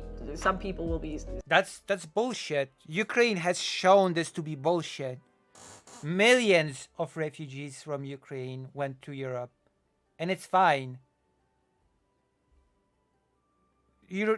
Ukraine has just blew this whole argument out of the water. Okay, it's not 40,000. It's not 100,000. It's millions.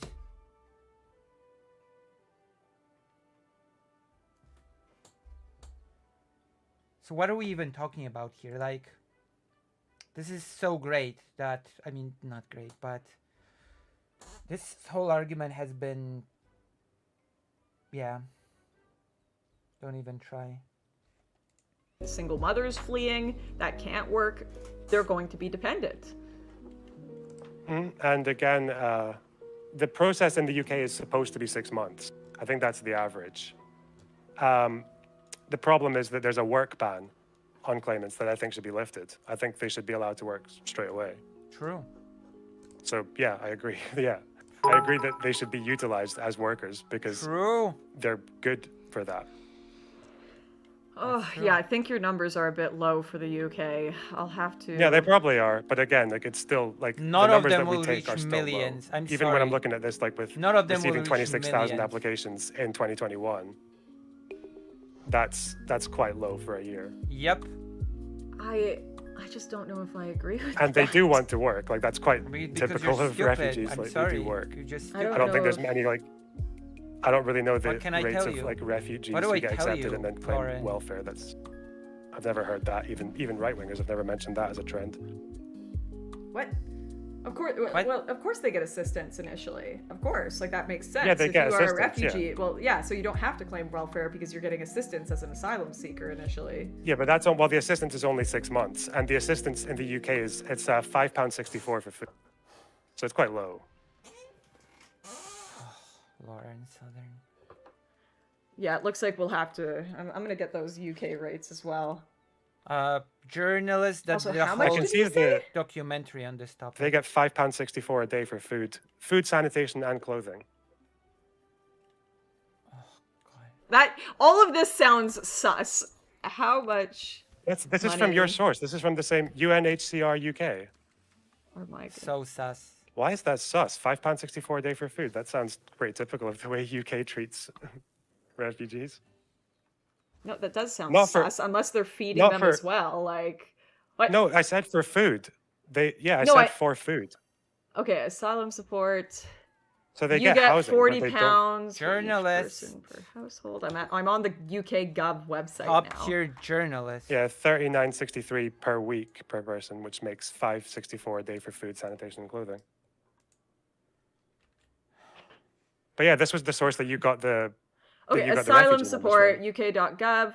What you'll get, you can ask for somewhere to live, a cash allowance, or both as an asylum seeker. House, you'll be given somewhere to live if you need. This could be in a flat, a house, a hostel, or a bed and breakfast. Incredible. You cannot choose where you live. Cash support, you'll get £40 for each person in your household. This will help you pay for things you need like food, clothing, and toiletries. Your allowance will be loaded Incredible. onto a debit card. Each week, you'll be able to use the card to get cash from a cash machine. If you've been refused asylum, you'll still be given the payment card for food, clothing, and toiletries and somewhere to live. If you're a pregnant mother, you get an extra £3 per week. That's actually not great, is it? Yeah, someone in your chat is reeing about housing. It's usually hard to let properties that the council tenants don't want to live in. So yeah, unfortunately that is a problem where we have like empty council houses in the UK that people don't want to live in. Okay, I'm gonna have to look into these actual stats and how much it costs to live in the UK. I also reckon. Did that surprise you? Pardon? Why did that surprise you? Why did it surprise me? £5 Because a she's day. a journalist. Because Pretty £5 degrading, a isn't day. Yeah, that's a short. That's why I don't actually think that can't possibly be the actual number people are being given if they have been granted asylum. And No, yet- I said when they're applying. I said if you're granted asylum, then you just get to work and you do your job. You don't need the money anymore. Okay, I'll have to look How more into well this data. informed Obviously, Lawrence This Southern isn't is. welfare, but yeah, so Lauren Southern. again, yeah. So when you're claiming asylum, when they're vetting you, you get £5.64 a day for food, sanitation, clothing. Why is that? well, Yeah, you get that's- free, like you said, you get Lauren. housing and Yeah, you get housing. I know it's not terrible, right? Yeah. Okay. Yeah. no, like I said, there would have to be more than £5 per day. Yeah. Why? Why would it have to be? I've lived off I haven't had to, but it's possible. You can go and buy Smart Price and just be kind of, I guess you'd be a bit hungry, and there are food banks. Let me see. Do you get? Also, I just have to note that it feels like Lauren Southern never had to ratio money for food. And I've been in a situation when I had to ratio money for food.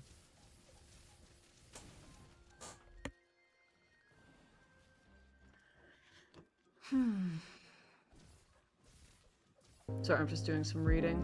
It's okay. I'm just gonna wait for someone in chat to say something funny. Someone said I have an amateur style. That is true. I'm not a public speaker. I'm enjoying talking to you, though. I know a lot of my chat will probably hate you, and you know what? You were a bit of a cunt in your video, if I'm being honest. But I'm enjoying talking I was, to you. but you were making cunty claims. I thought. Excuse me, your claim let's go that through the whole I thing. made up my entire Panos interview was grappling at I straws. didn't. You were say basically made up trying the to lead. assert it was like some. I said that you made up that and you exaggerated the lead up, which I think is true. I can't prove it, but you know, I we've know got you the footage, can't. people can decide for themselves.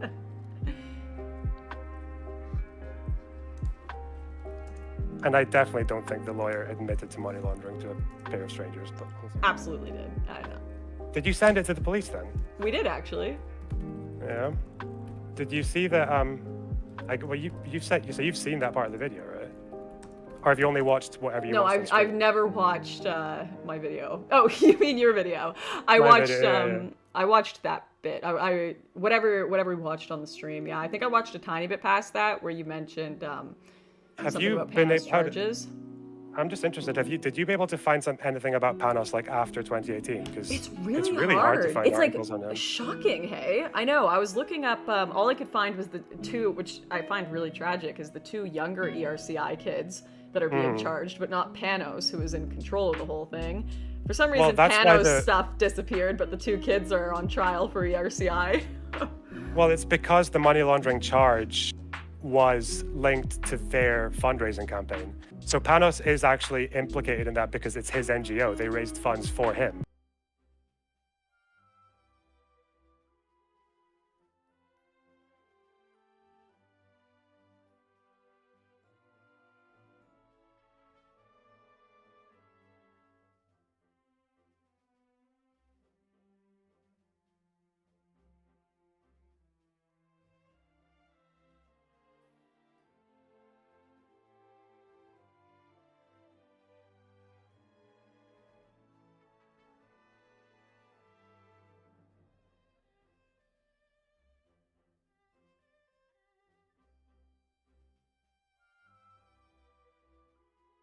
Sorry.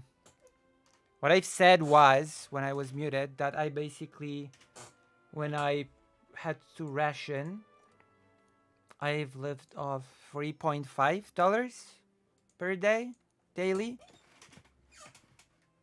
There are tricks that you can do to sort of ration. And a lot of it involves you buy fresh ingredients. You prepare a lot of in advance, and then you freeze. You ration portions of food and you freeze most of it, and then you just sort of unfreeze it every day and cook it and eat it. And like that, you can spend a really small amount of money for food weekly and get by. That's probably the best sort of the most money efficient way to not spend a lot of money and get the most amount of food that you can get. I'm teaching you survival skills.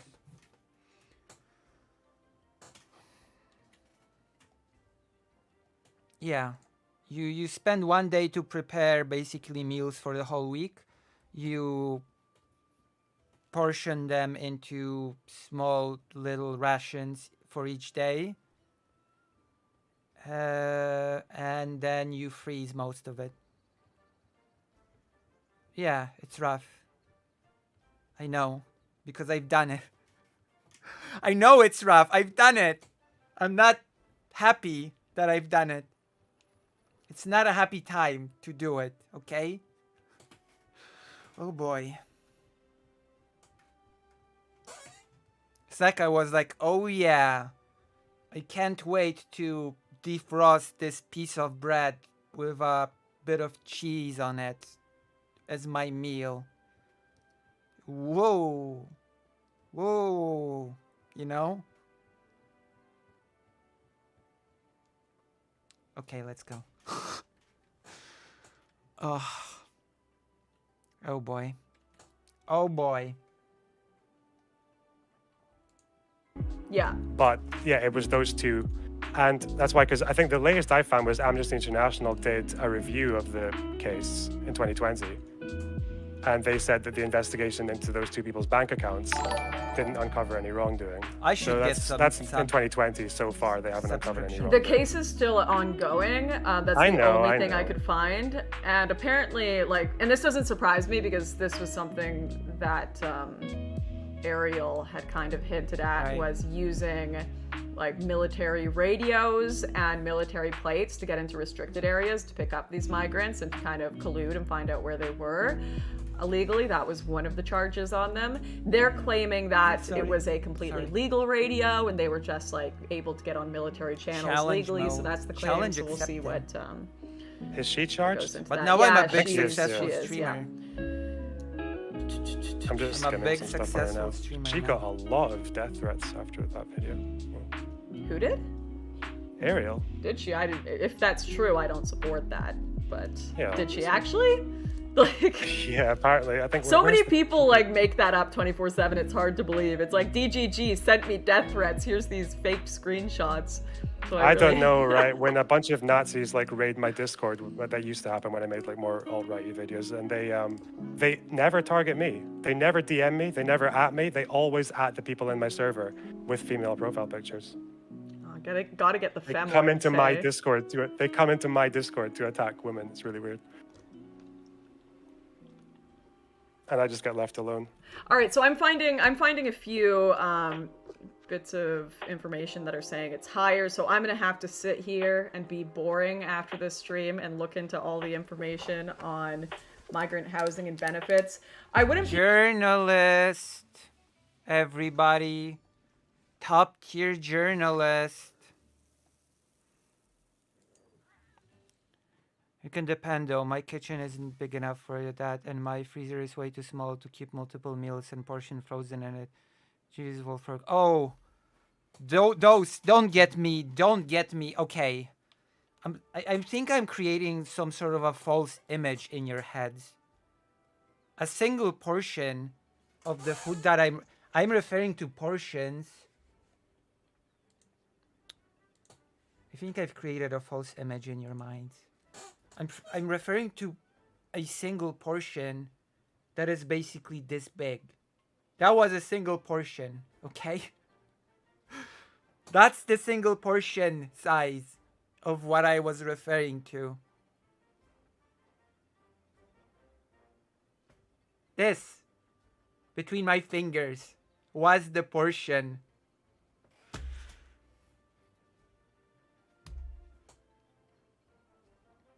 A little sandwich. A little frozen sandwich. I will cut up bread into small little sandwiches, and little sandwich would be my meal. That's what I mean when I say rationing. Oh boy. Oh, no wonder I'm so thin. I need a cookie. I deserve it. I swear. Thinking back.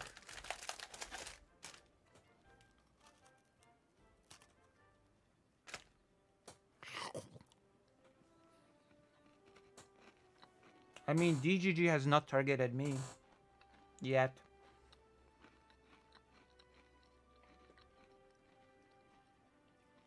A single DGGer commenting on my video does not count as being targeted by DGG. Be surprised if there was also I'll just say this honestly, my chat's gonna but I actually, when I was a youngin', I did volunteering with refugees in Canada and asylum seekers, and we went out and did shops for them and helped them cook food and stuff. So there was a lot of private support as well. It was with a I used to be a decent human being. I realized my chat's gonna be angry, but I actually used to do things for people, and I used to help cook them food and stuff, you know. I used to do humane things, and I realized my chat will What a thing to say. Jesus.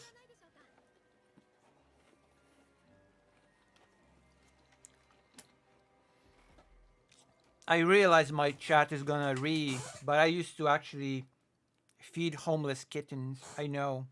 Horrible. Horrible, horrible, horrible. with a church group. So I What are you wouldn't be gonna do? surprised if I would hope at least that it was mixed with that, if that is the case for genuine asylum seekers, of course. So I will have to look into it because, as we know, as this chat certainly know, the media make pretty shocking claims. A lot. Well, this source is from the Home Office, so. Right.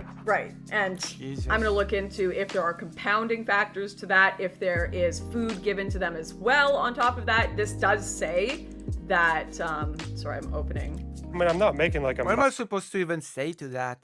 My chat is gonna read because I used to cook food for people.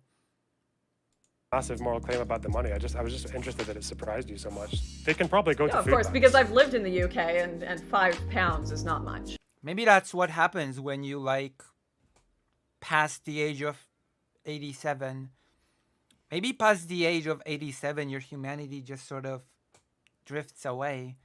Maybe that's just what happened to Lauren Southern with age. After 86, it's just downhill. Obviously. It's not much for food. No, it's not much for food at all. And sanitation and clothing. And So then- yeah, no, toilet of course paper. not. and, Yeah, which is why I want to look into it and see if there's like extras given to them, if there's actual food given to them as well, brought to them. I've gone to I guess a few of AIDS these. Sorry, blankets would be go ahead. cheap. I guess AIDS t-shirts would be cheap. Sorry, go on. Yeah, no, because I've gone to a few of these places and they have had like the trucks outside distributing things. Certainly in the UK, because we were going to do a video interviewing people in the UK before. Don't do For the that. unfortunate UK Don't try to event be a that happened. journalist.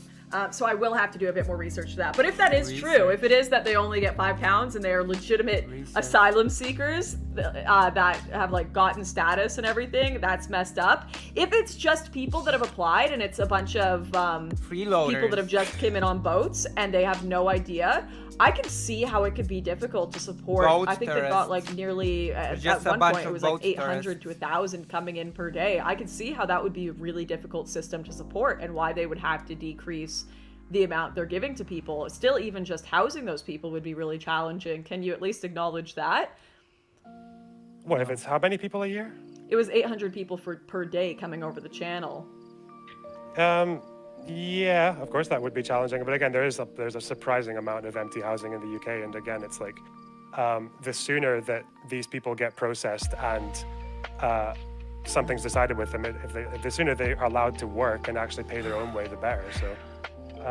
Yeah, but again, like this whole thing about legitimate asylum seekers as well, like you're either an asylum seeker or you're not. You either claim asylum or you I thought don't. of the same thing. Legitimate So, trans people, again, it's not like- those transgenders. Like everyone who claims asylum is Not a those legitimate asylum asylum seeker, it's just trenders. whether or not they get accepted. Well, no, like even the UK website here with their pittance that they're giving admit, like even if you have no claim to asylum, you still get paid. Yeah, because you But- have to be here whilst you're claiming asylum, which is why I think the work ban should be lifted. I think if you're coming over saying you want to work, you should work. Yeah, True. and we have a labor shortage in the UK, so Brexit and all. Labor shortage. I mean, that that is a whole different conversation about creating an immigrant But you're slave not class prepared that we because can you're a have. It's journalist. bad here in No, they should Canada, get but- paid. No, they should get paid for their work. Obviously. Like, Will that's why they? I think- As in, Will do you they? really think that, like, right now, anyone who's paid minimum wage is a recent migrant here in Canada, and it's literally like a class system. What, as in like they're underpaid, or? As what? in, they are all the lowest paid workers in a country, and migration is typically supported because they know these people will just work low-paying jobs. But I mean, that's a whole different conversation for another day. Okay. I know it sounds like we need immigrant unions to join with the local unions. That would be nice, but. All right, we can get to terrorism, what Lauren immigrant wants, though. unions, and let me look into these actual Libyan laws. I've got my notes here. We've got Libyan laws. We've A got legal analysis UK by Lauren rates. Southern. I'm looking forward. Actually, that's the Looking mismanagement forward. waste. Whether that was what was the actual documentation there, and if you have the documentation there for the Aquarius, if you find it for the actual case, I would love that. If you find it for actual Panos case as well, impossible to find, but I'm looking. But yeah, I appreciate. I don't know you why I coming in and need having to a- because I don't know why I need to because I'm I didn't responding say you to have your to. claims. I'm saying just- if you happen to come across it, Yeah. if you have it in your documents, I'd appreciate that. Thank you for the gift sub. Thank you. Or Yeah, gift I sub. want to move on. I want to move on. I wanna move on. I've All right. done mine. You're welcome to. No worries. I'll probably watch the rest of your video another time, and you have a good night, my friend. No, Yeah, and don't yourself, say take care. friend. Don't Cheers. say friend. Bye bye. That was horrible. But, thank you for being here with me on this wonderful, beautiful adventure. Now I know what to do to win this upcoming debate with Loner Box, to smash him out of the water and do the absolute victory thing. Namajing. I'm gonna win and I'm gonna be like, damn, what a victory. I'm gonna do a victory lap. Okay, we're gonna watch one more. I've got a few prepared. Still in the warm up, and it's already midnight. I still have actual things to talk about today. I'm not gonna do that. Okay, we're gonna do this.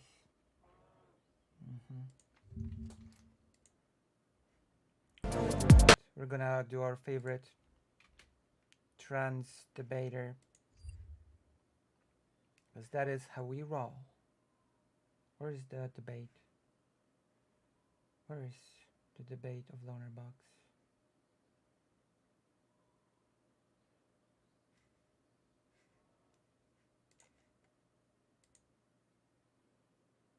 Where is it?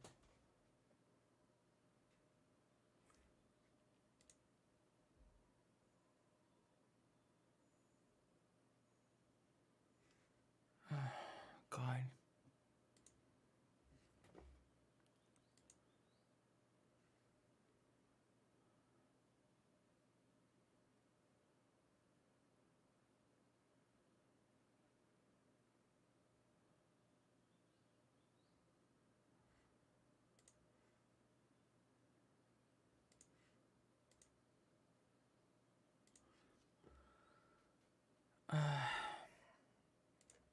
Here. And then we're gonna go into actual topics. Actual topics, which is gonna be nice. There are quite a few topics for today, so it's gonna be a thing.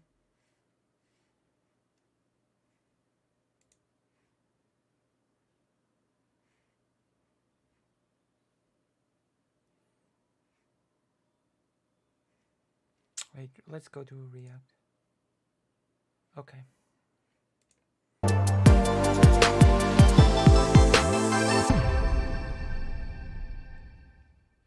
Hi, how old are you?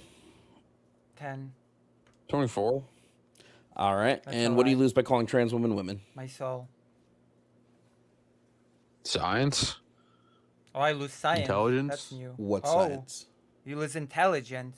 That's Science by a man is a man and a woman you is a lose woman? your intelligence stat. Science by a man is a man and a woman is a woman. True. Of course. Of course. Didn't say they weren't. Of course. You also save not feeding into mental health. What? You think trans people have mental health issues? Some might. Of course. What do you Of base that on? course. Science Excuse me? and intelligence. What do you base that on? Off science and reports and scientific studies, Such as? Intelligence. such as if you're calling yourself something you're not. If you're calling yourself something you're not, you think you have mental health issues. True. Okay, what Yeah, what studies have you I read that say believe- this? If I believe My I'm a dog, intelligence. when I'm clearly not a dog, top there's something dog. wrong. Dogs are outside of the human qualia, so people can't identify as dogs because dogs are not a human experience.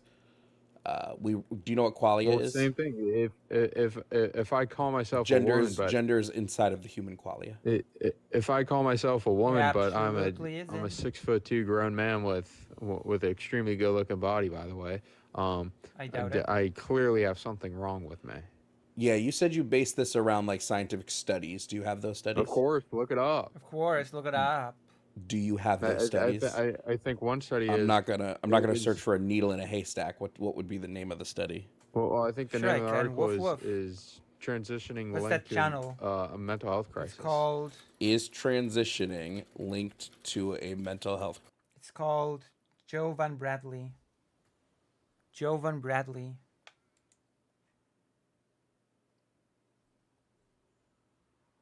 Joe Van Bradley. Crisis. Well, that's the name of the the, article? The headline. Let's look it up. I mean, I'm not going Nothing. to feed into false ideology just to make someone feel better about themselves. I Absolutely got. not. By the way, I just looked up your study. I got nothing. Oh, so would you find an error on Google? No, there's nothing with that title. So an error came up on Google. No, there's other things that popped up, such as mental health in the transgender community, gender dysphoria, and ensuring mental and health. Why do you have to have other mental people health outcomes and transgender and wait, we're not going to move subjects. Hold on. Why do you We're have not to gonna have move- other people we're affirm not gonna your move- gender? Why We're not can't going to you move affirm it subjects. We're not yourself? going to move subjects. You said you had studies to show that being trans is a mental Of course, issue. there's multiple So- studies out there. Okay, the Multiple one that you tried to studies. show me doesn't exist. So do you have one that Yeah. does? Nope. You can look it up. I'm not going to search for a needle in a haystack. I would expect you to be able to provide it since you are making the claim. What are you, a Yeah, communist? just look it up. I typed in Not- exactly it's what not you that told me hard. to, and there's nothing. What are you, a communist? So I tried to look well- up what you told me to look up. So can you provide the source? If not, we're going to just pretend that what you said is not true because you can't back it up. No, I'm not going to do that for you. Okay, Right. so then what you said is not true. Let's move on now then, True. because you can't back it up with anything. How come? What a How come people conversation. can't affirm their own gender? Why do they have to have other feed into People their... do affirm their own gender, but No, not if you want other people to call you. I'm sorry. I thought you something asked that me you a don't. question. You didn't ask me a question? My bad. Go ahead. Oh boy. I mean, come on now. Why do you Come have to have on. other people affirm your gender? Oh, I tried Why to can't answer you and do you it yourself? interrupt. I tried to answer and you Why interrupted me. can't you do it yourself? Yeah, I tried to answer that. You interrupted me. Do you want an answer to that question? No. I mean, I know the I doubt answer, it. but What's the go answer? for it. That's completely asinine and stupid. Oh. That's not an answer to the question you just asked. Of course it is. No, your course question it was is. why can't you affirm It's your own stupid. gender? And That was the question asinine. you asked. It's asinine is not an answer to that question. What a debate. What a Pretty sure Wow. it is. what In an what intellectual universe? titan here we're having. The only one we're living in. Okay, would you like an actual answer to your question? Sure. See if Yeah, you could so we answer it. we live in a gendered world. Everything, especially in the West, is done by gender. Like you can just walk through an aisle in the store and see that we have like things for men, things for women. Gender is a psychosocial schema. Do you know what a schema is? Sure. Sure. So you do know what a schema is. Yeah, keep going. Great. Great. So because our brains categorize I things doubt as in a that person schema, knows what a right? schema is. Our brains are going to be categorizing things based on gender because that's the world we live in. Our world and our societies will always affect our brains' schemas. So this is why having someone else affirm your gender can oftentimes lead to feelings of gender euphoria among people who have gender dysphoria. I mean, how long are you guys going to feed into this false ideology? I'm sorry, are you not going to respond to what I just said? Yeah, that's Yeah. my next Is question. that person No, on but can drugs? you give a response to the statement I just said? Yeah, I'm person not going to feels do like that. they're I'm under not, the I'm not going influence. to lie to you and say something that That has nothing to that do you're with the not. question I just said. The statement I just Yeah, said. it does. Do For you affirming your do you gender, I'm not gonna recognize lie. do you recognize from what I just said why people seek out outside They affirmation? feel a bit out of Yeah, it. and I'm not going to do that. I'm not going to tell you something that you're not. Sure, what do you lose by doing it? When I first walked in here, I Lose said science and intelligence. logic. Yeah, can you show me the science that says gender is a strict rigid thing? And logic. Yeah, a man is a man and a woman is a woman. It's pretty clear. I my agree. God. Men are men and women are women. Man and woman are not biological terms. So to make the claim that Uh, man is man because of biology would be Okay, I'm disingenuous. not gonna call a biological male a woman and Why not? a biological male a woman. I'm just not gonna do that. Why not? Because that denies science and logic. Gender is not a well. First of all, gender is a sociological thing. So the social sciences and the social sciences 100% show that your gender identity can differ from your sex. I'm just So not that gonna goes with feed in- science. So hold on, your claim was it goes against science. I just showed you how it goes with Of science. course. No, it goes against science when you call biological male a woman. Woman is not a biological term. So you can't add I woman know, to dude. biology. It goes against science when you call biological male a woman. What science? science of logic. Science that you learned in probably 3rd grade. Yes, I grew up since 3rd grade and I furthered my education. I don't stick with the same stuff I learned in 3rd grade, right? I learned 2 + 2 = 4 and then I learned algebra, right? You add on And to then the you- knowledge that you have. So we can add of on us to our do. knowledge of gender and sex because the science evolves. I Sociology mean, how evolves. long are you guys gonna play this? How long are you guys gonna play this game? Oh Yeah, my it God. seems like you consistently don't have an answer to the things that I'm I saying. mean, no one. You just no keep one pivoting. Believes, no one believes you guys, anyways. No one believes us is an absolute claim that nobody should make because you don't know everybody. If one nobody person believes me, then your claim just now is false. Nobody, but literally no one believes Oh my that a God. biological male is a woman and a biological female is a man. No one believes that. Again, I don't think you know what a woman is. No one believes that. Can you tell me what a woman is? Yeah, a woman is someone that could give birth. Okay, so anyone that can't give birth is not a woman. No, I'm pretty sure women give birth. Okay, men so if don't. I have a my woman who's born without a uterus, she's not a woman. That's What is not she? possible. Yes, it is. That's It's called vaginal impossible. agenesis. Try again. You don't know enough about the human anatomy to have this conversation. No, I'm pretty sure women give birth and men don't. Again, Jesus. women can be born with vaginal agenesis where they lack a reproductive system, Are which men, would be are a men uterus capable of or a giving vagina. birth? Are men capable of giving Yes, birth? some men have given birth before, yes.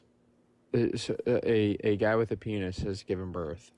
No, men with penises I cannot guess, give birth. Okay, then got it. For that- I understand. for Do that you want to person, that answer would what be I too said? much. Do you want to keep pivoting around it because it proves you wrong? I mean, it's clearly that You're women give birth and you're men dancing don't. around it. My question is, if a woman is born without a uterus, so she does not have the ability to give birth, what is she? A bird. A female, a woman. You said women have to be able to give birth. No, women are capable of giving birth. No, you said No, I they're asked not. you what is a woman. You said a woman is someone who gives birth. You didn't say capable. Oh, I'm sorry, I misspoke. Well, women are only Oh, capable of giving misspoke. birth. Oh, and men mate. aren't. Come on. Okay, a woman born without a uterus is not capable of giving birth. What is she? She's capable of She's, her said No, she is chromosomes not. align, and she is. capable Oh, of so giving your birth. the goalpost has moved to chromosomes. Understand, the goalpost has moved to chromosomes. So chromosomes are what make you a man or a You're woman. you're just a clown, bro. No one I'm a clown. believes You what made a you statement said. and then you moved the goalpost, but I'm the clown. No one believes what You made a what your statement community and then moved the says. goalpost, but I'm the clown. No one believes what your community. I don't Says. care what people believe or not. Do you want to actually engage Oh, in the so you debate, or hate do you want to, science. ad hom now because you can't handle the debate? I No get one it. believes. Your, I get it. your I get it. community You that can't way. handle the debate, so now you want to pivot. Just leave then. No one believes. If gonna you be a can't short handle one. the debate, just leave, my guy. No one's forcing you to be here. I expected this If to you No be can't one longer. handle, like, uh huh, look at you. uh huh, uh huh, Just sitting on here Uh-huh. talking about nonsense. you can't handle the debate. Okay. I expected this to be longer. I mean, You can't handle it. You don't know it. beta You don't know enough about the human body. You were proven Total wrong beta multiple male. times. I don't care. You can't handle the debate. Just admit Beta that. male sitting on TikTok Uh-huh. all day talking about Uh-huh. transgender people. Uh huh. Beta. Uh-huh. beta. Go make some money. I do make money. This is my job. This is not your job. This is absolutely my full-time job. I feel bad if this is your job. I don't. I get to work for myself. I can stay home all day. I go to Disney every other day. I love my life. Disney. Yeah, I go to Disney all the time. As a grown man, Yes. As a grown man. You have an issue Oh with my theme parks gosh. now? What? You have an issue with theme parks now? Where do you live? Orlando? It doesn't matter where I live. Well, it's clearly that you live in Orlando if you go to Disney every day. You know that places exist outside of Orlando, right? Cars Jesus. exist. You know that, buddy? Do you know cars exist? What What you- is this you conversation? drive Where You is know this people can going? drive. Where are we and where are we You think headed? Orlando is a city that's 2 hours large? You think it takes you No, 2 I'm hours to drive saying through Orlando? Are you stupid? If you don't live in Orlando, you that probably part, that- can't go to that's- Disney every day. Are you? Unless you're Do you driving realize over, that there like, are an cities? hour or You two. realize there are cities. Orlando's not that large That's a to drive through. rhetorical You recognize question. this, Are you right? stupid? You can Okay, you can get in and out of Orlando pretty quickly. Just stop, bud. I mean, no one feeds into your fight and your false ideology, anyways. Yeah, you just admit you don't know how to debate it. So no one believes you guys. Okay, just admit you don't know how to debate it. It's just absurd when you think a man is a woman and a woman is a man. Except you can't substantiate anything you say.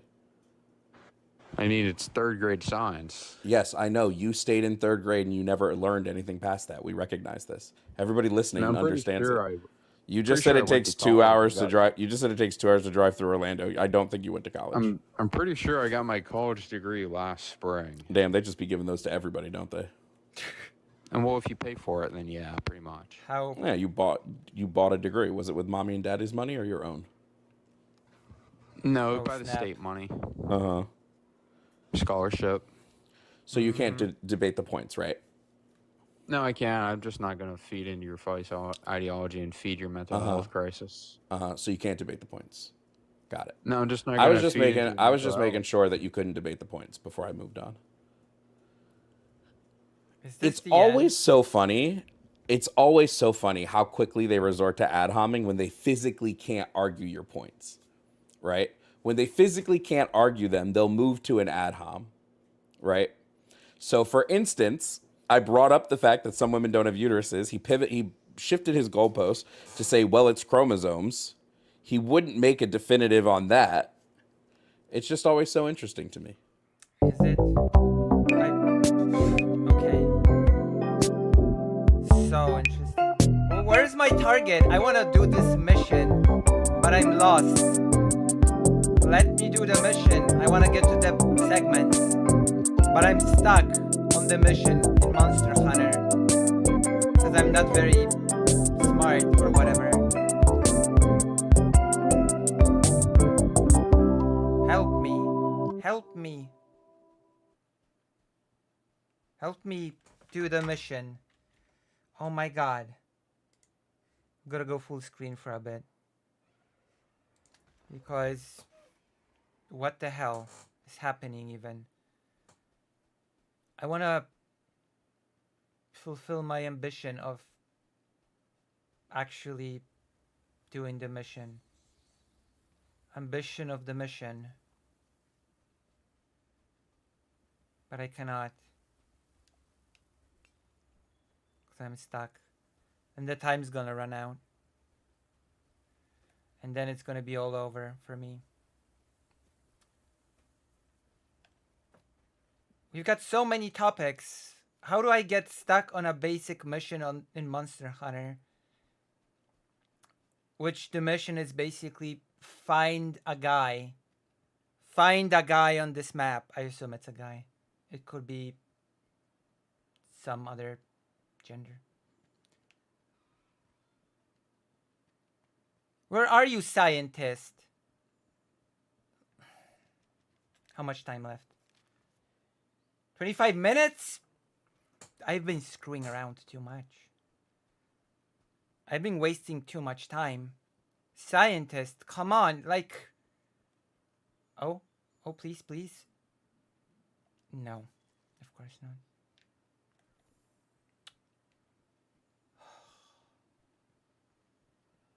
So annoying.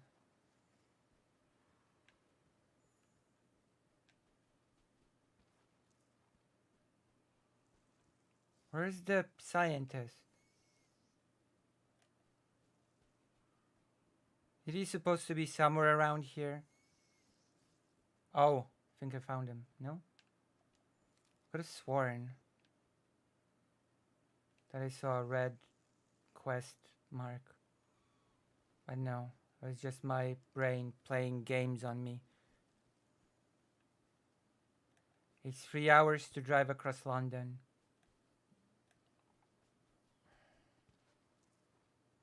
Am I gonna fail an easy quest on stream? Like some sort of silly person that fails silly quests? Okay, let's look somewhere else. I think I'm sticking to this area a bit too much. And then we're gonna get to it. We're gonna get to it. Oh, it disappeared. I guess it was an old footprint or something. Oh gosh, so disappointed. I'm disappointed in myself and my lousy tracking skills. I'm not fit to be a hunter. Hunter, monster hunter. I'm not even hunting monsters right now. I'm hunting a scientist.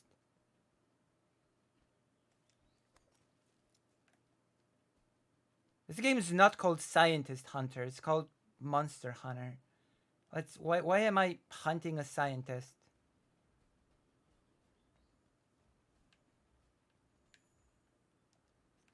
It's not what I'm supposed to be looking for.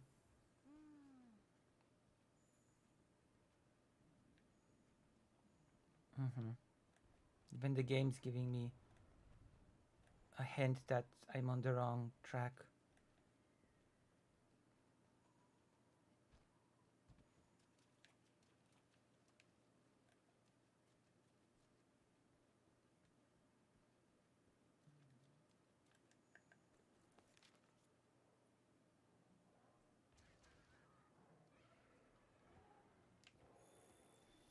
Main progress, not very good. I'm almost out of time.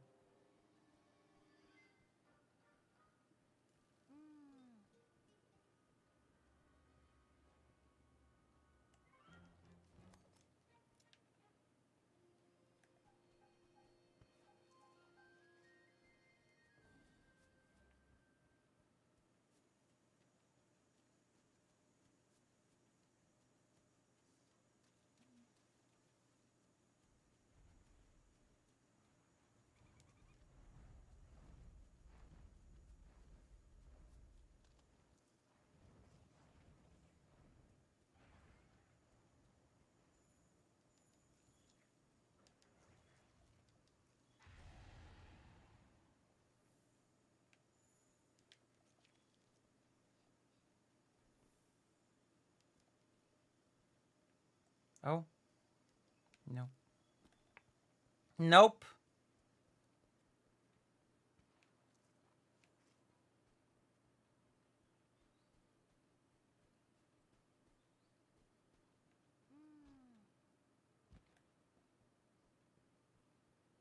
You're going the wrong way, is what the game's telling me. We have to get to the Polish topics, your favorite Polish topics.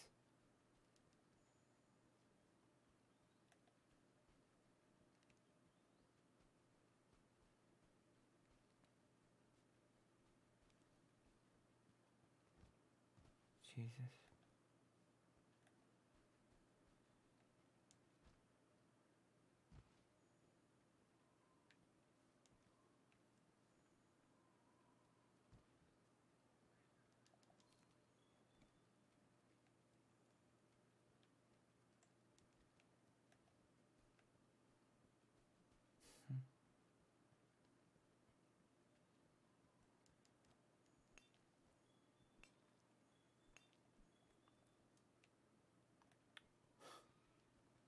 What a person. Okay, we might have to give up soon. And by soon I mean in 20 minutes. What the hell? How am I failing so hard? How am I doing this?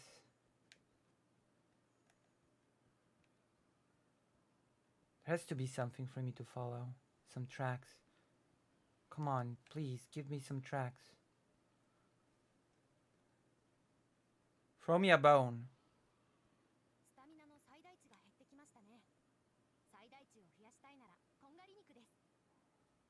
Yes, okay.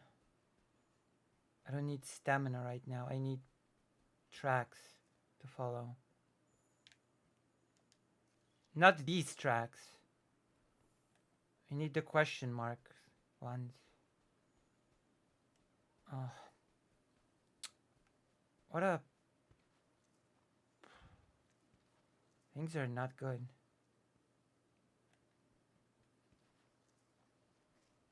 When is the combo of Loner Box? When I challenge him.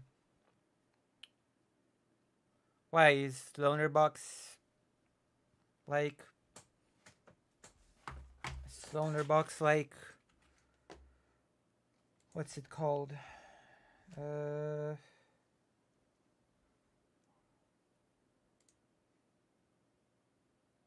my gosh.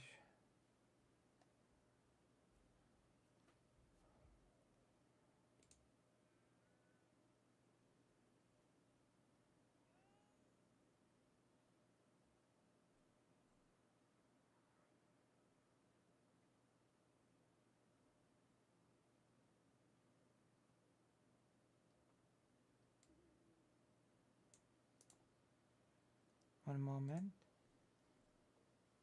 Is Loner Box streaming right now or something so I can challenge him?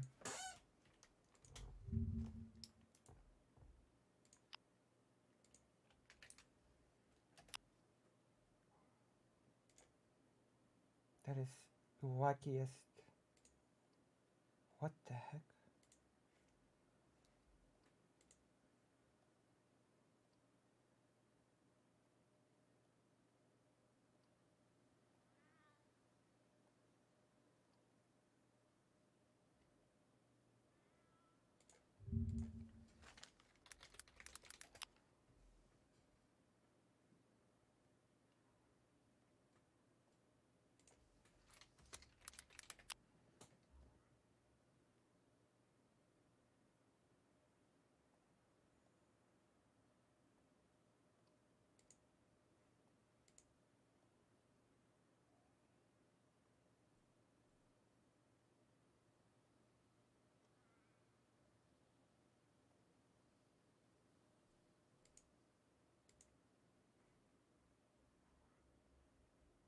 That is all so wild.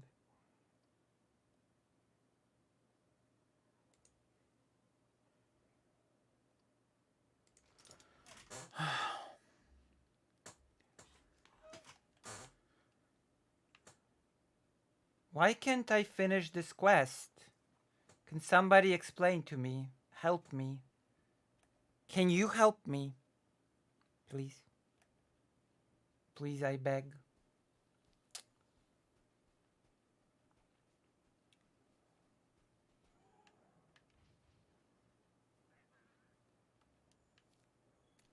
Oh, wait, I just saw... No. I'm so...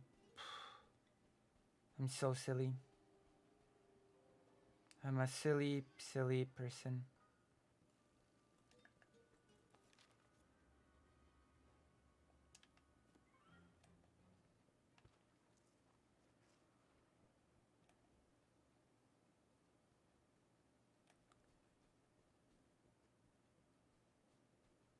Not a real gamer. True. I'm a nerd. I'm a history nerd. So of course I'm not a real gamer. I'm a fake gamer. I am gay though. Ugh. Politics wait for me and I'm just floundering.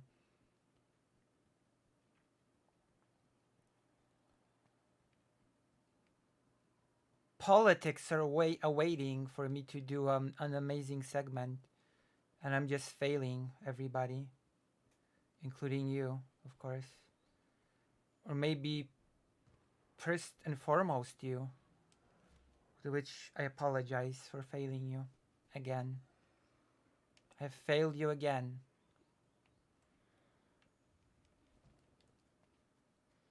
I have failed you once again. Wait.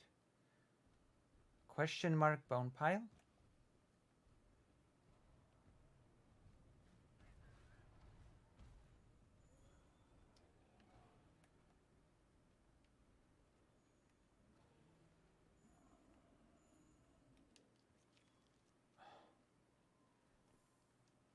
is annoying.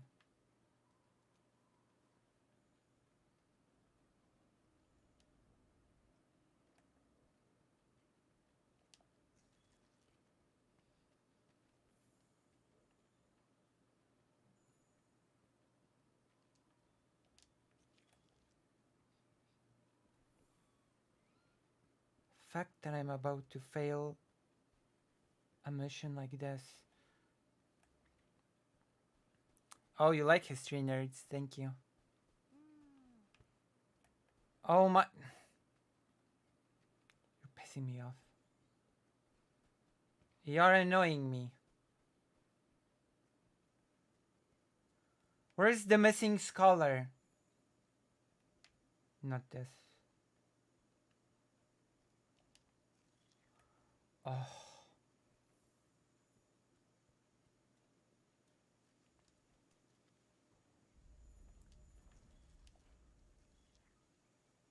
Has to be something in here.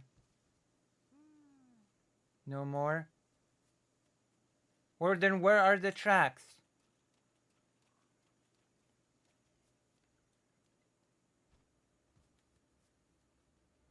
Did you find this game by following its trails? But there are no trails. I can't find any trails. That's the problem. I don't have any trails to follow. Oh! There you go. Speak of the devil. I've been missing this little trail. Thank you, Moho. You've saved me. By a weird coincidence of you saying that I should follow a trail just before I actually found it.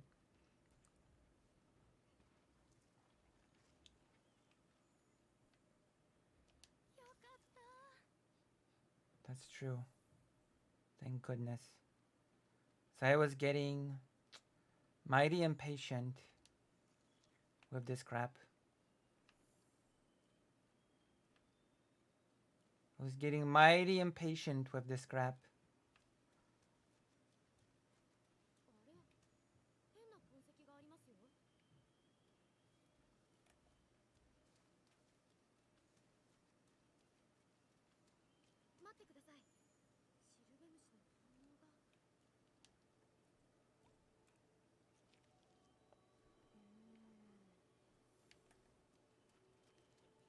I think we'll be able to make the mission, to do the mission after all.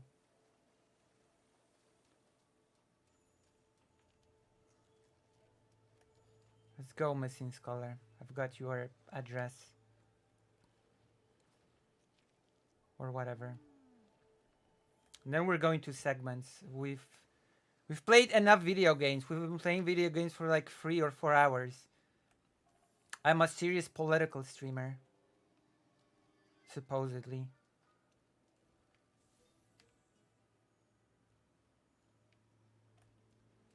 That is the image that I project around myself.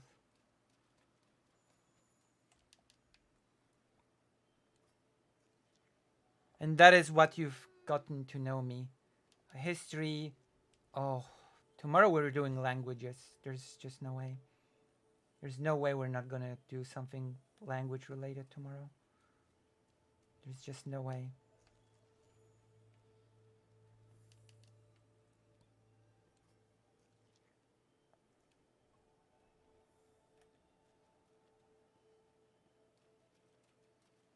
We're getting there. It's here. Well, it's not mud. It's like a very shallow water. I should make the game a bit louder since we're like...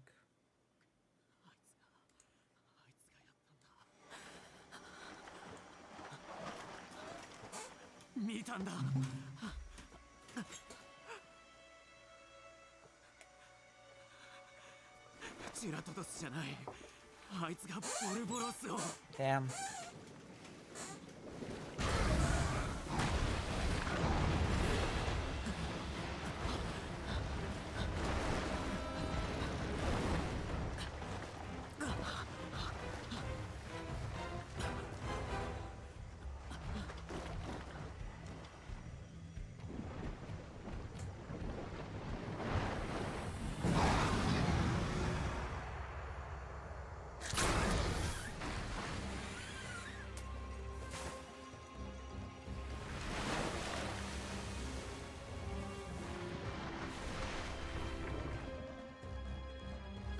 ーゲットを緊急設定。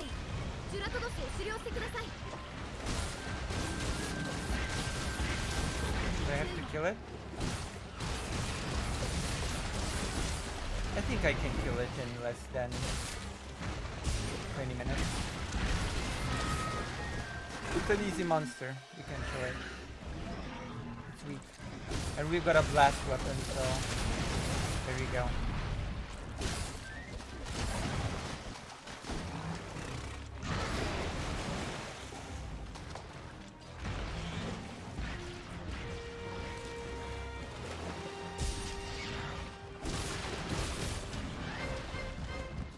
It's one of the weakling monsters.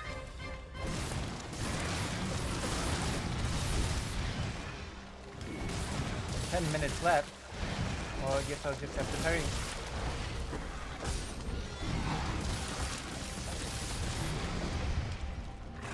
I have to say that the daggers are perfect for blast and other types of accumulative effects because of the number of hits.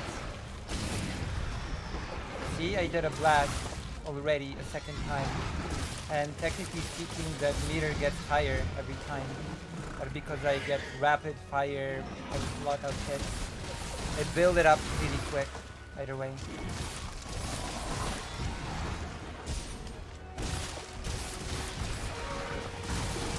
It's gonna be dead soon. I can feel it. It's not gonna, the time is not gonna run out.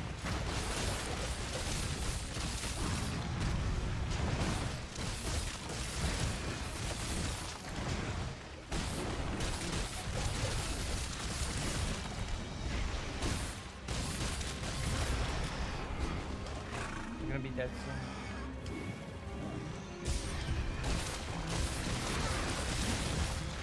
Blast.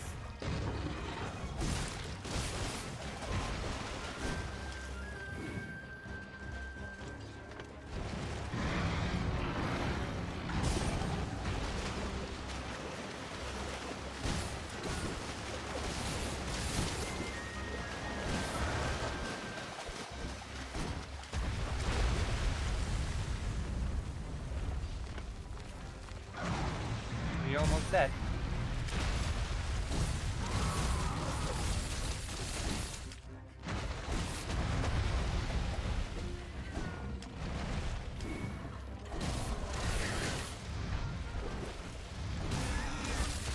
Yeah, it's almost dead.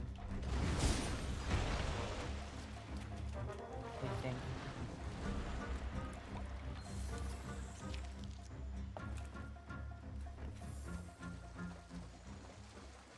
I hope it's gonna be dead soon. Like, I hate wasting, like, a level, a mission.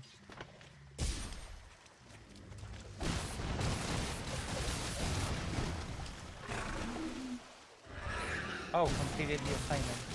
Perfect.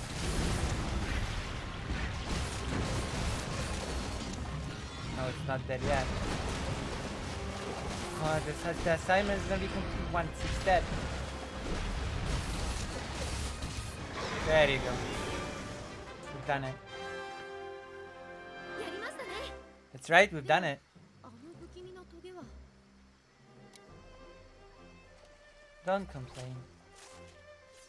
Complaining is for the complainers.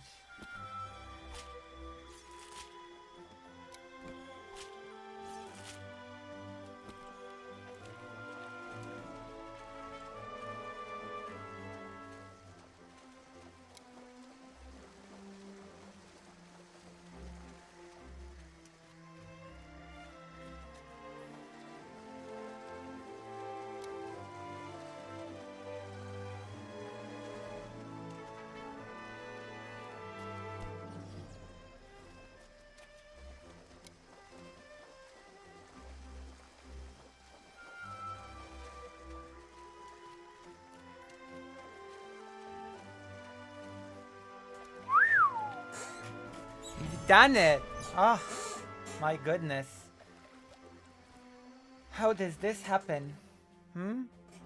Beautiful, beautiful, beautiful thing.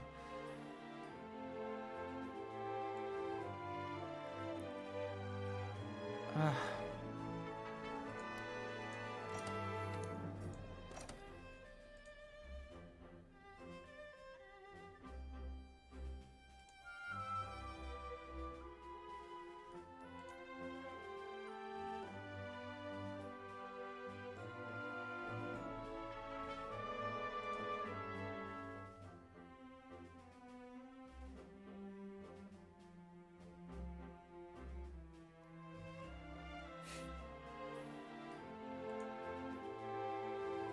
Okay. uh, I just saw something funny. I'm sorry. uh, I can't.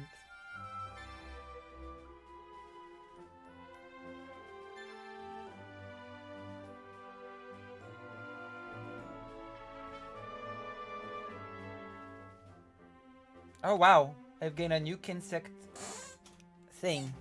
Even though I've never used this weapon on this character yet. But that's cool. I've got a new Kinsect. The Kinsect weapon is actually really nice. I should start using it. I feel so happy to have all of you here. I feel so happy to have all of you here. It's like a blessing to have all of you in this audience right now. Experiencing this with me together. With the little kitty chef. Immigrant! We should have sank his boat! Immigrant! Spotted! You're not fit for this society. You can't even work. 大アリ塚の荒れ地の向こうに横たわる。ここで一つ提案。大峡谷でドラマグダラウスの捕獲を決行したい。 I've watched too much Lawrence Southern. 幸いなことに、大峡谷は奴を捕獲するに最適の地形だ。こんな今を逃せば次は10年後。いや、次がある確証はないんや。賞賛はなければ動けない心臓でもあるまい。答えは一つ。今なら息のいいゴキ団もおるしな。決まりだな。だったらその前に拠点の安全を確実なものにしたい。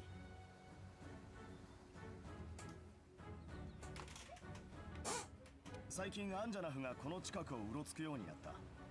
これを放置したままじゃ捕獲作戦には臨めない。よし。ならばあんたたちの次の緊急任務はアンジャナフの狩猟とする。アンジャナフは強大な相手だ。十分に準備をしてから挑め。総司令、それなんだけど、僕にいい案があるんだ。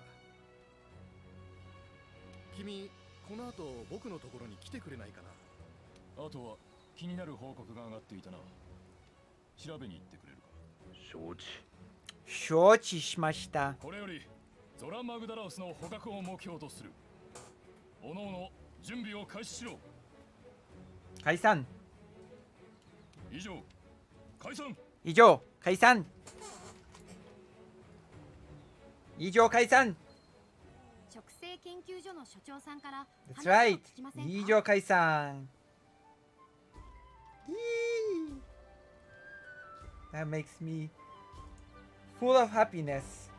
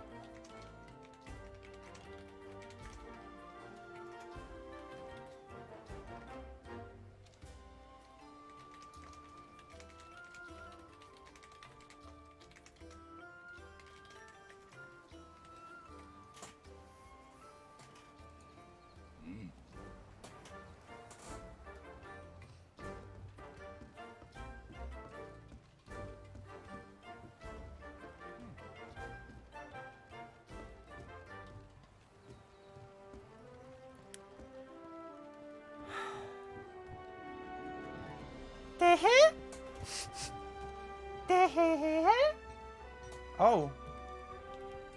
Bonus login. Hold on. Wait a moment. Give me my bonus login. Yeah. I always suspected.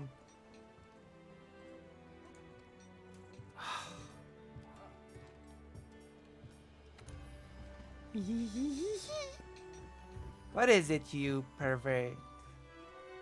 気合が入るよ。 Yes, I am indeed a very special boy.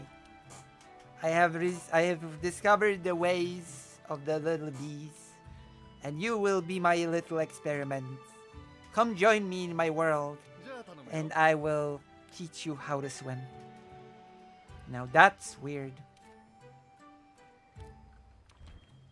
Now that's weird. I didn't expect that. トビカガチの狩猟ですね。場所は古代樹の Quack, 森 quack, か。 quack, quack, quack, quack, quack, quack, quack, quack, quack, quack, quack, quack, quack, quack. Oh, what's happening here? Is there anything nice and new for me to buy, like a trap of sorts? No. No, that's not fair, is it? Oh, there's something here. Then we're going to segments. It's time. What do you want from me? おい、 I've decided to date you. That's fine if you decided that. Okay, what's next? Next, I'm saving the game, because we've played enough games for today. Wouldn't you say? Like we've played enough games? Oh yeah, I have to also quit the game.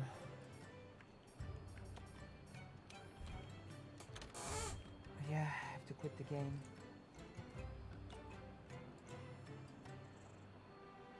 Okay, now it's my time to shine.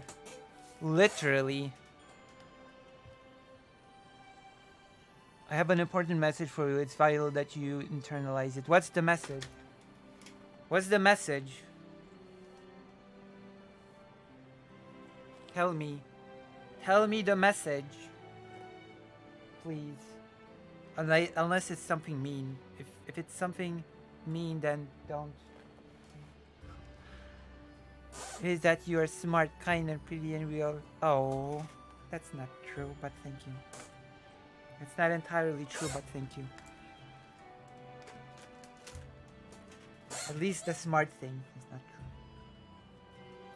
And pretty. Maybe kind. Sometimes. Yeah, save my progress.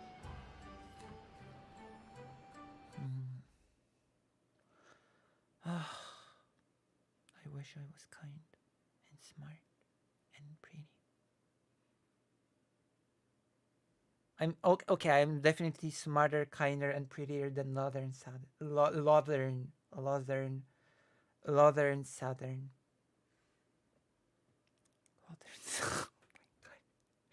Lawrence. I'm such a lucky person. I am such a wacky person. Okay, let's get to the segments. I've got quite a few prepared for you today. I've got a whole list. It's incredible, actually.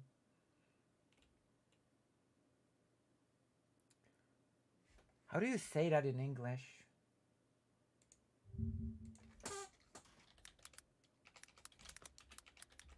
I'm here to...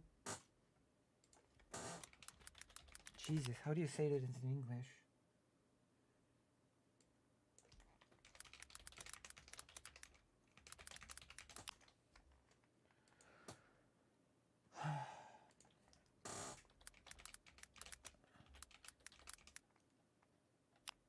Beautiful voice. Thank you. Iron Foundry. Okay. So we're now gonna talk about a young person, because people seem to dismiss young people, you know? People seem to say, how old are you to be talking about these topics? You're too young. You're too young to engage in politics, okay? You're too young for this thing. You're too young for politics. And a certain young man from Poland, I think, can teach us all that actually nobody's too young to make a difference. Nobody's too young to sort of take matters into their own hands and fight for their community and for their loved ones. We have a very interesting story about a certain letter addressed to a certain man in power. We're gonna take a look. It's a wholesome story because you know what? Politics don't have to be all depressing and doomer. Believe it or not, politics are not just gloomy, horrible, depressing news. I know, right? It's incredible. It's actually hard to believe sometimes that that's the case, but I'm gonna start with some positives. Some positive, like, news. So, a quick reminder that the current Prime Minister of Poland is Donald Tusk, who won sort of being the Prime Minister after his coalition won the election, the election, the parliamentary election, right? And so, my amazing viewers, a 12-year-old wrote a letter to Donald Tusk. This matter is serious. Tucznawa, a place in Poland, has been deceived. A foundry will be built in it that will be bad for the citizens. Could you come here and do something about it? This is serious. We read in a letter of a 12-year-old citizens of Dąbrowa Górnicza to Prime Minister Donald Tusk. Office workers are sort of trying to calm everybody down by saying that the decision has not been made yet. And this is like a fragment of this letter. I'm gonna push away my skepticism and I'm gonna assume that this letter was not just sort of dictated to this 12-year-old by some adult. And I'm just gonna assume that the boy actually took up a pen and wrote a nice letter in the defense of his community, okay? We're gonna push our bitterness and skepticism aside and we're gonna assume the best. As we do, right? As we do in this community.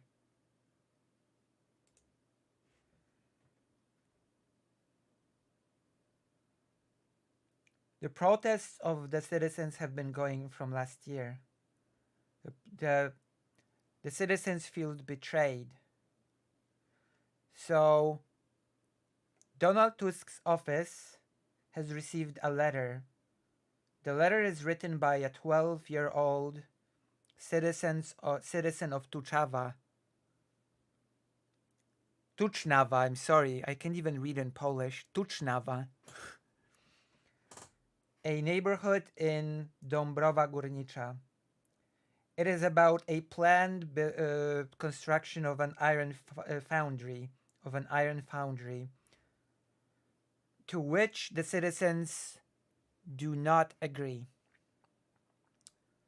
The local sort of council think that they have been deceived by the Italian company and by the city sort of local government.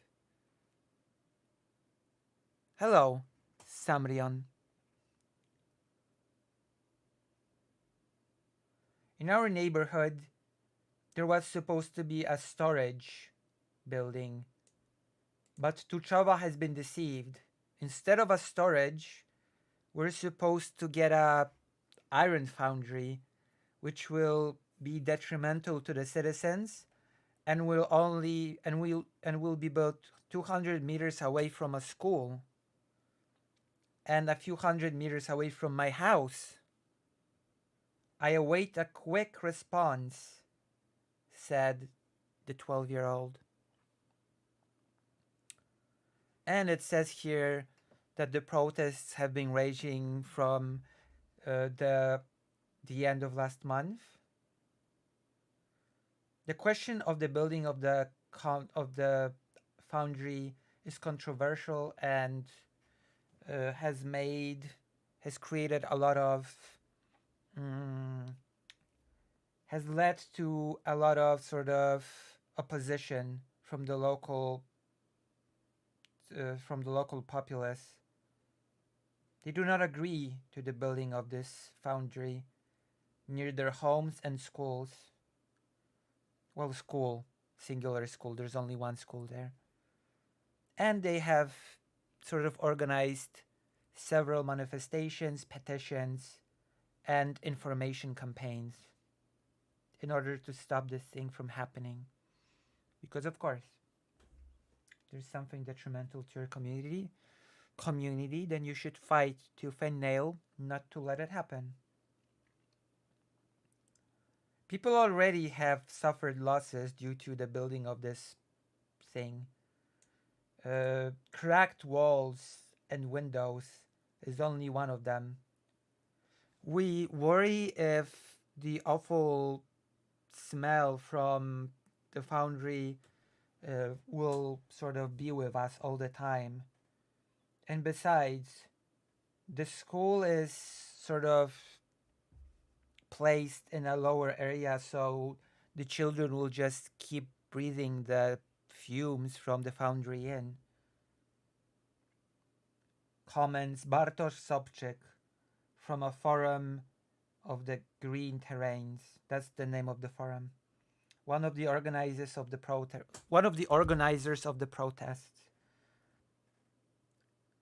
There might be also a problem with noise. I mean, those are all pretty legitimate concerns, right? Fumes, noise. As informed by the protesters on Thursday, a first meeting has been arranged with the Italian company a day after the 12-year-old's letter has made it to the internet. The citizens feel cheated. The protesters think that they have been cheated by the local authorities and the investor. Initially, in the documents published by the government, the office workers wrote about the building a storage facility for iron. Yeah, I believe so. We read, among other things in the document, that it's about building a storage facility, not about building a foundry. The citizens feel like switching a storage facility to a foundry, which happened shortly after the company placed sort of a petition to be able to build it, is suspicious. According to Bartosz Sobczyk, even though the procedure is according to law, no consultations have been made with the citizens about building a foundry, only about building a storage facility. This was supposed to be quietly pushed without the consent of the citizens.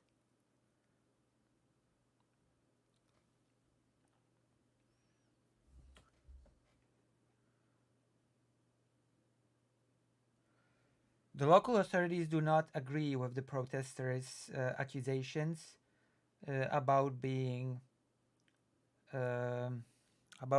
sort of deceived. According to them, and the information of building the foundry has been told to the citizens from the very beginning through the Facebook sort of post of Marcin Bazylak, the mayor of this place. We've been informing you from the very beginning that the final goal here is to build a foundry. The investor at first told us they wanted to build a storage facility to sort of clear out the terrain and prepare it for the actual project, which was supposed to be the foundry. I would remind that the that the necessary permit to build a foundry has not been issued yet. Everything is still in the middle of procedure, said Piotr Purzyński, a press representative of the local government. In addition, during a meeting with the citizens, Mayor Bazylak declared that he will not make any decisions until the citizens will not agree to the investment. But some worry that this promise will only hold till the upcoming local elections. What will happen to the investment? The local authorities have informed that the project is still at the level of environmental report. After many changes which were proposed by the citizens and the local authorities, the document have been sent to government institutions. After changes and acceptance of the report, Piotr Purzyński promises it will be once again sent to be consulted with the citizens. Only then the document will be signed by the mayor. And then the company will be able to ask for permission to build the foundry. So what do you think? This is a pretty niche. This is a very specific topic, but I really wanted to show you that a 12-year-old sort of writing a nice letter to the prime minister has made a difference, right? It pushed the thing forward. So that means write to your local sort of officials if you want change. Work on the local level. This 12-year-old worked on a local level and see what happens. Positive things happened. So wherever you are, do it. Try to work with your, politicians. Try to do it, Get engaged in politics, just as this 12-year-old has. Amazing. Best segment. You have to agree.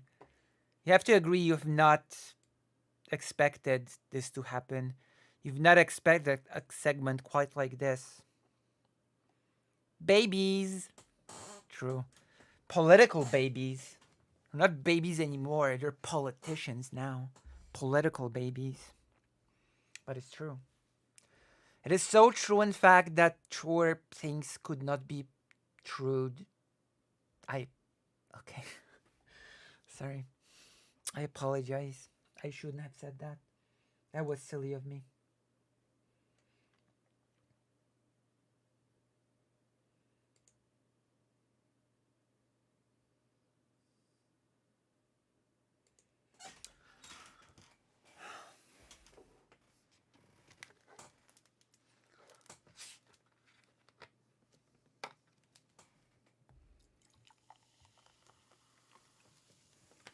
Political babies, like there were the Muppet babies.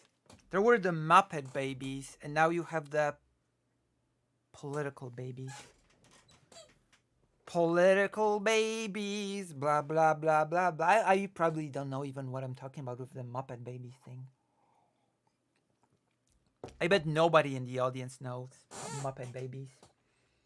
So I'm not even gonna attempt. Next topic. This one's one short. This one was short. So we're going to the next one, okay? Let's go to the next one. Oh! This one is gonna be like a redemption arc. Sort of. It's gonna be a redemption arc for our favorite president because we've been bashing on him relentlessly, non-stop, I have created 3 embarrassing segments for our president, Andrzej Duda. So now it's time for a redemption arc. So, as we know, our beloved president, beautiful, handsome president, has been trying very hard to stay relevant on the political stage because his term will be over sooner or later and he will not be able to run again. That's it for him. It's his final term. He's out. He's out. And to keep the relevance, he decided to do a bold move, a very bold move, which actually I can, believe it or not, unironically praise him for. He actually did something unironically good, and that is his visit to Kenya. President Duda's diplomatic visit to Kenya. So as you can see, credit where credit's due. Our beautiful, beautiful president has decided to go to Kenya. The first such visit in 61 years. Andrzej Duda in Kenya.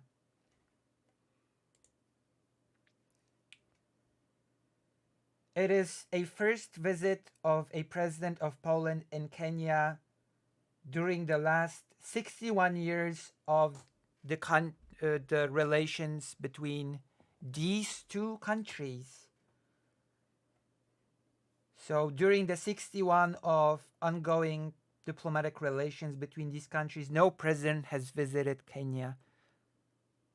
Andrzej Duda has decided, let's do it then. I'm going to Kenya, which again, I'm gonna say is a good thing.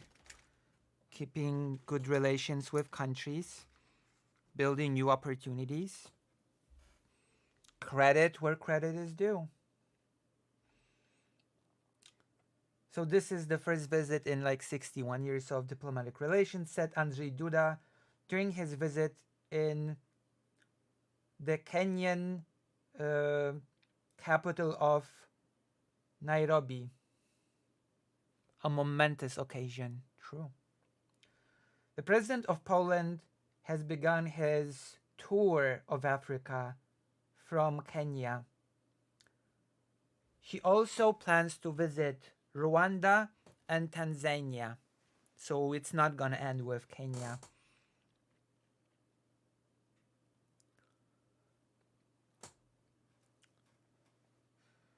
On Monday in Nairobi, there was a meeting between President Andrzej Duda with his Kenyan counterpart William Samoei Ruto. Kenya is the first stop on the journey of the Polish president to southern Africa. Duda has also added that he will visit Rwanda and Tanzania.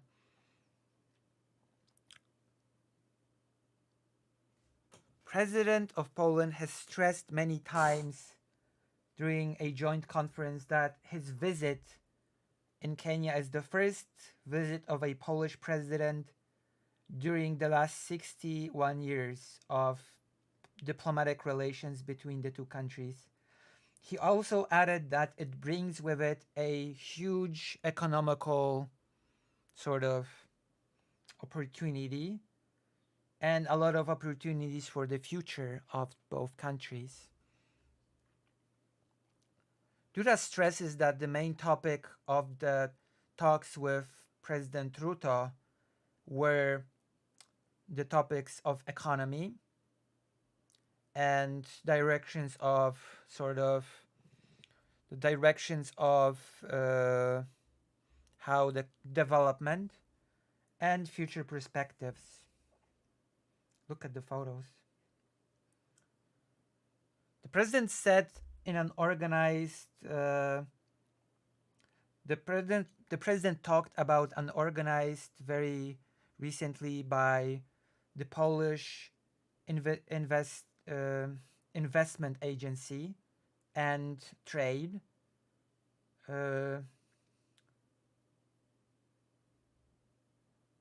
on a Polish-Kenyan economic forum, which gathered many business people interested in cooperation.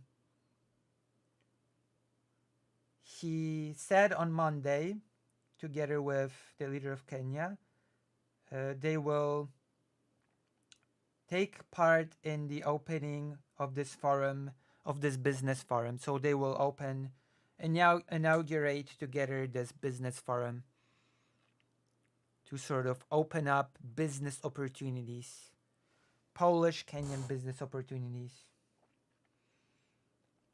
He said that there are at least a couple of areas for growth of cooperation between business people of both countries, and that is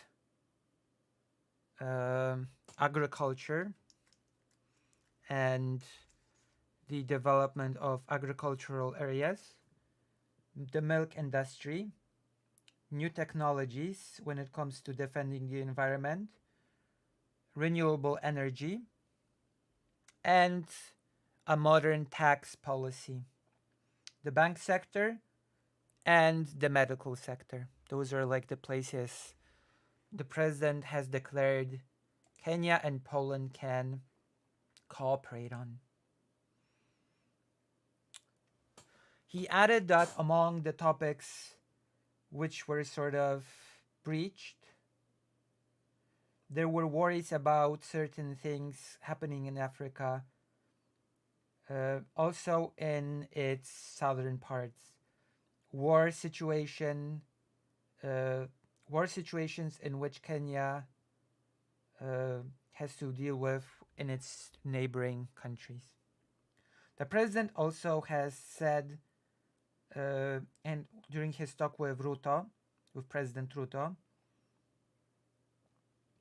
that he told him about the situation to the east of Polish border. So basically, he explained the Ukrainian war to him. He explained how the dramatic the consequences of the war are, and he also explained the ramifications of the Ukrainian war when it comes to the global food market and the global energy market, which, again, I will praise Andrzej Duda where I guess praise is needed, where praise is like fair. It is good to talk about these things, how basically Russia is sabotaging food, sort of, I dare say, global food deliveries, because Russia has been trying to stop. If you recall, Russia was trying to stop Ukraine from exporting grain, right? That is a thing that Russia has definitely been very eager to do. Duda also has invited the president of Kenya to Poland. And I hope that this visit will be spectacular because it will be the very first visit of a Kenyan president in Poland. So it will have a big it will be a big deal when it comes to our mutual cooperation. It will be a very strong impulse towards economic cooperation and towards joint development of sciences and research. I also hope that a second impulse like that will be yeah, he said that he hopes that that a visit of a Kenyan president in Poland, Warsaw, will sort of lead to great things. Which again, well done, well done, right? Well done. A visit to Kenya is, yeah, I would say that's good. Cooperation, etc. Economics. Ruto, President Ruto. The visit of Duda is a chance. The president of Kenya, William Samoei Ruto, also has judged the visit of Andrzej Duda as a chance which will allow to use the long-term friendship between Poland and Kenya in order to build sort of deeper, more sort of like beneficial, actual beneficial relations, like in economy and other things. Poland is a treasured partner in Kenya. We have similar values, ambitions, and aspirations, which form our relations. We want to strengthen our cooperation in trade and economy. We are starting to take steps when it comes to things like agriculture, food safety, defending the climate, and also initiative when it comes to the development of multilateralism.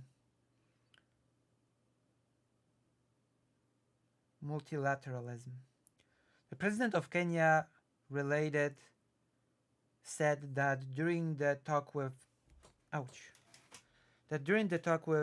President Andrzej Duda, they also talked about the necessity of increasing cooperation in trade, investing between the investment between Nairobi and Warsaw, and has invited Polish business to invest in Kenya. I think it would be very beneficial to take advantage of the strategic placement of Kenya. Nairobi can be a gate and a hub for local investment and also continental investment. As a technological force, Kenya gives you unparalleled possibilities.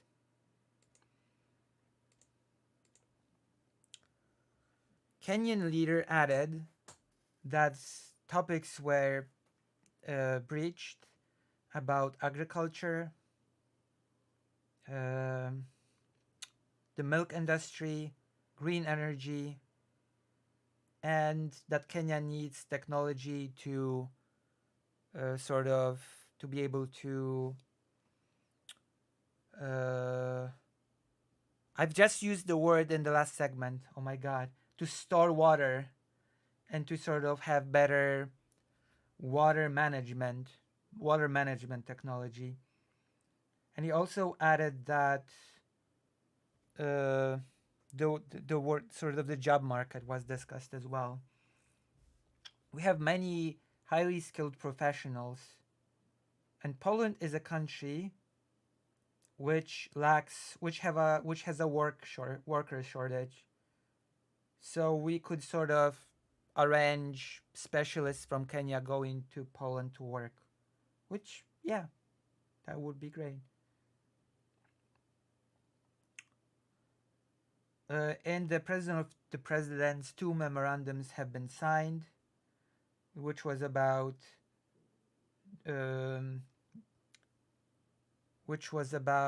taxes solidarity and agriculture cooperation.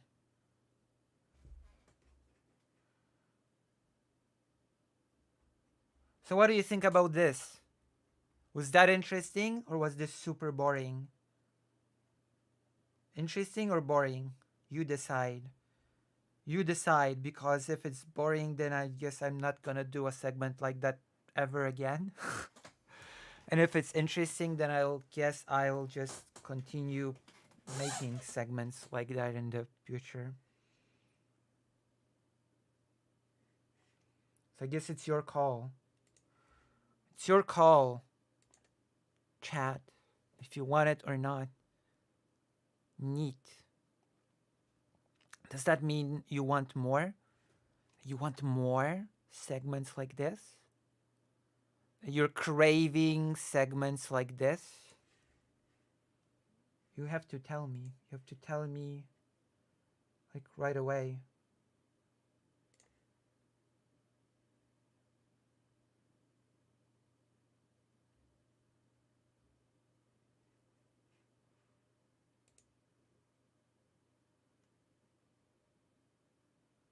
Sheesh.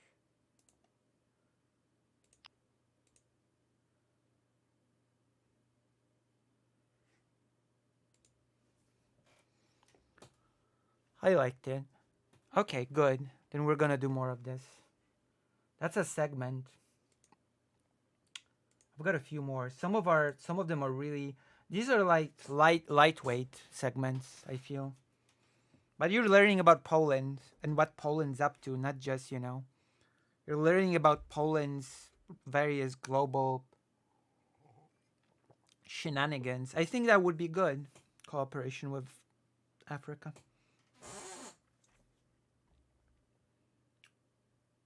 Okay, this one's gonna be interesting. So we've praised Andrzej Duda, but we might quickly discover, actually, that we need to scold him again. Our praise of Andrzej Duda might have been too early, as apparently Andrzej Duda is once again attempting to explain his horrible, unwise words about Crimea. Explaining himself once was not enough. And I guess he needs to explain himself twice, which I will take my time to say is, unfortunately for some, how politics work. I'm looking at you, Progressive Victory.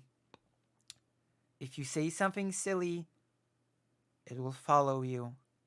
As our beloved president has learned, he said something really stupid about Crimea, so he got real backlash from everyone, so he had to explain himself once, and now he decided that wasn't enough. He has to explain himself twice. That is what happens. These things follow you, and you spend a lot of time doing damage control. So my advice is, think before you speak, in the case of Andrzej Duda, and in the case of certain political orgs. Don't put videos of drunken British men on your page where they say that the crime of the US could be solved by deporting black people. That's just a little bit of advice from me. Maybe I'm out of my depth. Maybe I just don't understand US politics enough to understand the nuances of that move. But, it didn't work very well for Andrzej Duda. So, once again, Andrzej Duda explains his words on Crimea again. And we're gonna take a look at that, because maybe I don't know, well, maybe a double redemption arc, who knows? He tried history and failed, proving to be a bit illiterate when it comes to that topic, but maybe now he'll be like, I was wrong, I was a bit silly. I was a little silly boy, but now I understand that Crimea is Ukrainian, and let's go.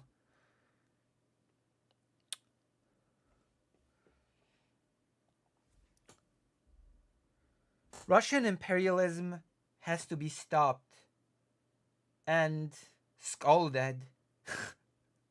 Russian imperialism has to be scolded. What words? I love it. We must scold the Russian imperialism. I think that's gonna be the thumbnail thing. We must scold Russian imperialism. I like this.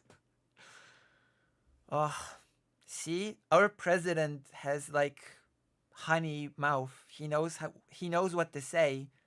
I bet you never expected someone to say that the Russian imperialism has to be scolded, have you? So it has to be scolded through forcing Russia to retreat from the occupied Ukrainian lands.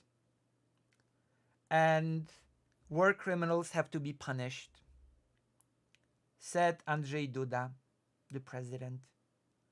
Ukraine must regain control over its internationally recognized terrains, which includes Crimea. See, this is what we call damage control.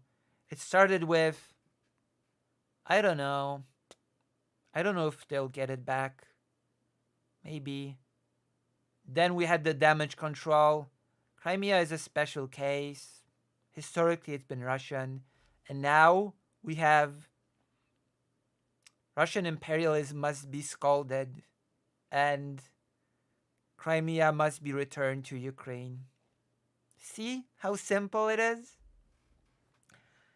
See how simple it is to correct your mistakes? You were wrong. You correct yourself. You correct yourself and you don't say stupid things anymore. Thank God. I have to get a new chair. Please donate. If you don't want to hear this,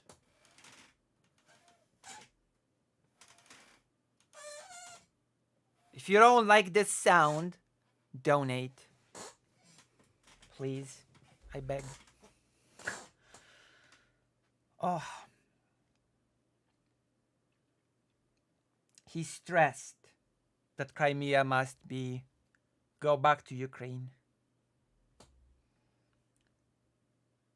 The president, who is currently on a visit in Kenya, and we've just talked about this, we've just talked about the visit in Kenya, was asked during a press conference in Nairobi because, see, these are the consequences of saying stupid things.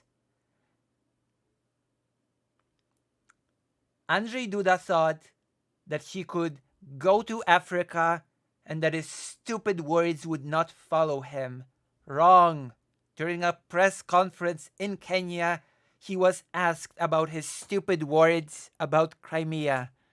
Of course. Of course.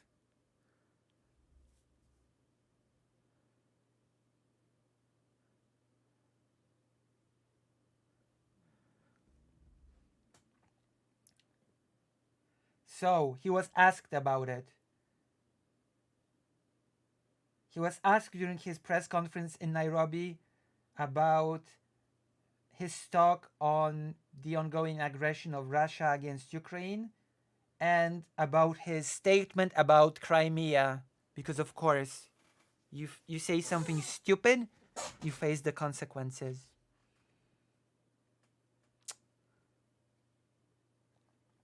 And so, on Friday, President Andrzej Duda, in a conversation with Channel Zero, when asked if Ukraine will get Crimea back, said that he didn't know. And he also stressed that he believes that the country will get back Donetsk and Luhansk. And he added that Crimea is a special case because of history. Because if we look at it from a historical perspective, it was longer part of Russia. Duda in his Saturday tweet or X has reminded that his stance when it comes to the brutal Russian aggression was clear from day one. Russia is breaking international law. It is the aggressor and the occupier. The invasion of Russia on Ukraine and its occupation of its internationally recognized borders, which also includes Crimea, is a crime, he stressed. So already we had like damage control here where Duda realized, oh crap, I've said something really, really stupid. So he corrected it, okay? But then he decided that that's still not enough, that he actually has to explain to people why what he said was not exactly stupid. So he basically tried unironically almost the Chud logic he was very drunk thing. So on a Monday statement, the president has stressed that from the beginning of the conflict between Russia and Ukraine, he has given a very firm stance when it comes to the abuses of Russia and that it needs to retreat from the occupied lands and that he wants the war criminals to be punished. When it comes to my Friday interview, you have to take context into account, okay? Context. Context matters. Please, context. It was not a tense talk with a politician. It was an interview, which we partially sort of treated like a nice, relaxed discussion on different topics, and we did not necessarily treat it super seriously, said Andrzej Duda. And so, what he basically said was, I might have said something really, really stupid, but none of us took it seriously. It was just a relaxed talk where I said really stupid things about history. It's okay. Context. The context is that it was a non-important conversation, this interview. I was like, whatever. So it's fine. What a weak second attempt at damage control. I mean, what else can he say? There's nothing much better that he actually say. To be quite honest with you, I don't think there are many much better things that he can actually say. If we're being honest with one another, so I guess kudos to the president for saying the next best thing. Okay, that's just weak. No, I'm not accepting this. No. What do you mean? The interview was like non-committal and a loose talk. Then it's worthless as an interview. Like what? Whenever a politician will fumble an interview, they will just say, "Oh, it was just a little relaxed talk between buddies." And what I said in this interview actually doesn't mean shit. What? That's silly, right? We can all agree that this was a pretty weak defense of his words during the interview. But, you know. But the topic which was discussed was quite serious. And I have sort of run with my thoughts to different discussions that I share on the international stage. When it comes to our stance on the Russian aggression on Ukraine and how the war must end, it is the return to international law the president has stressed. This is once again why I implore, why I beg, think before you speak. Okay? This should be your number one rule, President Andrzej Duda. Think before you speak. And always ask yourself, is what I'm about to say either really, really uninformed, or alternatively, is it just really, really stupid? After you've answered these two questions, only then start speaking.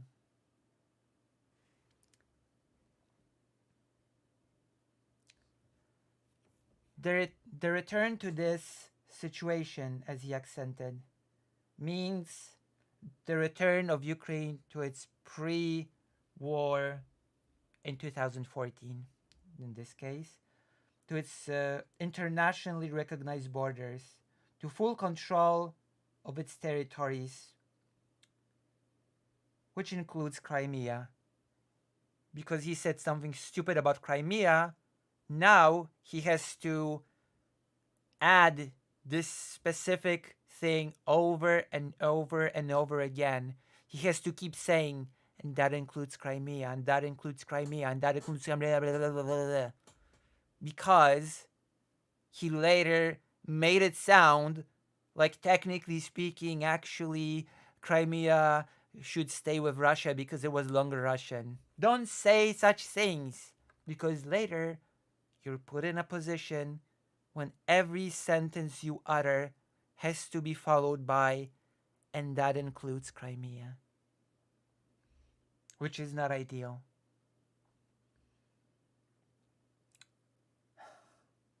Russia must leave the occupied territory.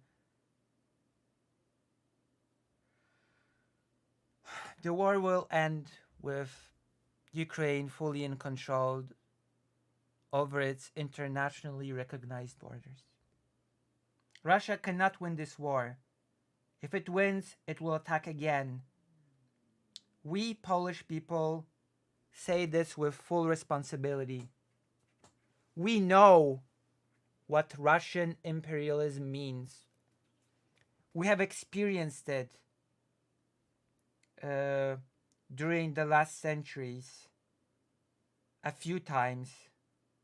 We have been under the Russian occupation for 123 years, under the Russian partition during the Tsar times, and then we got under the Soviet sphere of influence. We do know what Russian imperialism means. I mean, I would agree with that. That is a truthful statement. See, this is an example of someone thinking and then speaking. More of this sort of appeal to history, and less of this weird appeal to some made up history, because this is actually factual history. So you can make appeals to factual history. Poland has indeed been sort of what we call now Poland. Polish people have been under the Russian partition for 123 years indeed. So there we go. The imperialism of Russia, as he continued, is being reborn as we speak, which the aggression on Ukraine is just a symptom of. The Russian imperialism has to be stopped and scolded. And Russia must be forced to retreat from the occupied lands of Ukraine. War criminals must be punished. That is the basic thing. And that is my stance on this matter, which I present on the international stage from the beginning of the war, and nothing will change in that regard.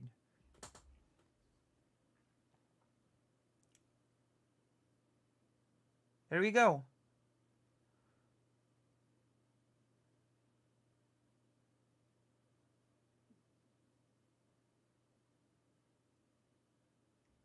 So what do you think? Good damage control, bad damage control, mixed bag. Did you like it? Or do you feel like you feel a bit better about Andrzej Duda's weak statement about Crimea? Has Andrzej Duda sort of managed to get back into your good graces with his words? Was he able to calm down your anger? Write in the comments below. Video viewers, VOD viewers. Write in the comments if Andrzej Duda has managed to sort of ease your righteous anger. Decent damage control. Perfect. Squeaky chair. Okay. Perfect. That was perfect. That was an amazing segment. That was, I think I went beyond and above, or is it above and beyond? But we've still got a lot of topics to cover. We've got a lot of topics to cover, and we're only on the 6th hour of the stream. We still got a lot more. Still got a lot more. Don't go. Bring your friends. Bring your family members to watch this stream. Bring your pets. And we can continue. And don't forget to donate.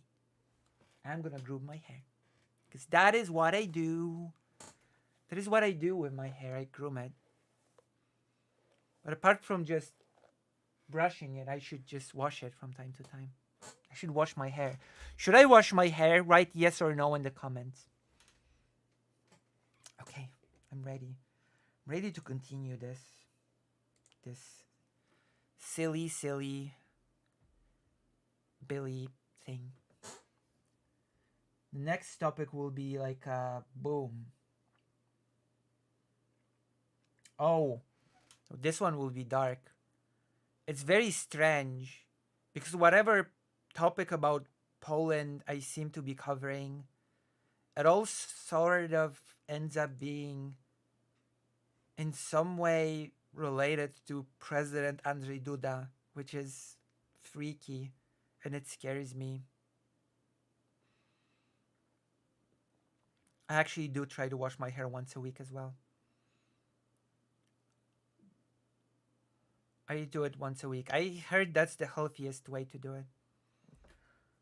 So, as you may or may not know, there's a raging war in Ukraine. That is something you might have heard of. It's been going on for a while, this war in Ukraine.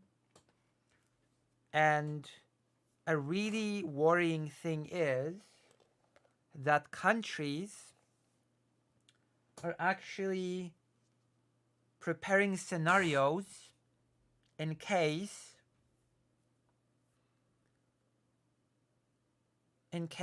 that Ukraine loses. There are scenarios prepared in case Ukraine loses. And we're gonna take a look at our Minister of National Defense, discussing the darkest possible scenarios. Unfortunately, we're at a stage where the aid from the US is being jeopardized, and the European Union apparently is not capable of shouldering the entirety of aid for Ukraine should the US falter. The situation is actually getting quite serious.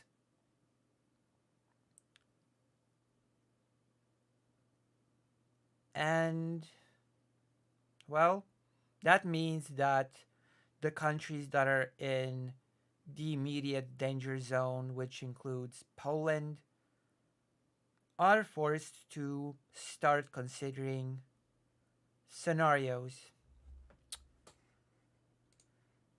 So, that one's a bit less sort of funny.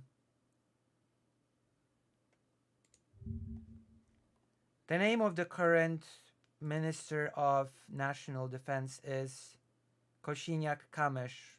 Remember that name. We're probably going to be talking about this person in the future more. I suspect this is not the last time we will be talking about Kosiniak Kamysz.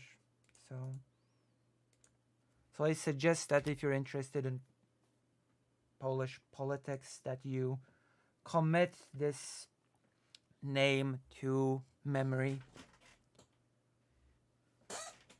Kosiniak Kamysz about the eventual aggression of Russia on NATO. I take every scenario into consideration. And those who are treated the most seriously are the worst scenarios. It is in this way that the Minister of the National Defense in Poland, Władysław Kosiniak-Kamysz, has responded in an interview for Super Express to the question, do you sort of believe that the worst case scenario will come to pass, that Ukraine will lose its war against Russia, and that Russia will plan to attack NATO countries next, including Poland? Which is why, as he said, an audit is being held, and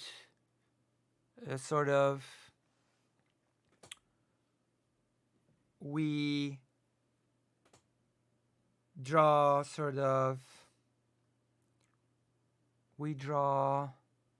what's the word?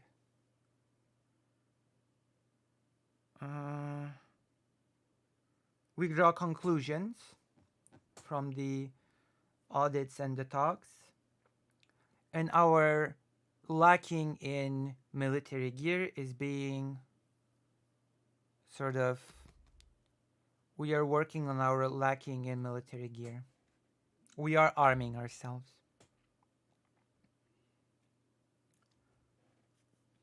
I treat every scenario seriously, and I treat the worst scenarios the most seriously. These are not just words that I throw to the wind. I try to weigh every possible situation ever since I became the Minister of Defense. The situation all over the world is extremely serious. It is not just Ukraine. We also are talking about the areas around the Red Sea and the Pacific, said the Minister of National Defense. We have to be ready for every single scenario.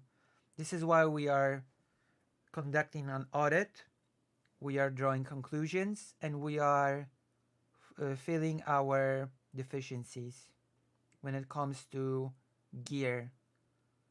Big shopping is really important. Although I would say that the best scenario, if it's true that there is big worry about Ukraine losing, I unironically think that in this scenario, the best thing to do, logically, would be for Poland to invest in the newest gear, then invest in training of Ukrainian soldiers, and to send the bought modern gear to Ukraine to end this in Ukraine. You know? This should end in Ukraine. It has to end in Ukraine. Ukraine has to win. Like it cannot, like we cannot allow a scenario when because of the lack of political will or outright sabotage of certain grand old parties, a Europe-wide crisis will happen because Trump has to win the election. You know, we're gonna talk about this sort of. We're gonna have a dedicated thing about that soon, but we have signed a deal on buying equipment for 19 billion zlotys. Most of the contracts are being sort of um, done in Polish military factory company. So, in other words, most of the money is going to the Polish military industry complex. But certain things, uh, individual sort of gear elements for soldiers, it's important for me to equip each individual soldier in the most sort of modern gear possible, which makes sense because the more modern the equipment of every individual soldier is, the bigger I would assume at least that the bigger chance of the soldier surviving is, which is always a good thing because gear is easier to replace than people, as we've learned in Ukraine. And it doesn't take much to take a soldier off the field and, you know, and make a soldier not able to fight.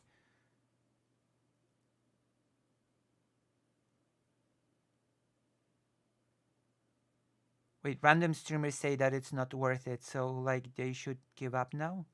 Wait, what are you saying? What are you referring to, Poetic Poser?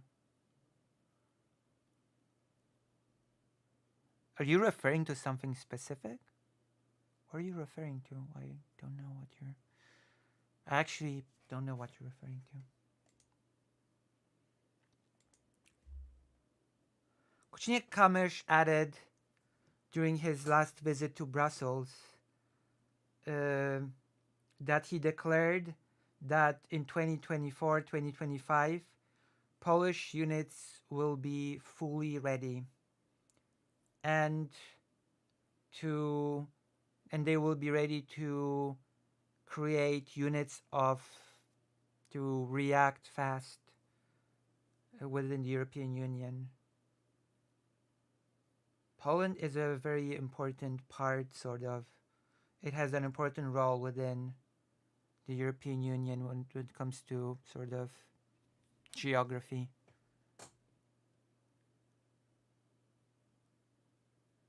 Wait, but I haven't referenced any random streamers, so I'm not talking about random streamers.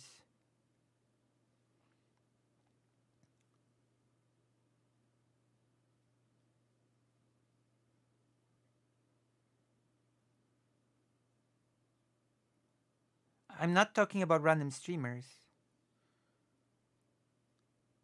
What do you mean? I'm not talking about random streamers. Well, I haven't referenced any random streamers. Or do you mean me? But you're not referencing what I'm talking. Unless you're talking about me, the random streamer. But I'm not saying that Ukraine should give up. So I'm confused. I'm confused by you. I am confused by you. You confuse me.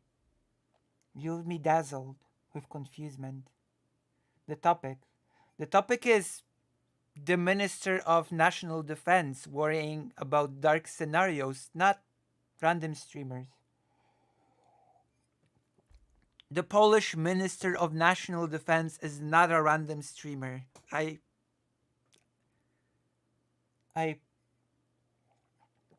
assure you.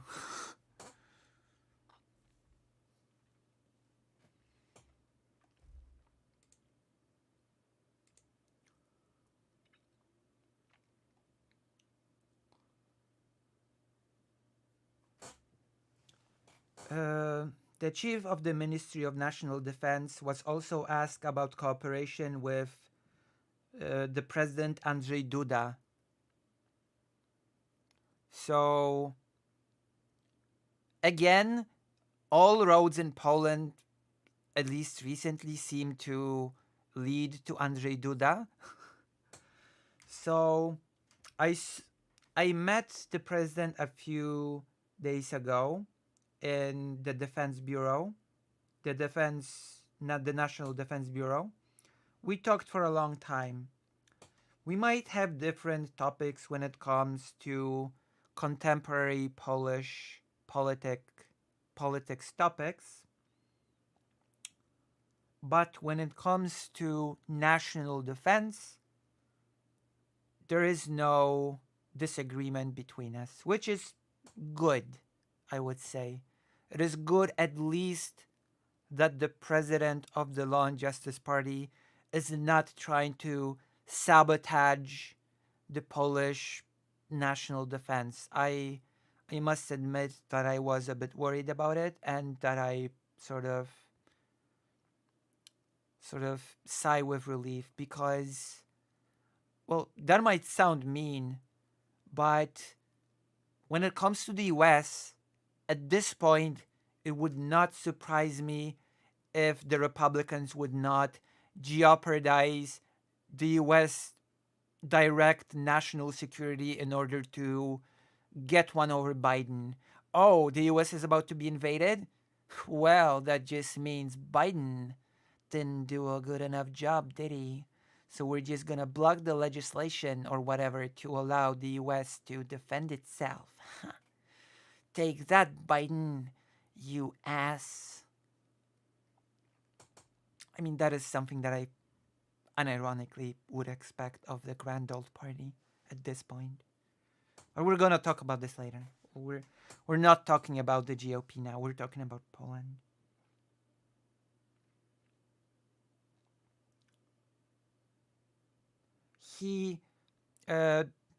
The Minister of National Defense has stressed that he does not treat President Duda as a political enemy. That would be a mistake on my part. I do not agree with many decisions of the president. I think they are wrong, incorrect. But in every possible field, I will try to find space where we can find agreement. I will not react emotionally, because these are the topics of national security, and they should join us. They should unite us no matter which political camp we are in. That is basically the statement. I think the Republican Party could learn a bit from this statement. That the national security of the state should be above political games of political parties.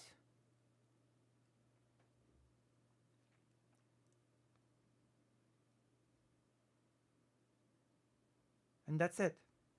I think that is an important lesson to be held here. I will not react emotionally, because the national security is above all that. What do you think? Do you agree? Do you disagree? I would agree, actually. And so, we'll see what happens. I still hope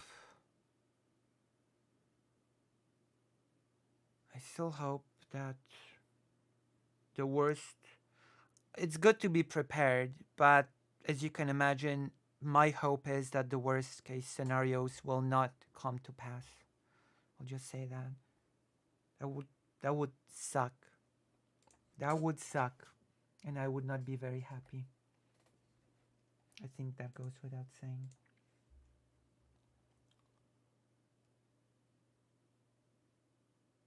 Speaking of scenarios, have you ever heard of a country called Belarus?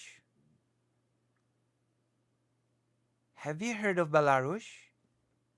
A little country that's basically a puppet state of Russia. Something that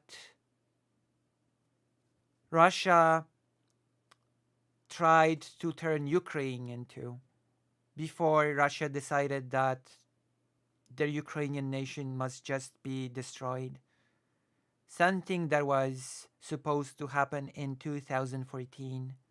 Ukraine becoming another Belarus. You're probably familiar, right? With people like Lukashenko, the leader of Belarus. Well, I've got news for you.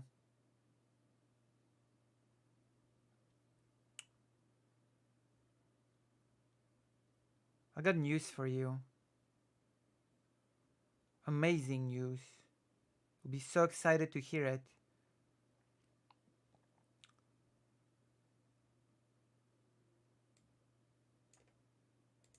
It has been happening since 2020. But now, thanks to the great leadership of Lukashenko, soldiers will now be legally permitted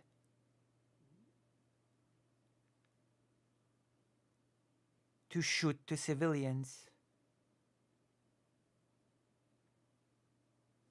Amazing, right?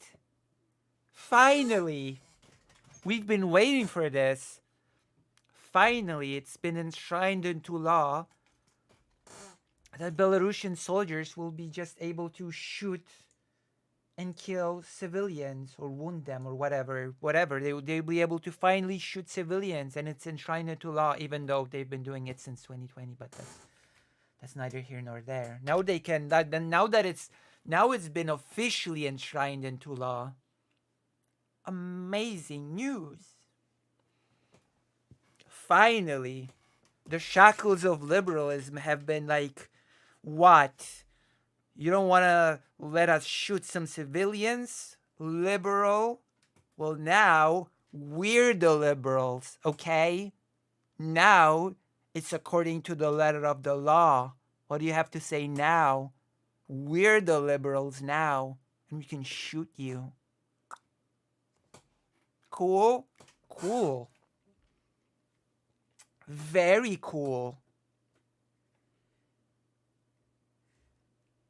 So, soldiers will now be able to shoot civilians. Lukashenko has signed a decree. Damn. What a decree to sign. From this day forward, my soldiers will be able to use my citizens as target practice. Target practice on civilians. And it's all within the letter of the law. What a beautiful country. What a beautiful country Belarus is. And I will just remind you once again, that is what our beloved President Vladimir Putin also wanted for Ukraine. Who knows? If Ukraine played ball, maybe a similar decree would have been signed now by some puppet in Ukraine. Maybe Ukraine could have joined Belarus in its glorious, glorious soldier shooting of civilian ways of running a country. Damn. Ukraine has like missed out. I feel like Ukraine has really missed out on cooperating with Russia, huh? I I'm starting to feel like Ukraine has missed out. It should have like cooperated with Russia more. Look, they could have been like Belarus and profit. Alexander Lukashenko has allowed the army to use firearms, special equipment against civilians. Thank you, Richard James, for subscribing. The Belarusian dictator has signed a special decree in that matter. So from now on, all civilians are fair game in this beautiful utopia of Belarus. It'll be like if there is ever a crisis, if the economy goes down, I guess, and food grows sparse, I guess Lukashenko will just be able to do a culling of the herd or something using the military. Belsat informs that on the 1st of February, Lukashenko has signed a decree number 37 when it comes to the changes to the decrees of the President of the Republic of Belarus. Army personnel has the right to use physical force, special means, battle equipment and special equipment, and also arms, including situations of committing a crime or administrative abuse. It was written in a decree. So it's vague enough that basically it could just be used against civilians willy-nilly. It's nice to know you commit a crime or administrative felony, I guess we should shoot you as the military.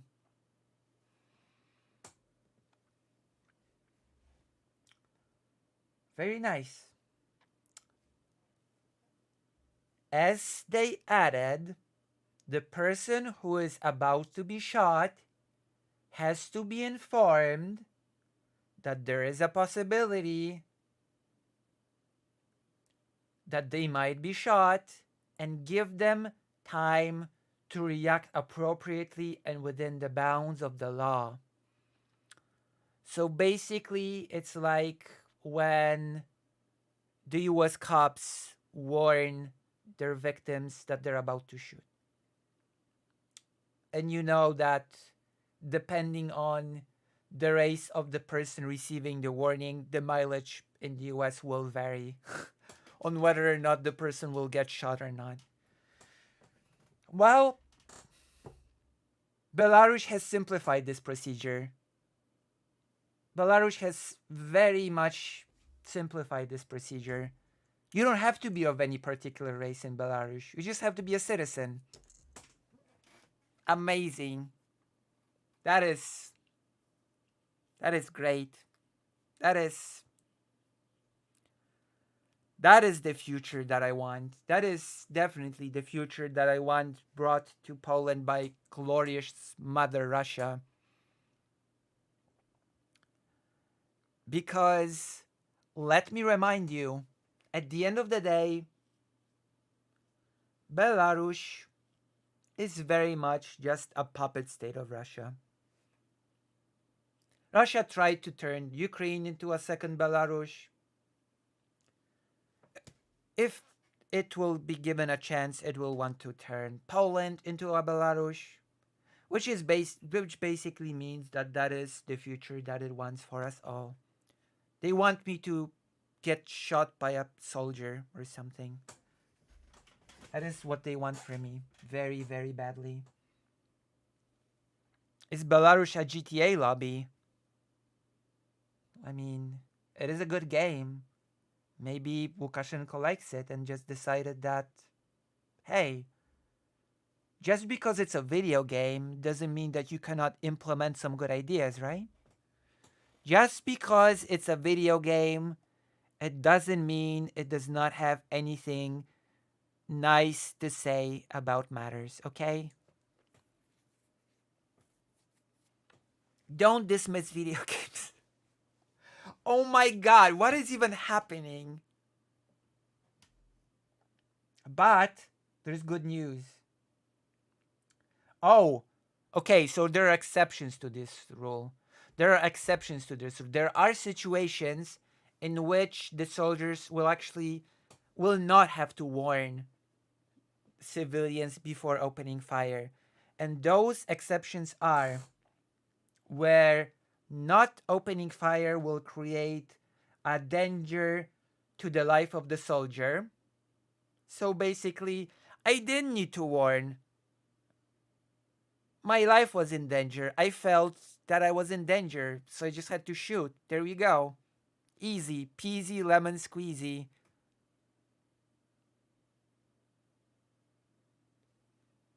Easy peasy lemon squeezy. Simple. I felt threatened, which actually sounds familiar now that I think about it. That's one exception. And also, if the citizen that is about to be shot creates a danger to other citizens who incidentally also might find themselves on the on the end of a rifle if should they turn criminal.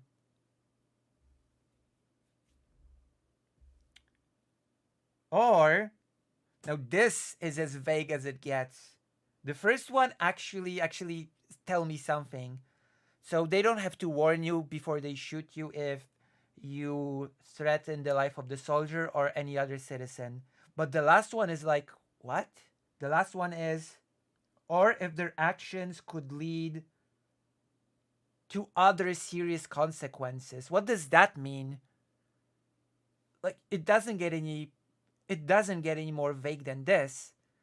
A soldier is allowed to shoot a civilian if their actions lead to quote other serious consequences. What is that supposed to mean? Other serious consequences. So they can just shoot you. That's the bottom line, I guess. Soldiers in Belarus can just shoot their citizens now. Oh, but there is good news. There is good news in all of this. You'll be happy to hear. You'll be very happy to hear. And I'm proud to inform you that should a soldier shoot a civilian, they will be required to provide medical aid to the shot civilian.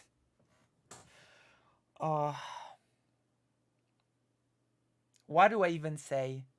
What do I even add to this? So when a soldier shoots a civilian, they at least will be they will be in, like, they will have to call a doctor.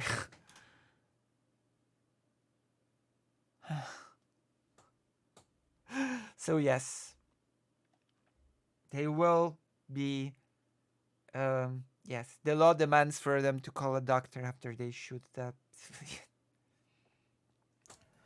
The executors of Lukashenko and the army has actually used firearms against civilians several times in the past. Yes, seriously. They're required to call a doctor. No, it's not the US. Come on. Of course not. It's not the US, it's Belarus. Belarus, the civilized country. This is civilization, okay? And a real civilized country, it's the army that gets to shoot you and not the other way around.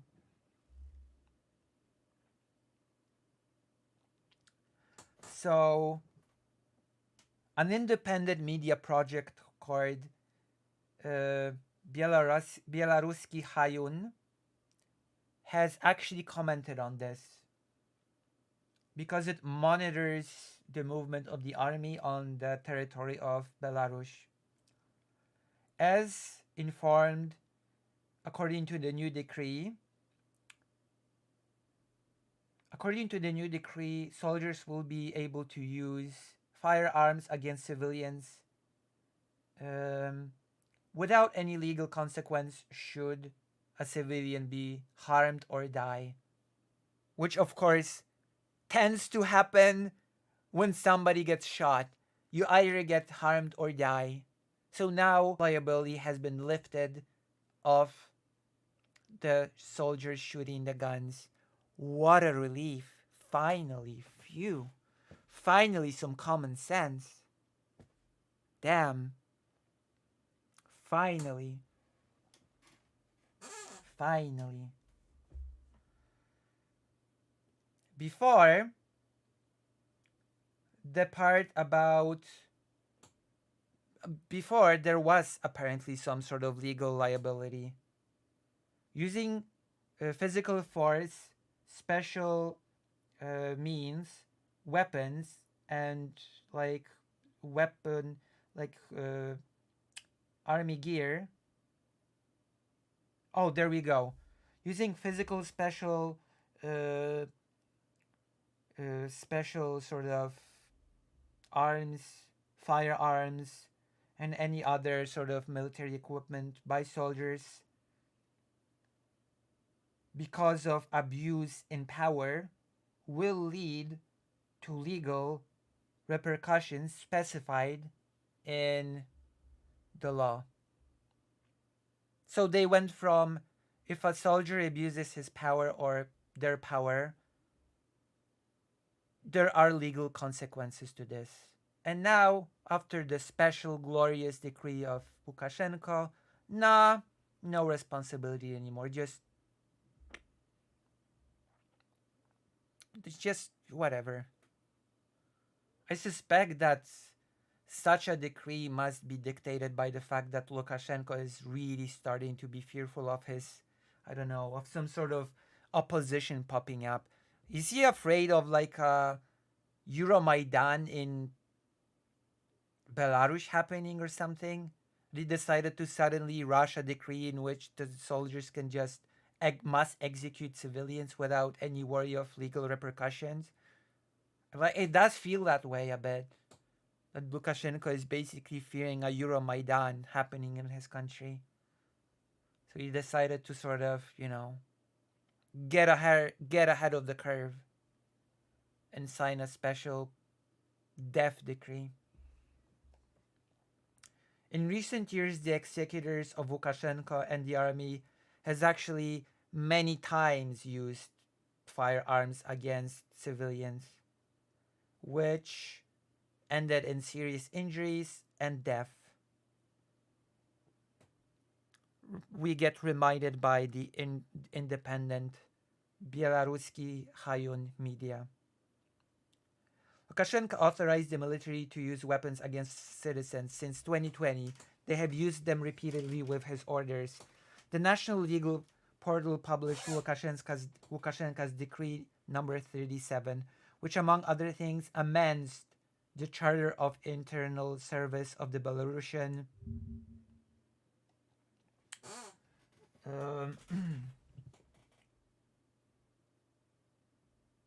of the Belarusian Armed Forces. The decree amends Article 11 of the Charter, which states that now servicemen have the right to use firearms against citizens. Moreover, the servicemen won't be liable for the harm, injury, death caused by the use of weapons. Earlier, that part about the responsibility of this charter was as follows. The use of physical force, special means, weapons, combat, and special equipment by servicemen in abuse of authority entails responsibility established by legislative acts. Exactly, Sophie. Exactly. We recall that in recent years, Lukashenko's enforcers and the military have repeatedly used weapons against Belarusians, which resulted in serious injuries and sometimes even death. In 2020, protesters Henad's Shutau was killed in Brest, and as it turned out later, Shutau was shot in the back of the head by captain of the Special Operations Forces Raman Haurelau. At the so-called trial, Haurelau was held as a victim while the deceased Shutau was accused of resisting internal affairs officers. It was stated at the trial, in quotation marks, that these officers of the Special Operations Forces who are not part of the MIA were sent to help the police.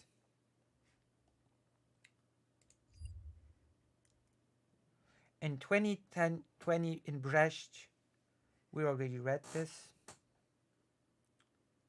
And so that's it.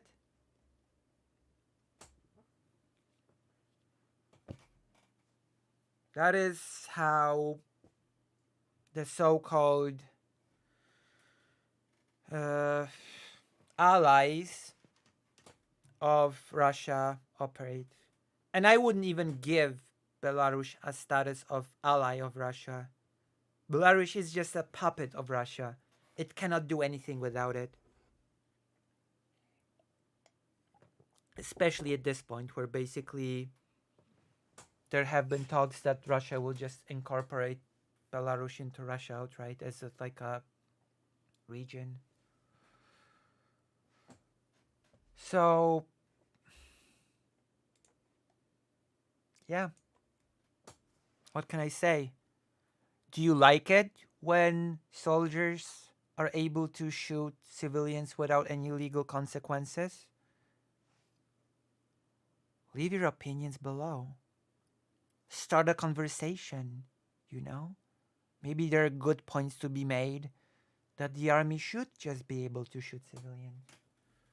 I'm not an expert. How should I know? Right? We need to have an honest, open discussion about this. We need to hear all sides of the aisle. We need to hear all the arguments, right? Well, let's not dismiss the idea.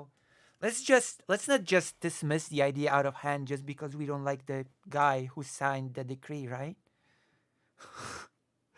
Just because we don't like Lukashenko doesn't mean he doesn't have good ideas. Right?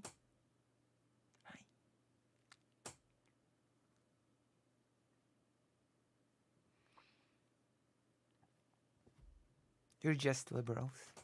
It's okay. Oh boy. The topics that I've got for you today.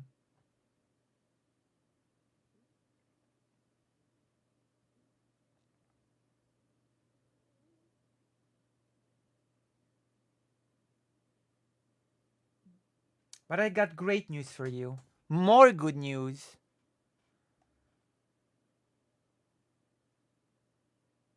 My brain is tingling from so many high-level ideas. I know.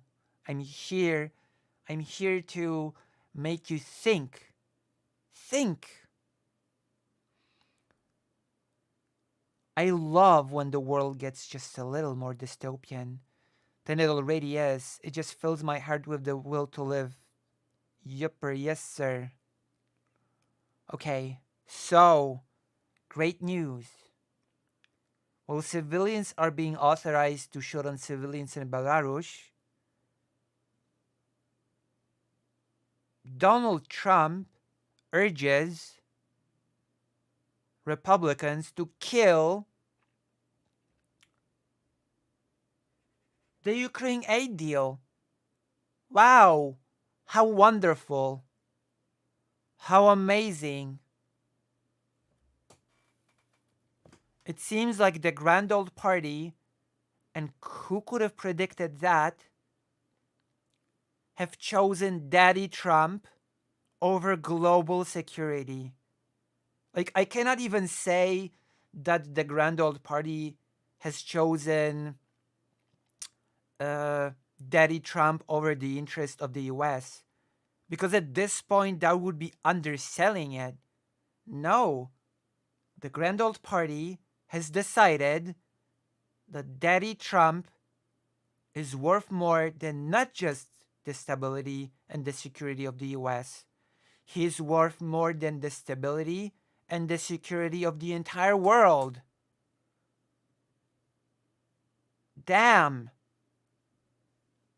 What a wonderful party. I always knew that the Republicans are the best and they should be in charge of the US. Make America great again. Am I right? Am I right or am I right? Gonna make America, no, nay. Trump's not just gonna make America great again. Trump's gonna make the world great again. Under Russia. Make the world great again. Finally, I've been waiting for such a leader like Donald Trump. My prayers have been answered.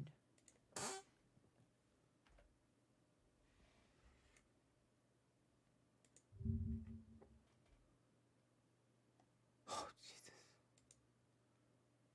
What have you sent me? I'm gonna have nightmares now. Thank you. Thank you for this. Thank you, Greater Aid. I'm gonna have nightmares. Trump urges Republicans to kill Ukraine bill. Kill it.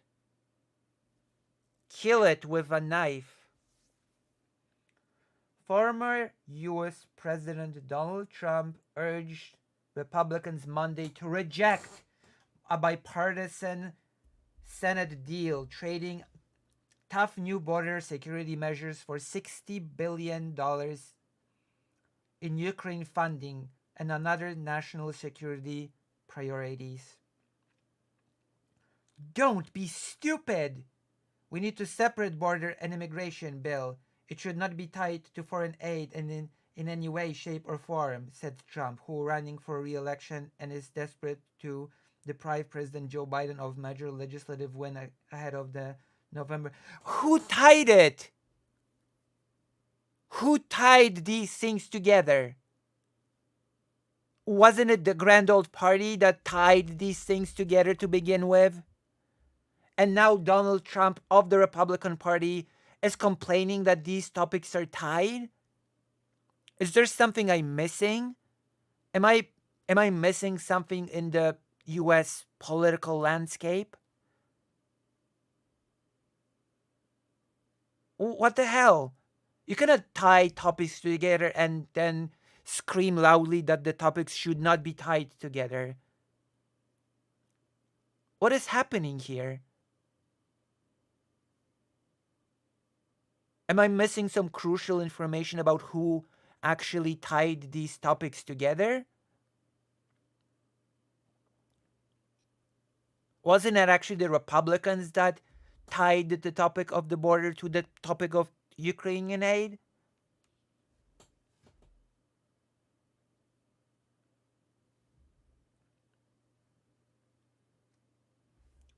With the White House race looking almost certain to be a rematch of 2020, the Republican former president has been hammering his Democratic successor over record numbers of undocumented migrants crossing the southern border.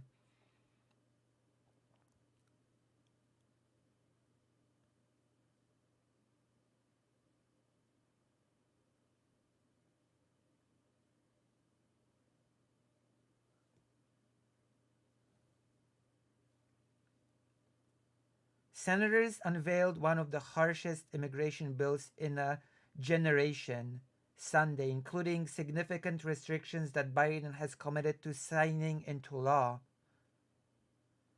The $118.3 billion package includes $60 billion for Ukraine, $14 billion for Israel, $10 billion in humanitarian aid, nearly $5 billion for Asia-Pacific partners including Taiwan, and $20 billion in new border funding.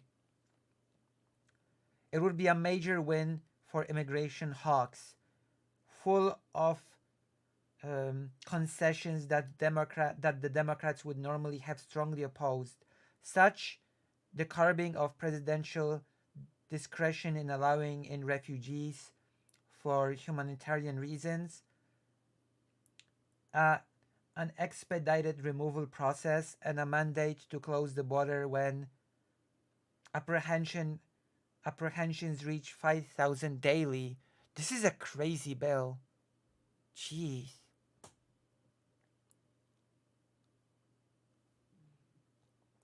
It also includes none of the priorities Democrats typically push for, such as a path to citizenship for the country's estimated 11 million undocumented migrants. But Trump has an iron grip on Republicans leading the House of Representatives and has called repeatedly for the party to kill the legislation and deny Biden and his Democrats a political victory ahead of November's election. The bill is a great gift to the Democrats and a death wish for the Republican Party, Trump added.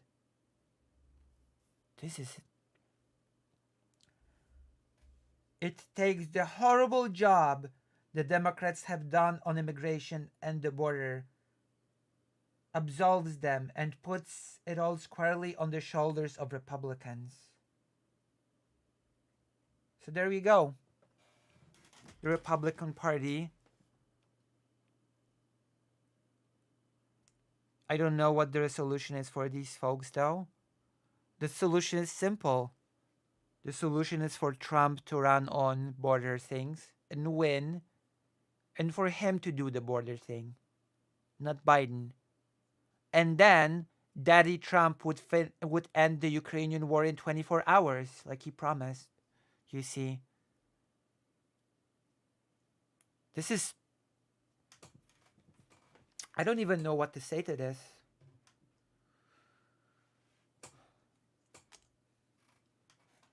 Like, if Ukraine does not get those $60 billion, then the situation becomes very serious and very complicated, okay? Like, yes, the European Union is sort of picking up the slack, but it's not like it can... The European Union is not actually able to, as far as I know, fill in the hole created by the US should it suddenly stop aid altogether. So the situation is still very dire, even if the European Union is doing its... Oh, okay. It's picking up the sort of the rate with the help, the 50 billion euro passed, etc.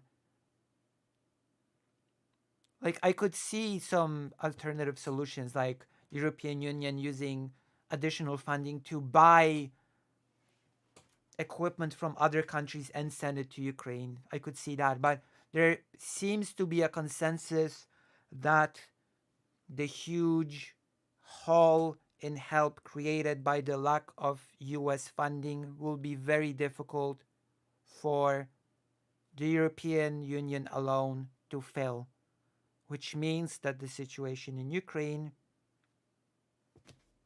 will be quite difficult, to put it simply. Especially since, from what I know, a big amount of the 50 billion euro from the European Union is going for the budget deficit of Ukraine and not exactly for the arms. So it's all very... I don't know. It seems like the Grand Old Party just wants the world to burn. The Republican Party wants the world to burn and people to suffer. It really unironically feels like that's the only reason for the Republican Party to exist.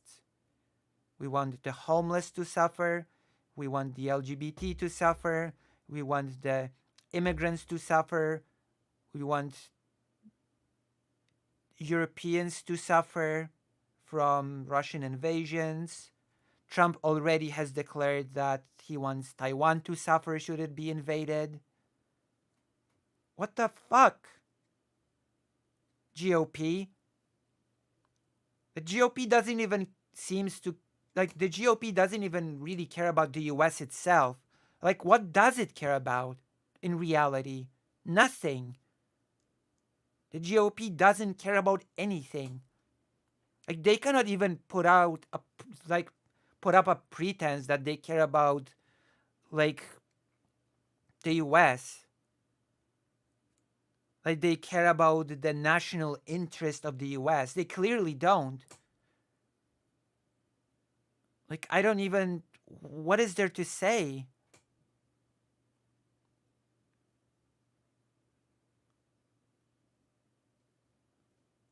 Like come on, like the the Republican Party is a party of traitors to the US itself.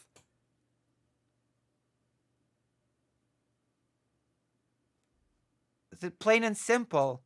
They're not doing anything that is actually in the in the interest of the US. Let's be honest. Freezing the help to Ukraine, stopping the aid of Ukraine makes the US look weak, unreliable as a partner to everybody around the world. Everybody around the world will think twice before making any alliances with the US because they know that the US will just screw you over. Who will trust the US now if the US will just screw over and ignore the promises that they've made to Ukraine? Nobody. So the GOP is harming the international standing of the US. And also, it's all over the southern deal, the southern border, supposedly. And that, I would argue, actually also harms the US. This sort of weird, draconian, racist, anti immigration policy actually economically also hurts the US. So the GOP also doesn't care about US economy. Because immigration in general benefits the economy. So that's great. That's amazing. What does the GOP care about apart from getting into power and getting their candidate into the presidency? It's basically just power for power's sake at this point for the GOP. It's literally just power for power's sake.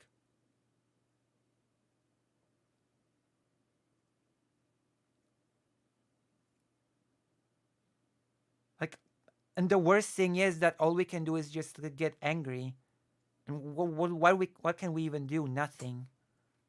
Thank you. If Poland gets invaded, I'll be the first person to personally send a letter of thanks to Donald Trump. Congratulations on your presidency, Donald Trump. My mom was killed by a bomb.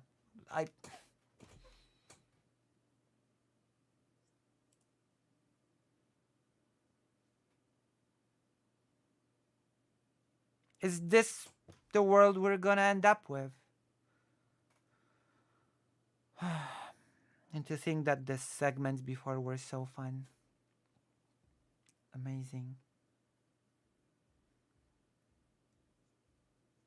When it seems like the US is run by lunatics, and the biggest lunatic of them all is actually on the way to possibly getting the highest position in the land.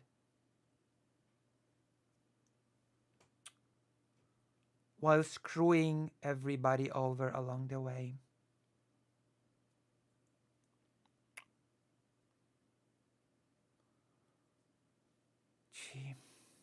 Jesus. Amazing.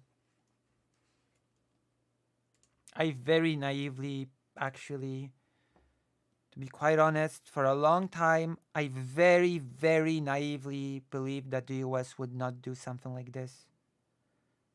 It was extremely naive of me that I sort of believed that this sudden cut of aid would actually not happen in the US.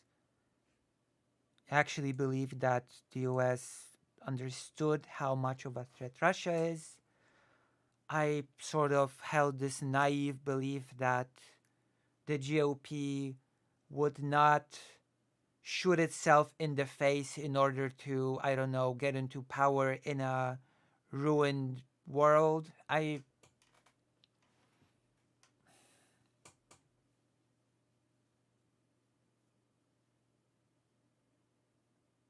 What will the US even gain from this?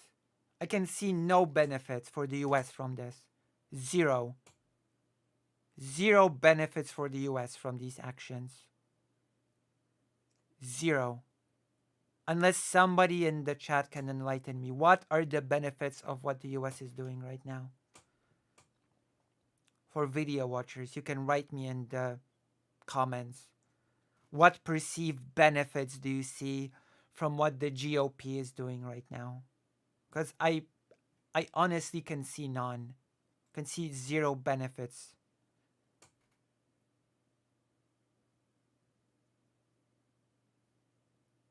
Like,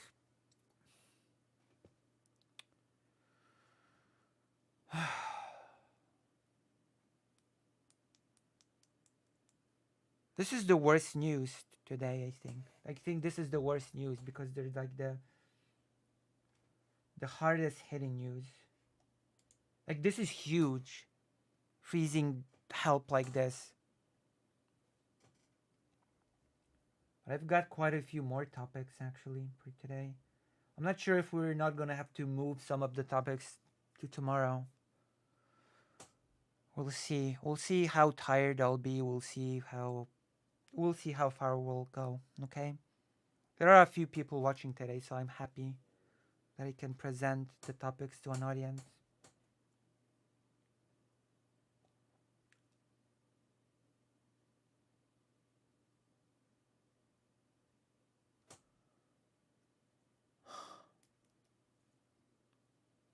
Do we want to take a break and play some video game, or do we want more segments? We've got some more gruesome segments for today.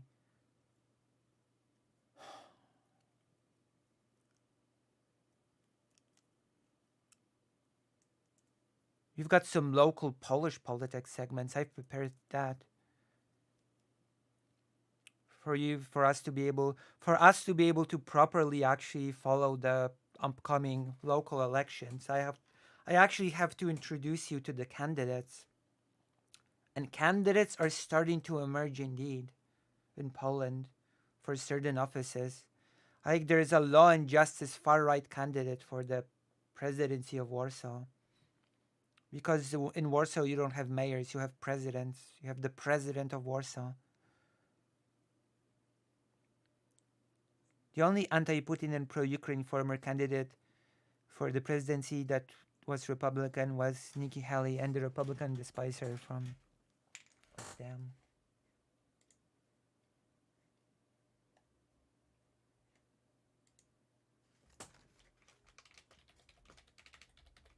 I think we're gonna play a game. Now I'll let the chat decide. I'm not gonna be selfish. Chat. Game or continue the suffering? I mean, we're gonna continue the suffering anyway, but we could take a break. It's up to you. It's up to the chat for once. I'm not gonna be the shot caller forever. I'm not gonna be the shot caller forever, so you decide. You decide, please.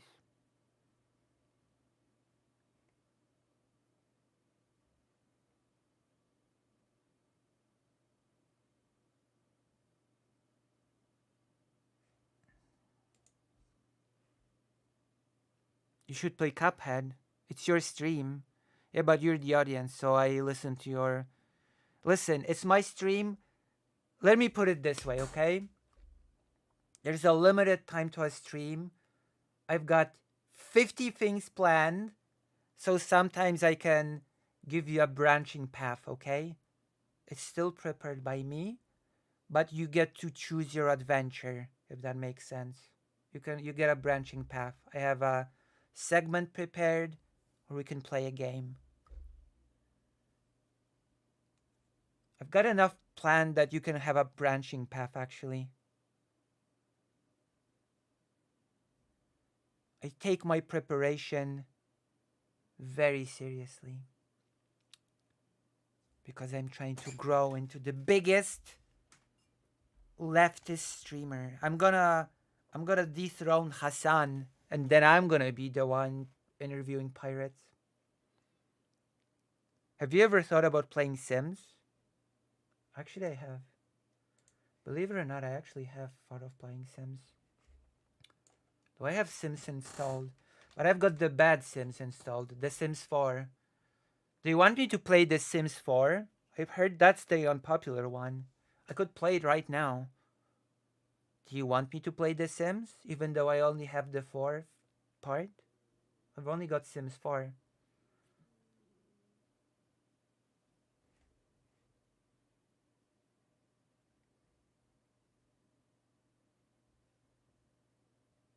So if you want the Sims, we can play Sims 4. That's a thing that we can do. Also consider donating, everybody. It's upsetting, yeah, but I guess he's better than he used to be. Like, he used to be an alcoholic and a robber. Now he just looks like a cult leader and loves Jesus way too much. Who? Wait, who? Who are you talking about?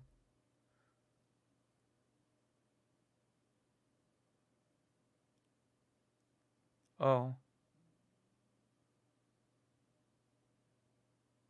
Yeah? Okay, I'm gonna play Sims 4.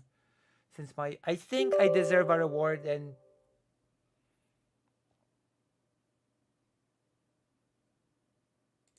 would you consider donating to reward me for listening to you all and deciding to play Sims? Would you do this nice thing for me and allow me to survive in the upcoming things? Well, I don't have the expansions. I can't afford them. I cannot afford them, so I only have the base game.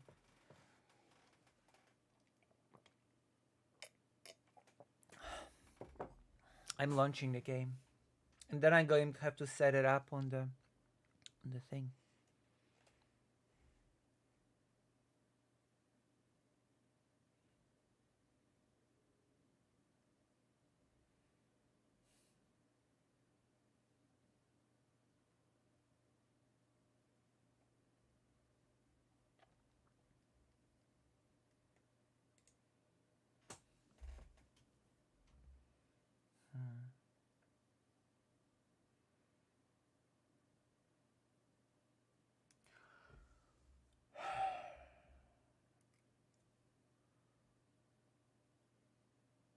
Oh, you should gift one to me.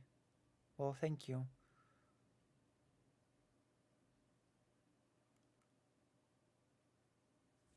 You should consider donating. I have to log in to an EA account. Do I even have an EA account? I don't even know.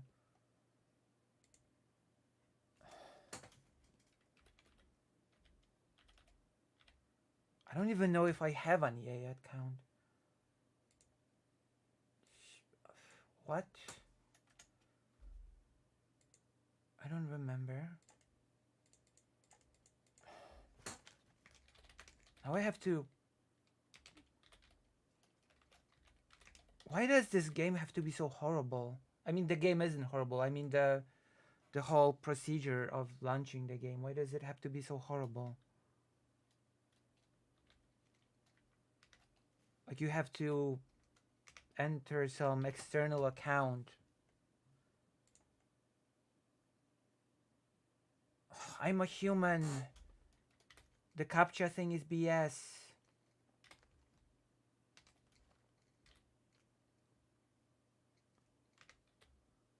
Thank you for the donation. I keep screwing up the captcha, I swear.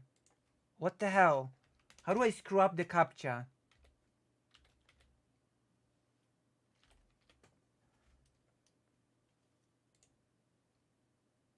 Thank you. God, thank you.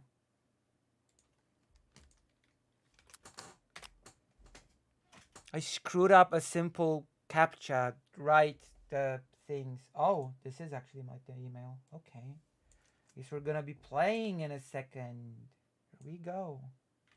I'm gonna be playing the game in a second.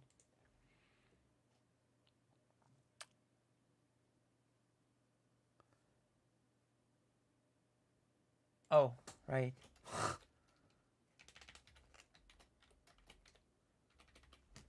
It was like staring at me saying, write a new password. And I was like, huh? What am I so? Oh, yeah. New password. My brain freezes sometimes. I just, you know, it is sad, but I've been deprived lately of some basic necessities in life.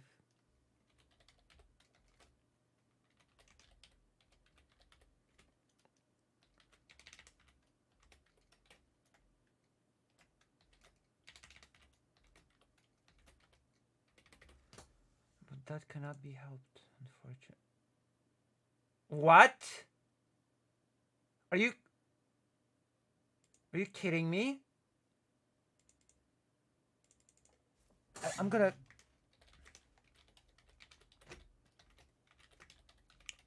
Okay, I'm gonna lose it.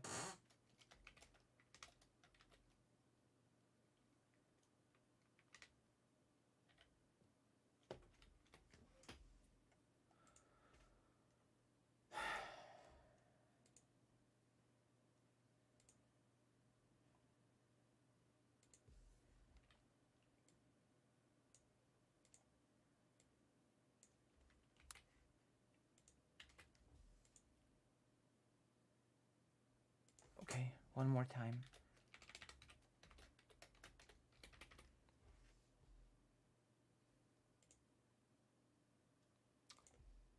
Are you kidding? This has got to be a joke.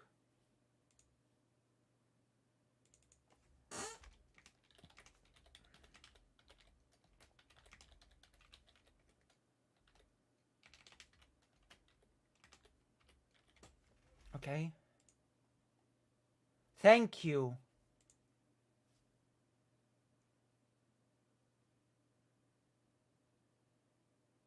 Thank you. Oh, I hate this so much.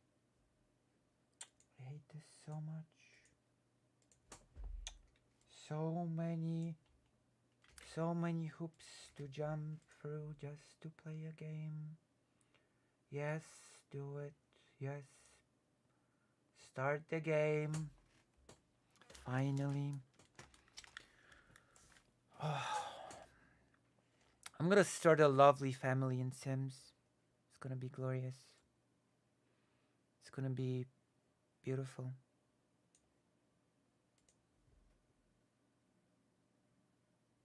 It's gonna be beautiful.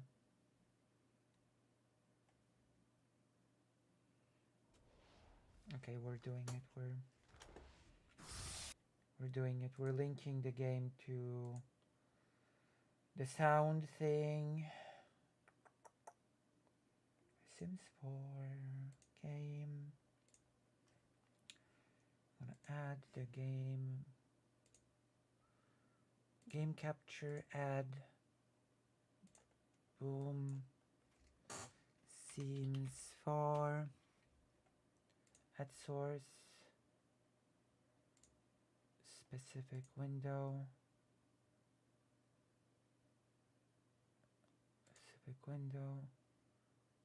oh, wrong window, sorry, Main capture hot source seems for actually wrong window.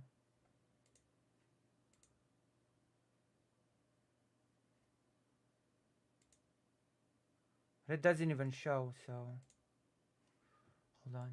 Maybe if I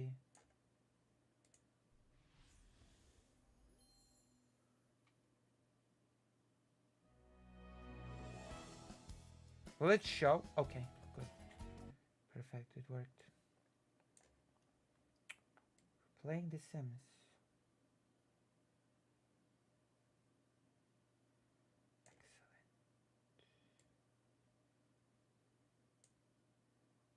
Alright, we've done it.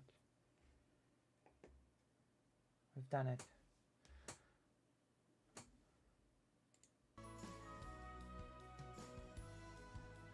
New game.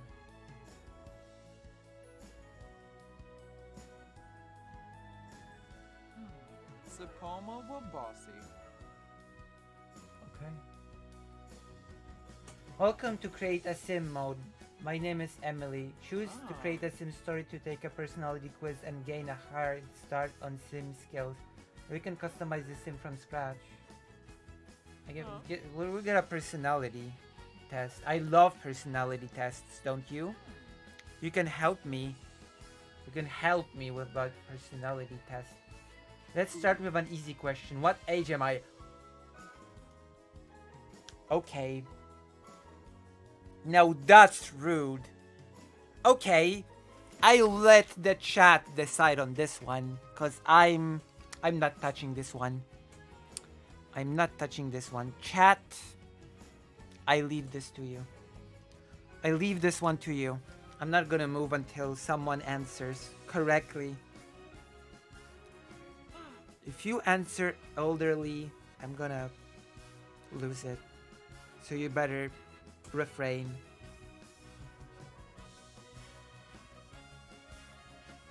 You better refrain from answering elderly.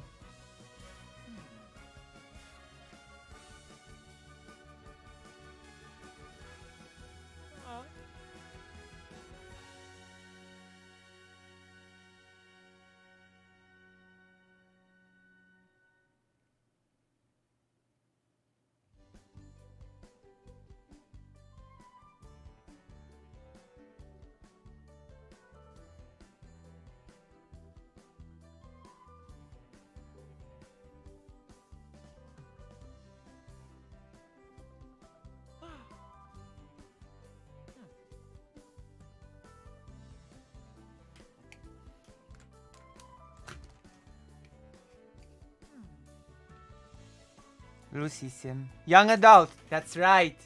I knew you would choose correctly. That's right. I'm a young adult. I always knew you saw me for who I am. Thank you. I knew you'd choose the correct choice. What do I do for fun? I explore my creative side.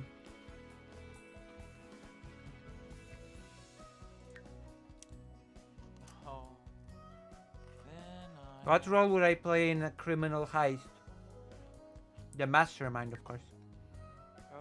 When taking a quiz, I never cheat. I don't need to cheat. Yeah, that's right. I'm a genius. What do I do to cheer myself up? Be mean to others? What the? I guess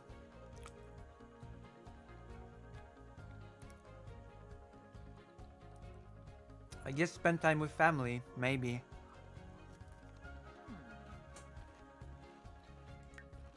No, whoa, Gris. Hold a power service. I could be remembered for one thing. What would I be? The art I've made. When expressing myself artistically, I prefer to create something visual. My neighbors didn't pay their bills and their utilities got shut off. Offered to help. What defines success? Bettering the world. As a child, I wanted to work in outer space. Can I choose the? Can I change the gender, please? Thank you. Oh, don't worry, Lucy. You can be an evil villain in The Sims and it's fine. It's not fine. You just called me kind today. Am I supposed to spit on that?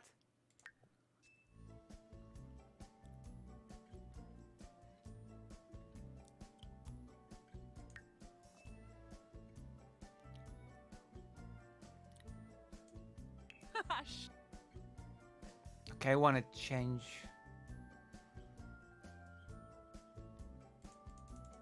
Oh, Batisa Walake.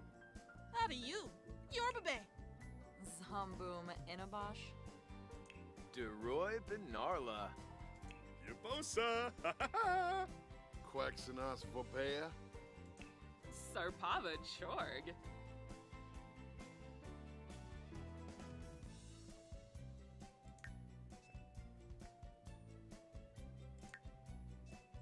Oh. Lucy? How's that?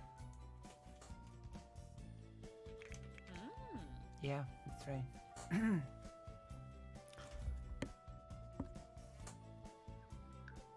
I'll do. Huh. Let's be honest, I've got broad shoulders. Oh. Okay, I'm thin. It's fascinating. There's a good podcast series. Is there? Okay, what's this? Body.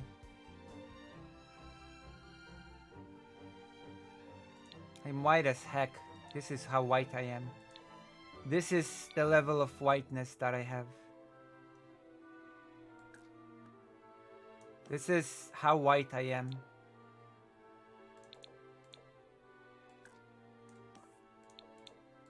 I'm the whitest person in the world.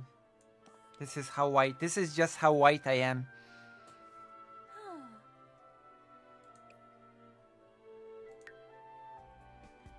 Ooh.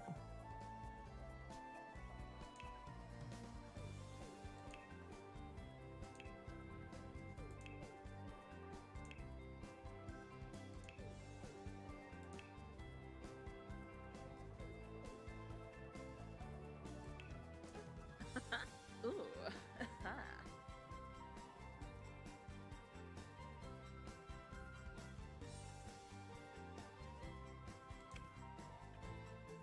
Okay, we're gonna try to find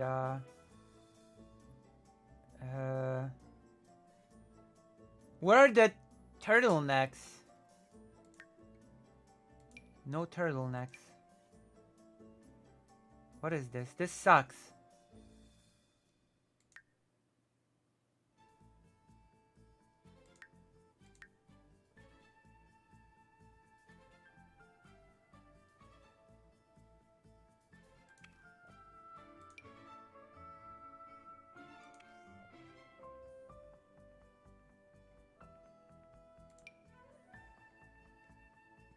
Glasses. Glasses. The icon shows glasses, but I cannot choose any glasses.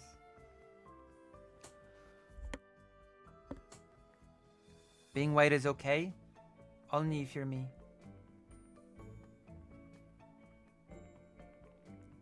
I'm white, so you don't have to.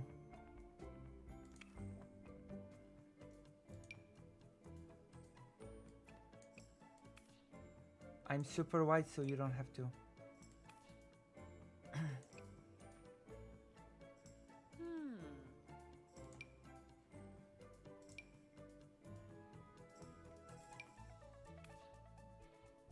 Beautiful. Oh, it's free to play.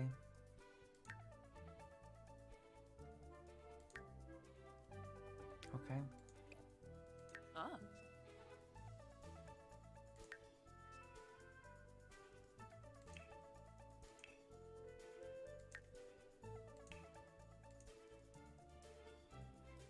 So what now? Ah.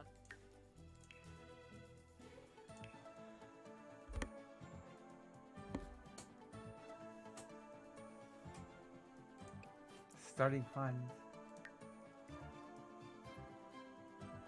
Sounds good.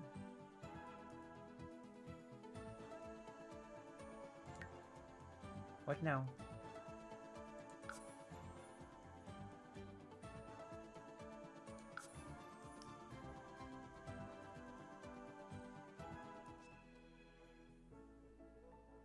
Welcome to the Reservation Worlds, when you get to choose the perfect world for your household to live.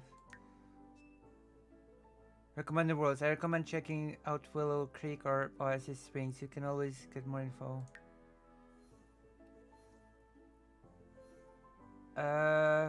Willow Creek it is. How to select your lot. System up with the how rule where you pick the exact real house rule.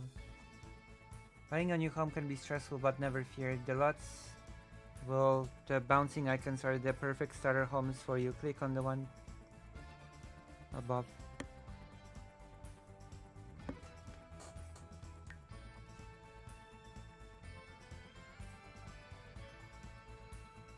I guess I'll take this one. Is this the one? I take the cheapest.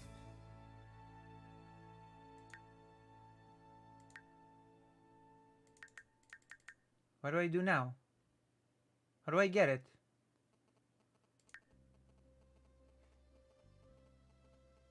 Oh.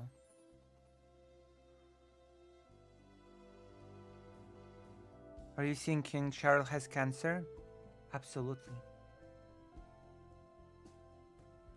Many of my family members died of cancer, so I'm generally not super happy when cancer happens.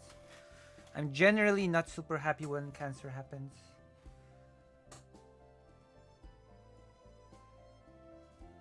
I guess furnished.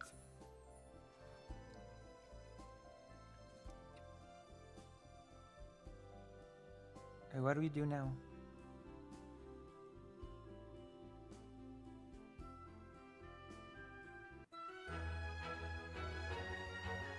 Emily here to help. Welcome to live mode. Would you like a quick tour of the basic controls? If you choose to do the tutorial, you will receive a special gift.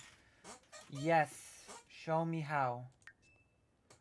Press WASD to hold or hold and click left.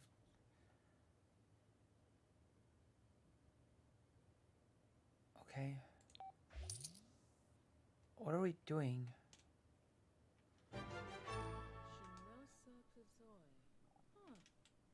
I'm reading a book.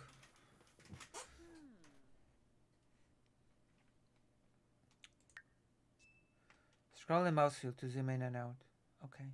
I've got a fridge. A really old style TV.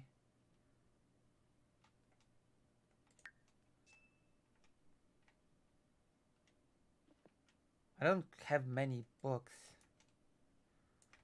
That's my entire bookshelf. Look at me. That's okay. Okay, those are all of my books. Amazing. What are you doing?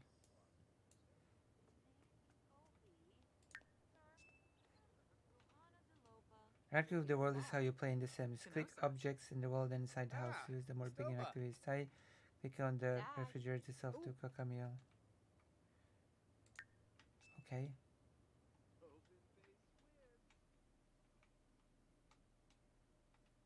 What?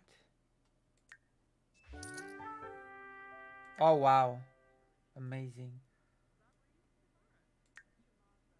What's the special gift? Oh, 5,000. Open.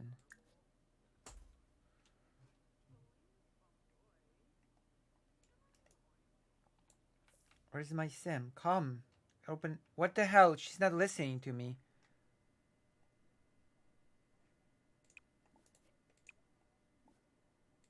Can you come here? Why is my sim not listening to me? I haven't read a book in 4 years. I'm reading like 10 books now. How do I get her to...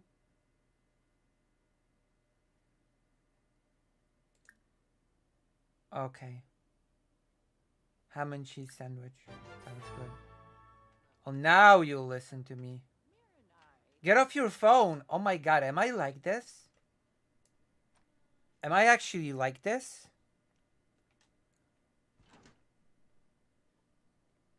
It's already prepared? Why would you keep a sandwich in the fridge? The bread would get damp. Where are you going with this sandwich? What? Why would you do that? Nobody does this.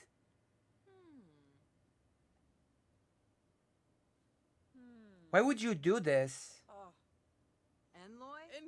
Are you talking about fish?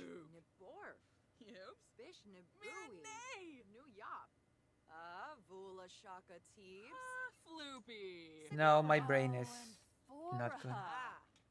I have no good brain. So what do I do now? What do I do now? Do I just watch? I don't know what to do. I've never played much Sims before. Full explosion. Full explosion. I've actually never played super many Sims.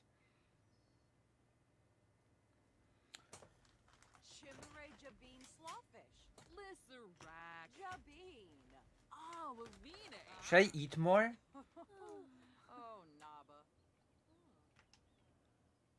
Sell an item. What does the game want me? Oh.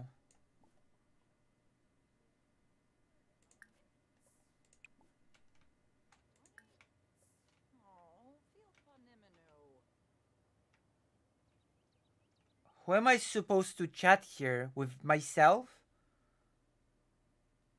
We'll finish the sandwich. At least. Good. Okay, now we're gonna... What is this language?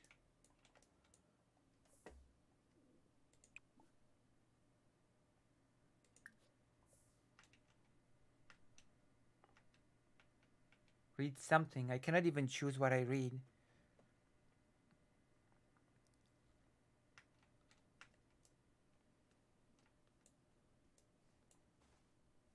Bombzoy fell in us. Damn. So right. So right. So true. So true. Romance. Ooh. By Honcho Sargensen. Tiny Tina and Gina are in love. But Gina bends to pressure and marries another. Devastated Tiny Tina finds solace in a love affair with sandwiches of all shapes, sizes, and flavors. Many years later, Gina becomes a widow. Can she love Tina again, especially not when he isn't so tiny? This is such a weird book. That's the weirdest book ever. Frifa Niminu. Gorsoy. Kids Network. I love Kids TV. I guess I cannot read and watch TV at the same time. I'm too silly to do two things at once.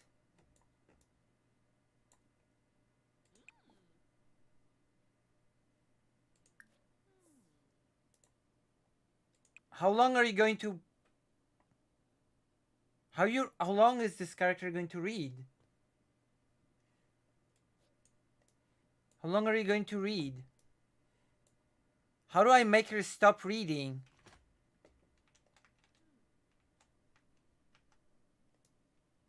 You're gonna read forever till the book's over. How do I make you stop reading? Stop reading!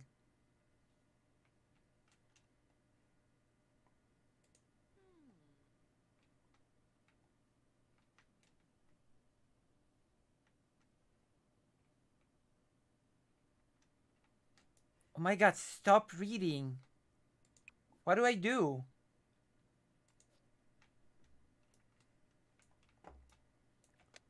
Oh. Done. Bombzoy Felon No, us. not done.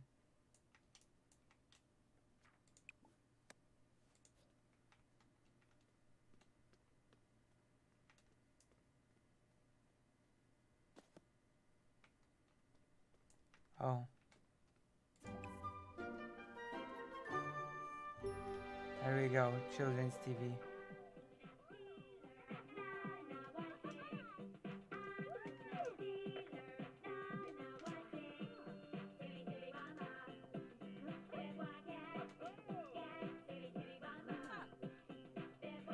This is so fascinating. Is this what children watch in The Sims? Why can't they watch nice animation? Some crap.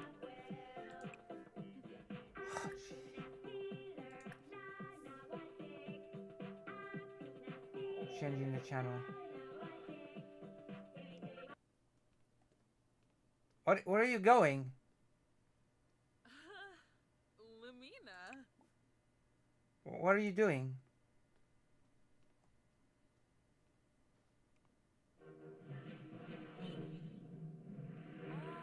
Oh, nice. Dakishia Riba, Hashimoto Fansu Mansu. Stop. Amen. Okay, let's cook something. We're gonna cook something.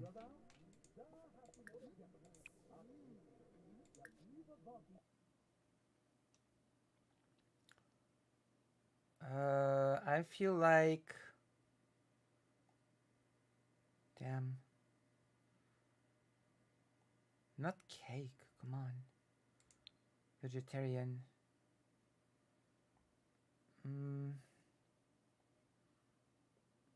Mac and cheese, I guess. Yeah.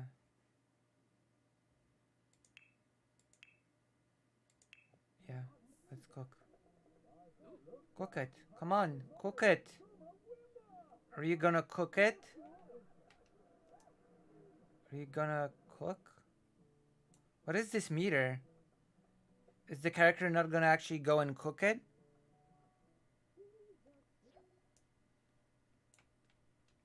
Okay, let's go. Get the ingredients.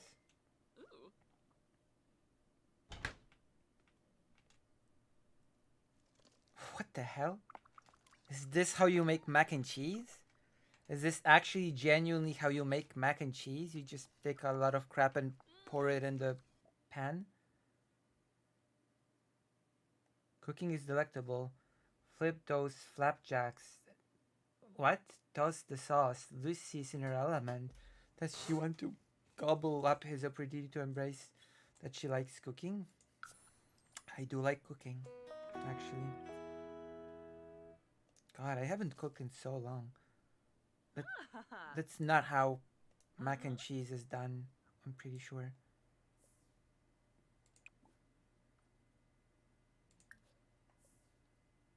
Oh, yeah, I want to eat it. Oh, she pooed.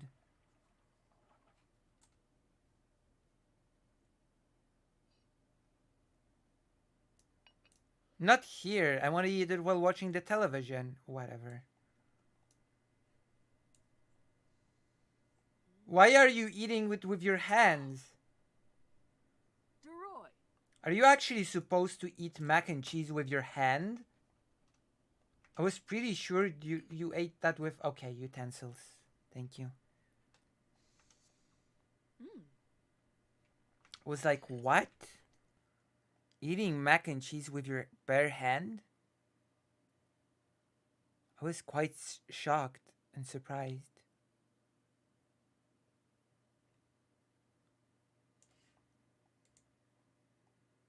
Did the game just freeze? Okay, it did not freeze. Sweet. Are you gonna finish it? You're not gonna finish it? Oh! Now you're gonna listen to me and you're gonna watch TV while eating. Perfect. What are you doing? Oh, you're done. What are you do? What the? What's happening now? What was that?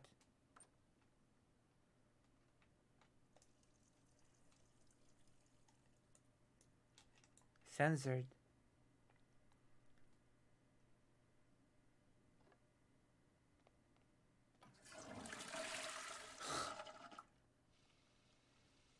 Beat themselves.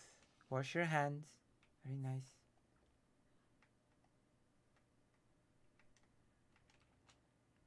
Are we gonna clean it up? Damn. It's so unlike me in real life. I never do that. I always leave it for later. Try outfits. Oh, let's go. Try outfits. I order you.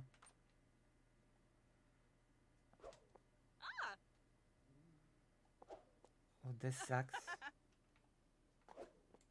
Whatever. Oh, this sucks. How do I stop? I'm gonna eat dessert.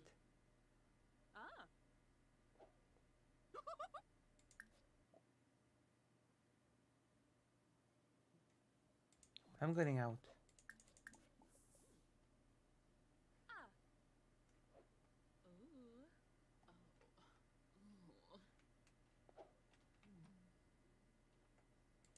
Okay, what do you do now? Will I run if I double click? No.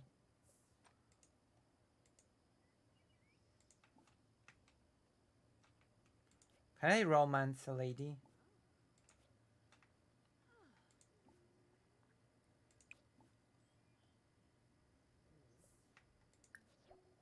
Where are you going?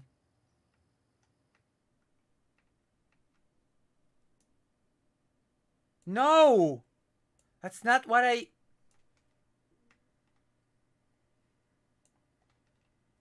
Frifa Niminu, Corsoi. What a crisis barn. When humble family man Ira Strauss left the big city to start a farm, he never expected to find a dead French diplomat face down in the...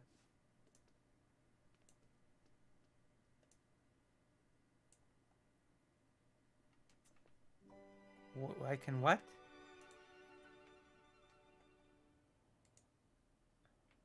Where's the portrait?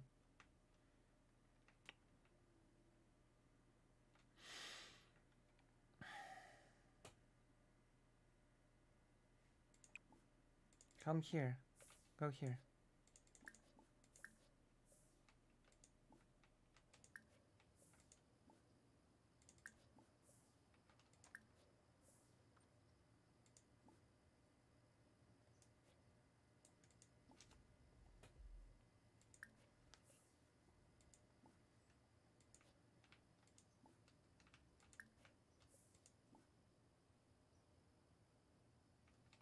Okay, let's romance someone. Let's try to romance someone. I need love in my life. Oh, romance possible. Romance, let's go. Flirt. Let's go flirt. I'm running towards you. Flirt. I'm gonna flirt with you. Let's go. Let's go. It's time to flirt. Flirt. Flirty introduction. Yali Unga? Well, hello there. Kisana. I'll pay you to sleep with me? What? Bipasam. Ooh, how much will you pay me to sleep with you? I'll pay you a lot. Risham. Oh, Slanji. Dombila. Kwambu. Sone. Sony PlayStation. Targo Munda! Yabi Horm! Yabi Horm! What the? Gushal. Tribnafenib. Iffy boy, Sherza.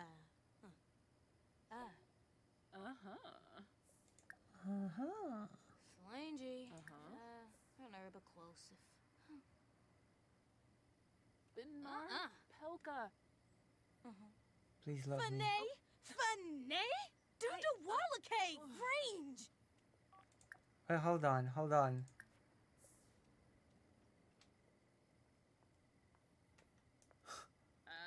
Gorba. Lenark. Almost. Sweet. Huh. Oh, we want to have a little bit of a bad time. Gotha. Uishin. Husao. Jamabor. We're gonna sleep together. Oh, Cleavy Pups. Zabor. Wasibs. Moinil. Demosh Grosh. Oh, I want to flirt with you. Vadish.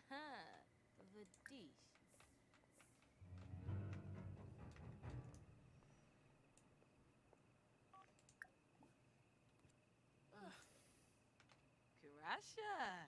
Chumpafona Fez. Chup Watso Samso. Gil. Jessene Clonkus. Kalu. Corbiff. It's okay. I'm in an open like Destiny. I'm in like I'm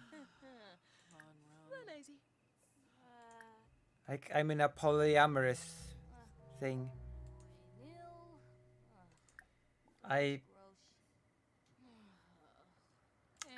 decided that like Destiny, I will do a polyamory. Oh, Nalvig. Fumu. Watso. Hish. Yatufeb Karangi. They all like me. Vina Garza. Fwib. True. Wait, hold on. Oh, kiss hands. Kiss hands. Kiss hands. Let's go. I'm gonna kiss your hands. Hispa. Mm. Neeb. Oh.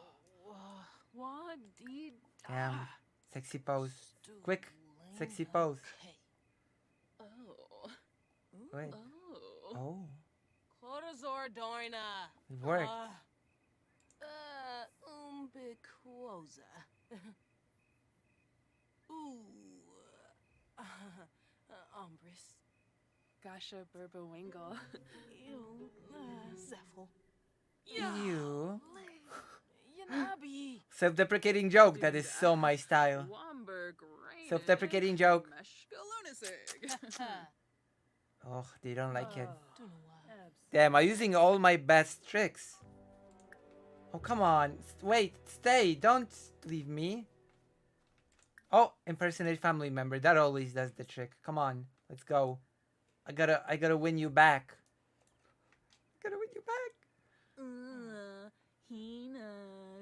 That always does the trick.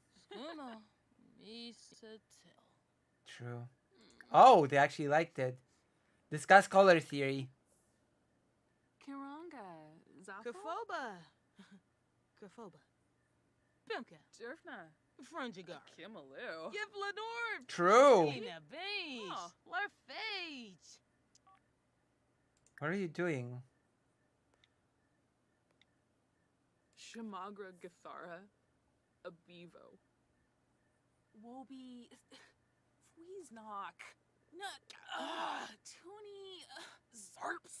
Sabal Yosef. Shanawi. Shursa. Wait, hold on. You have an LGBT flag on your... Ask to hang out. We gotta make love in my house. Rubin. Rainy. Frump. True. Epitoy. Taboo. Pilfin. Rangoya. Galpa. Lanji. Wissadib Sarpava. I mean, that is how my romances... never mind. Bempi Guants. Macanerv Ishipalga. Namil Vapin, huh? Rapani Lo. Hey! Ah.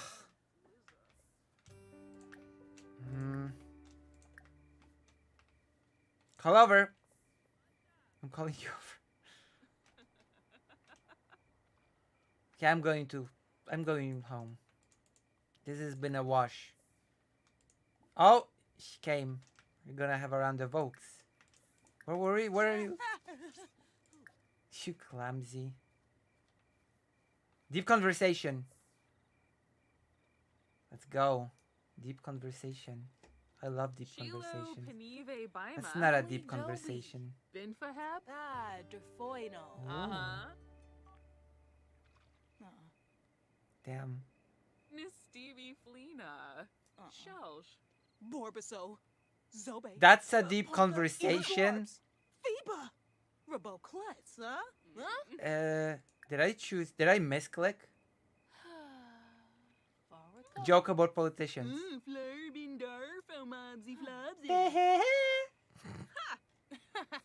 Neva? Those bigots.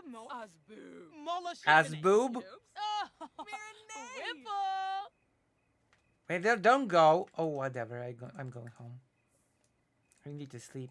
It's late. I assume because it's dark. I don't even know what time it is. Let's go home. Who invaded my house? What the hell? Who's reading my book? It's the lady from before. She invaded my house. What the hell? And now you invaded my... Are you kidding me?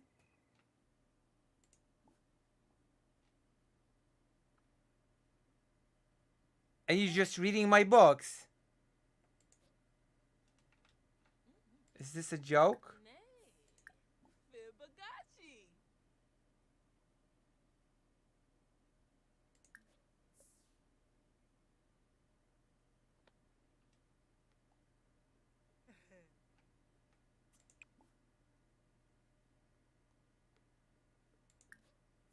I'm just gonna sleep and hope you're not here when I wake up. Although I'm never gonna I never tell people to leave. I wait for people to leave. I just wait for people to leave on their own. I'm never gonna ask a person to leave. You can sleep with me or, I don't know, do whatever you want. I'm going to bed.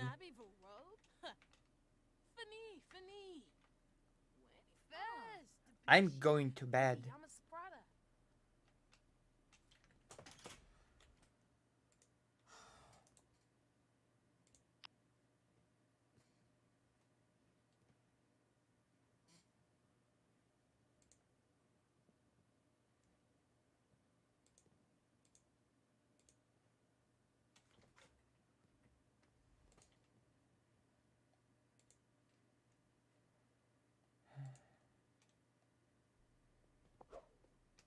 Oh.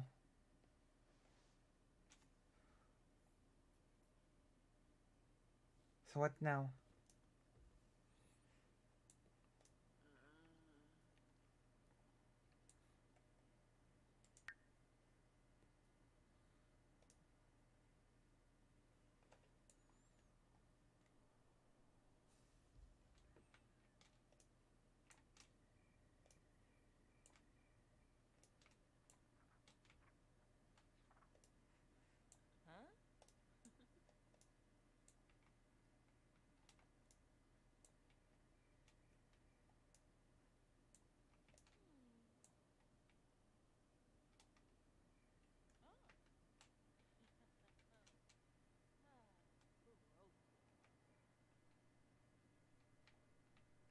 I gotta draw same art for stream. True. I think I'm gonna go to sleep soon. I'm sleepy. How do I save game? Oh, save. Okay. Shall we finish for now? So what now? What do we do now? What do we do now?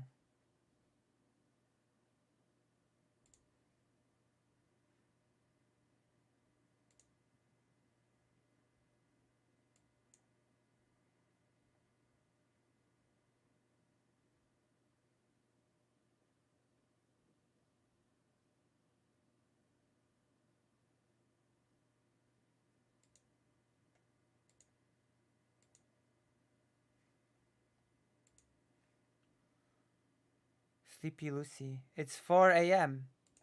It's 4 a.m. and I've been streaming for 8 hours.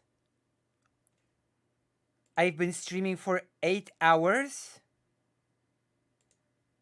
You know what? I deserve a reward or whatever. I think I deserve a reward. Will one of you brave souls give me a last second donation for streaming for 8 hours?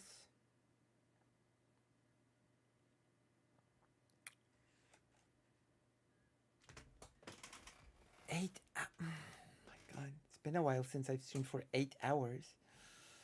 We've gotten some nice segments out of this as well.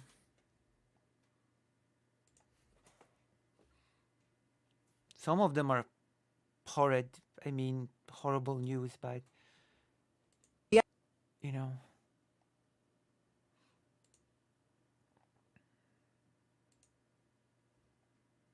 Yeah, this stream has been like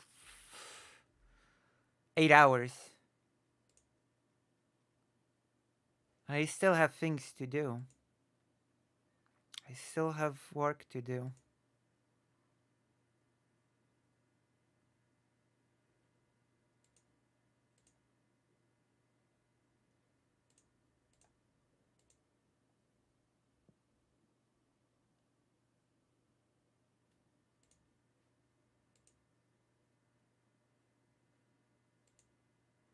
So I guess we're gonna go to sleep. Good night. Thank you. Love and solidarity. And we love our non-binary siblings.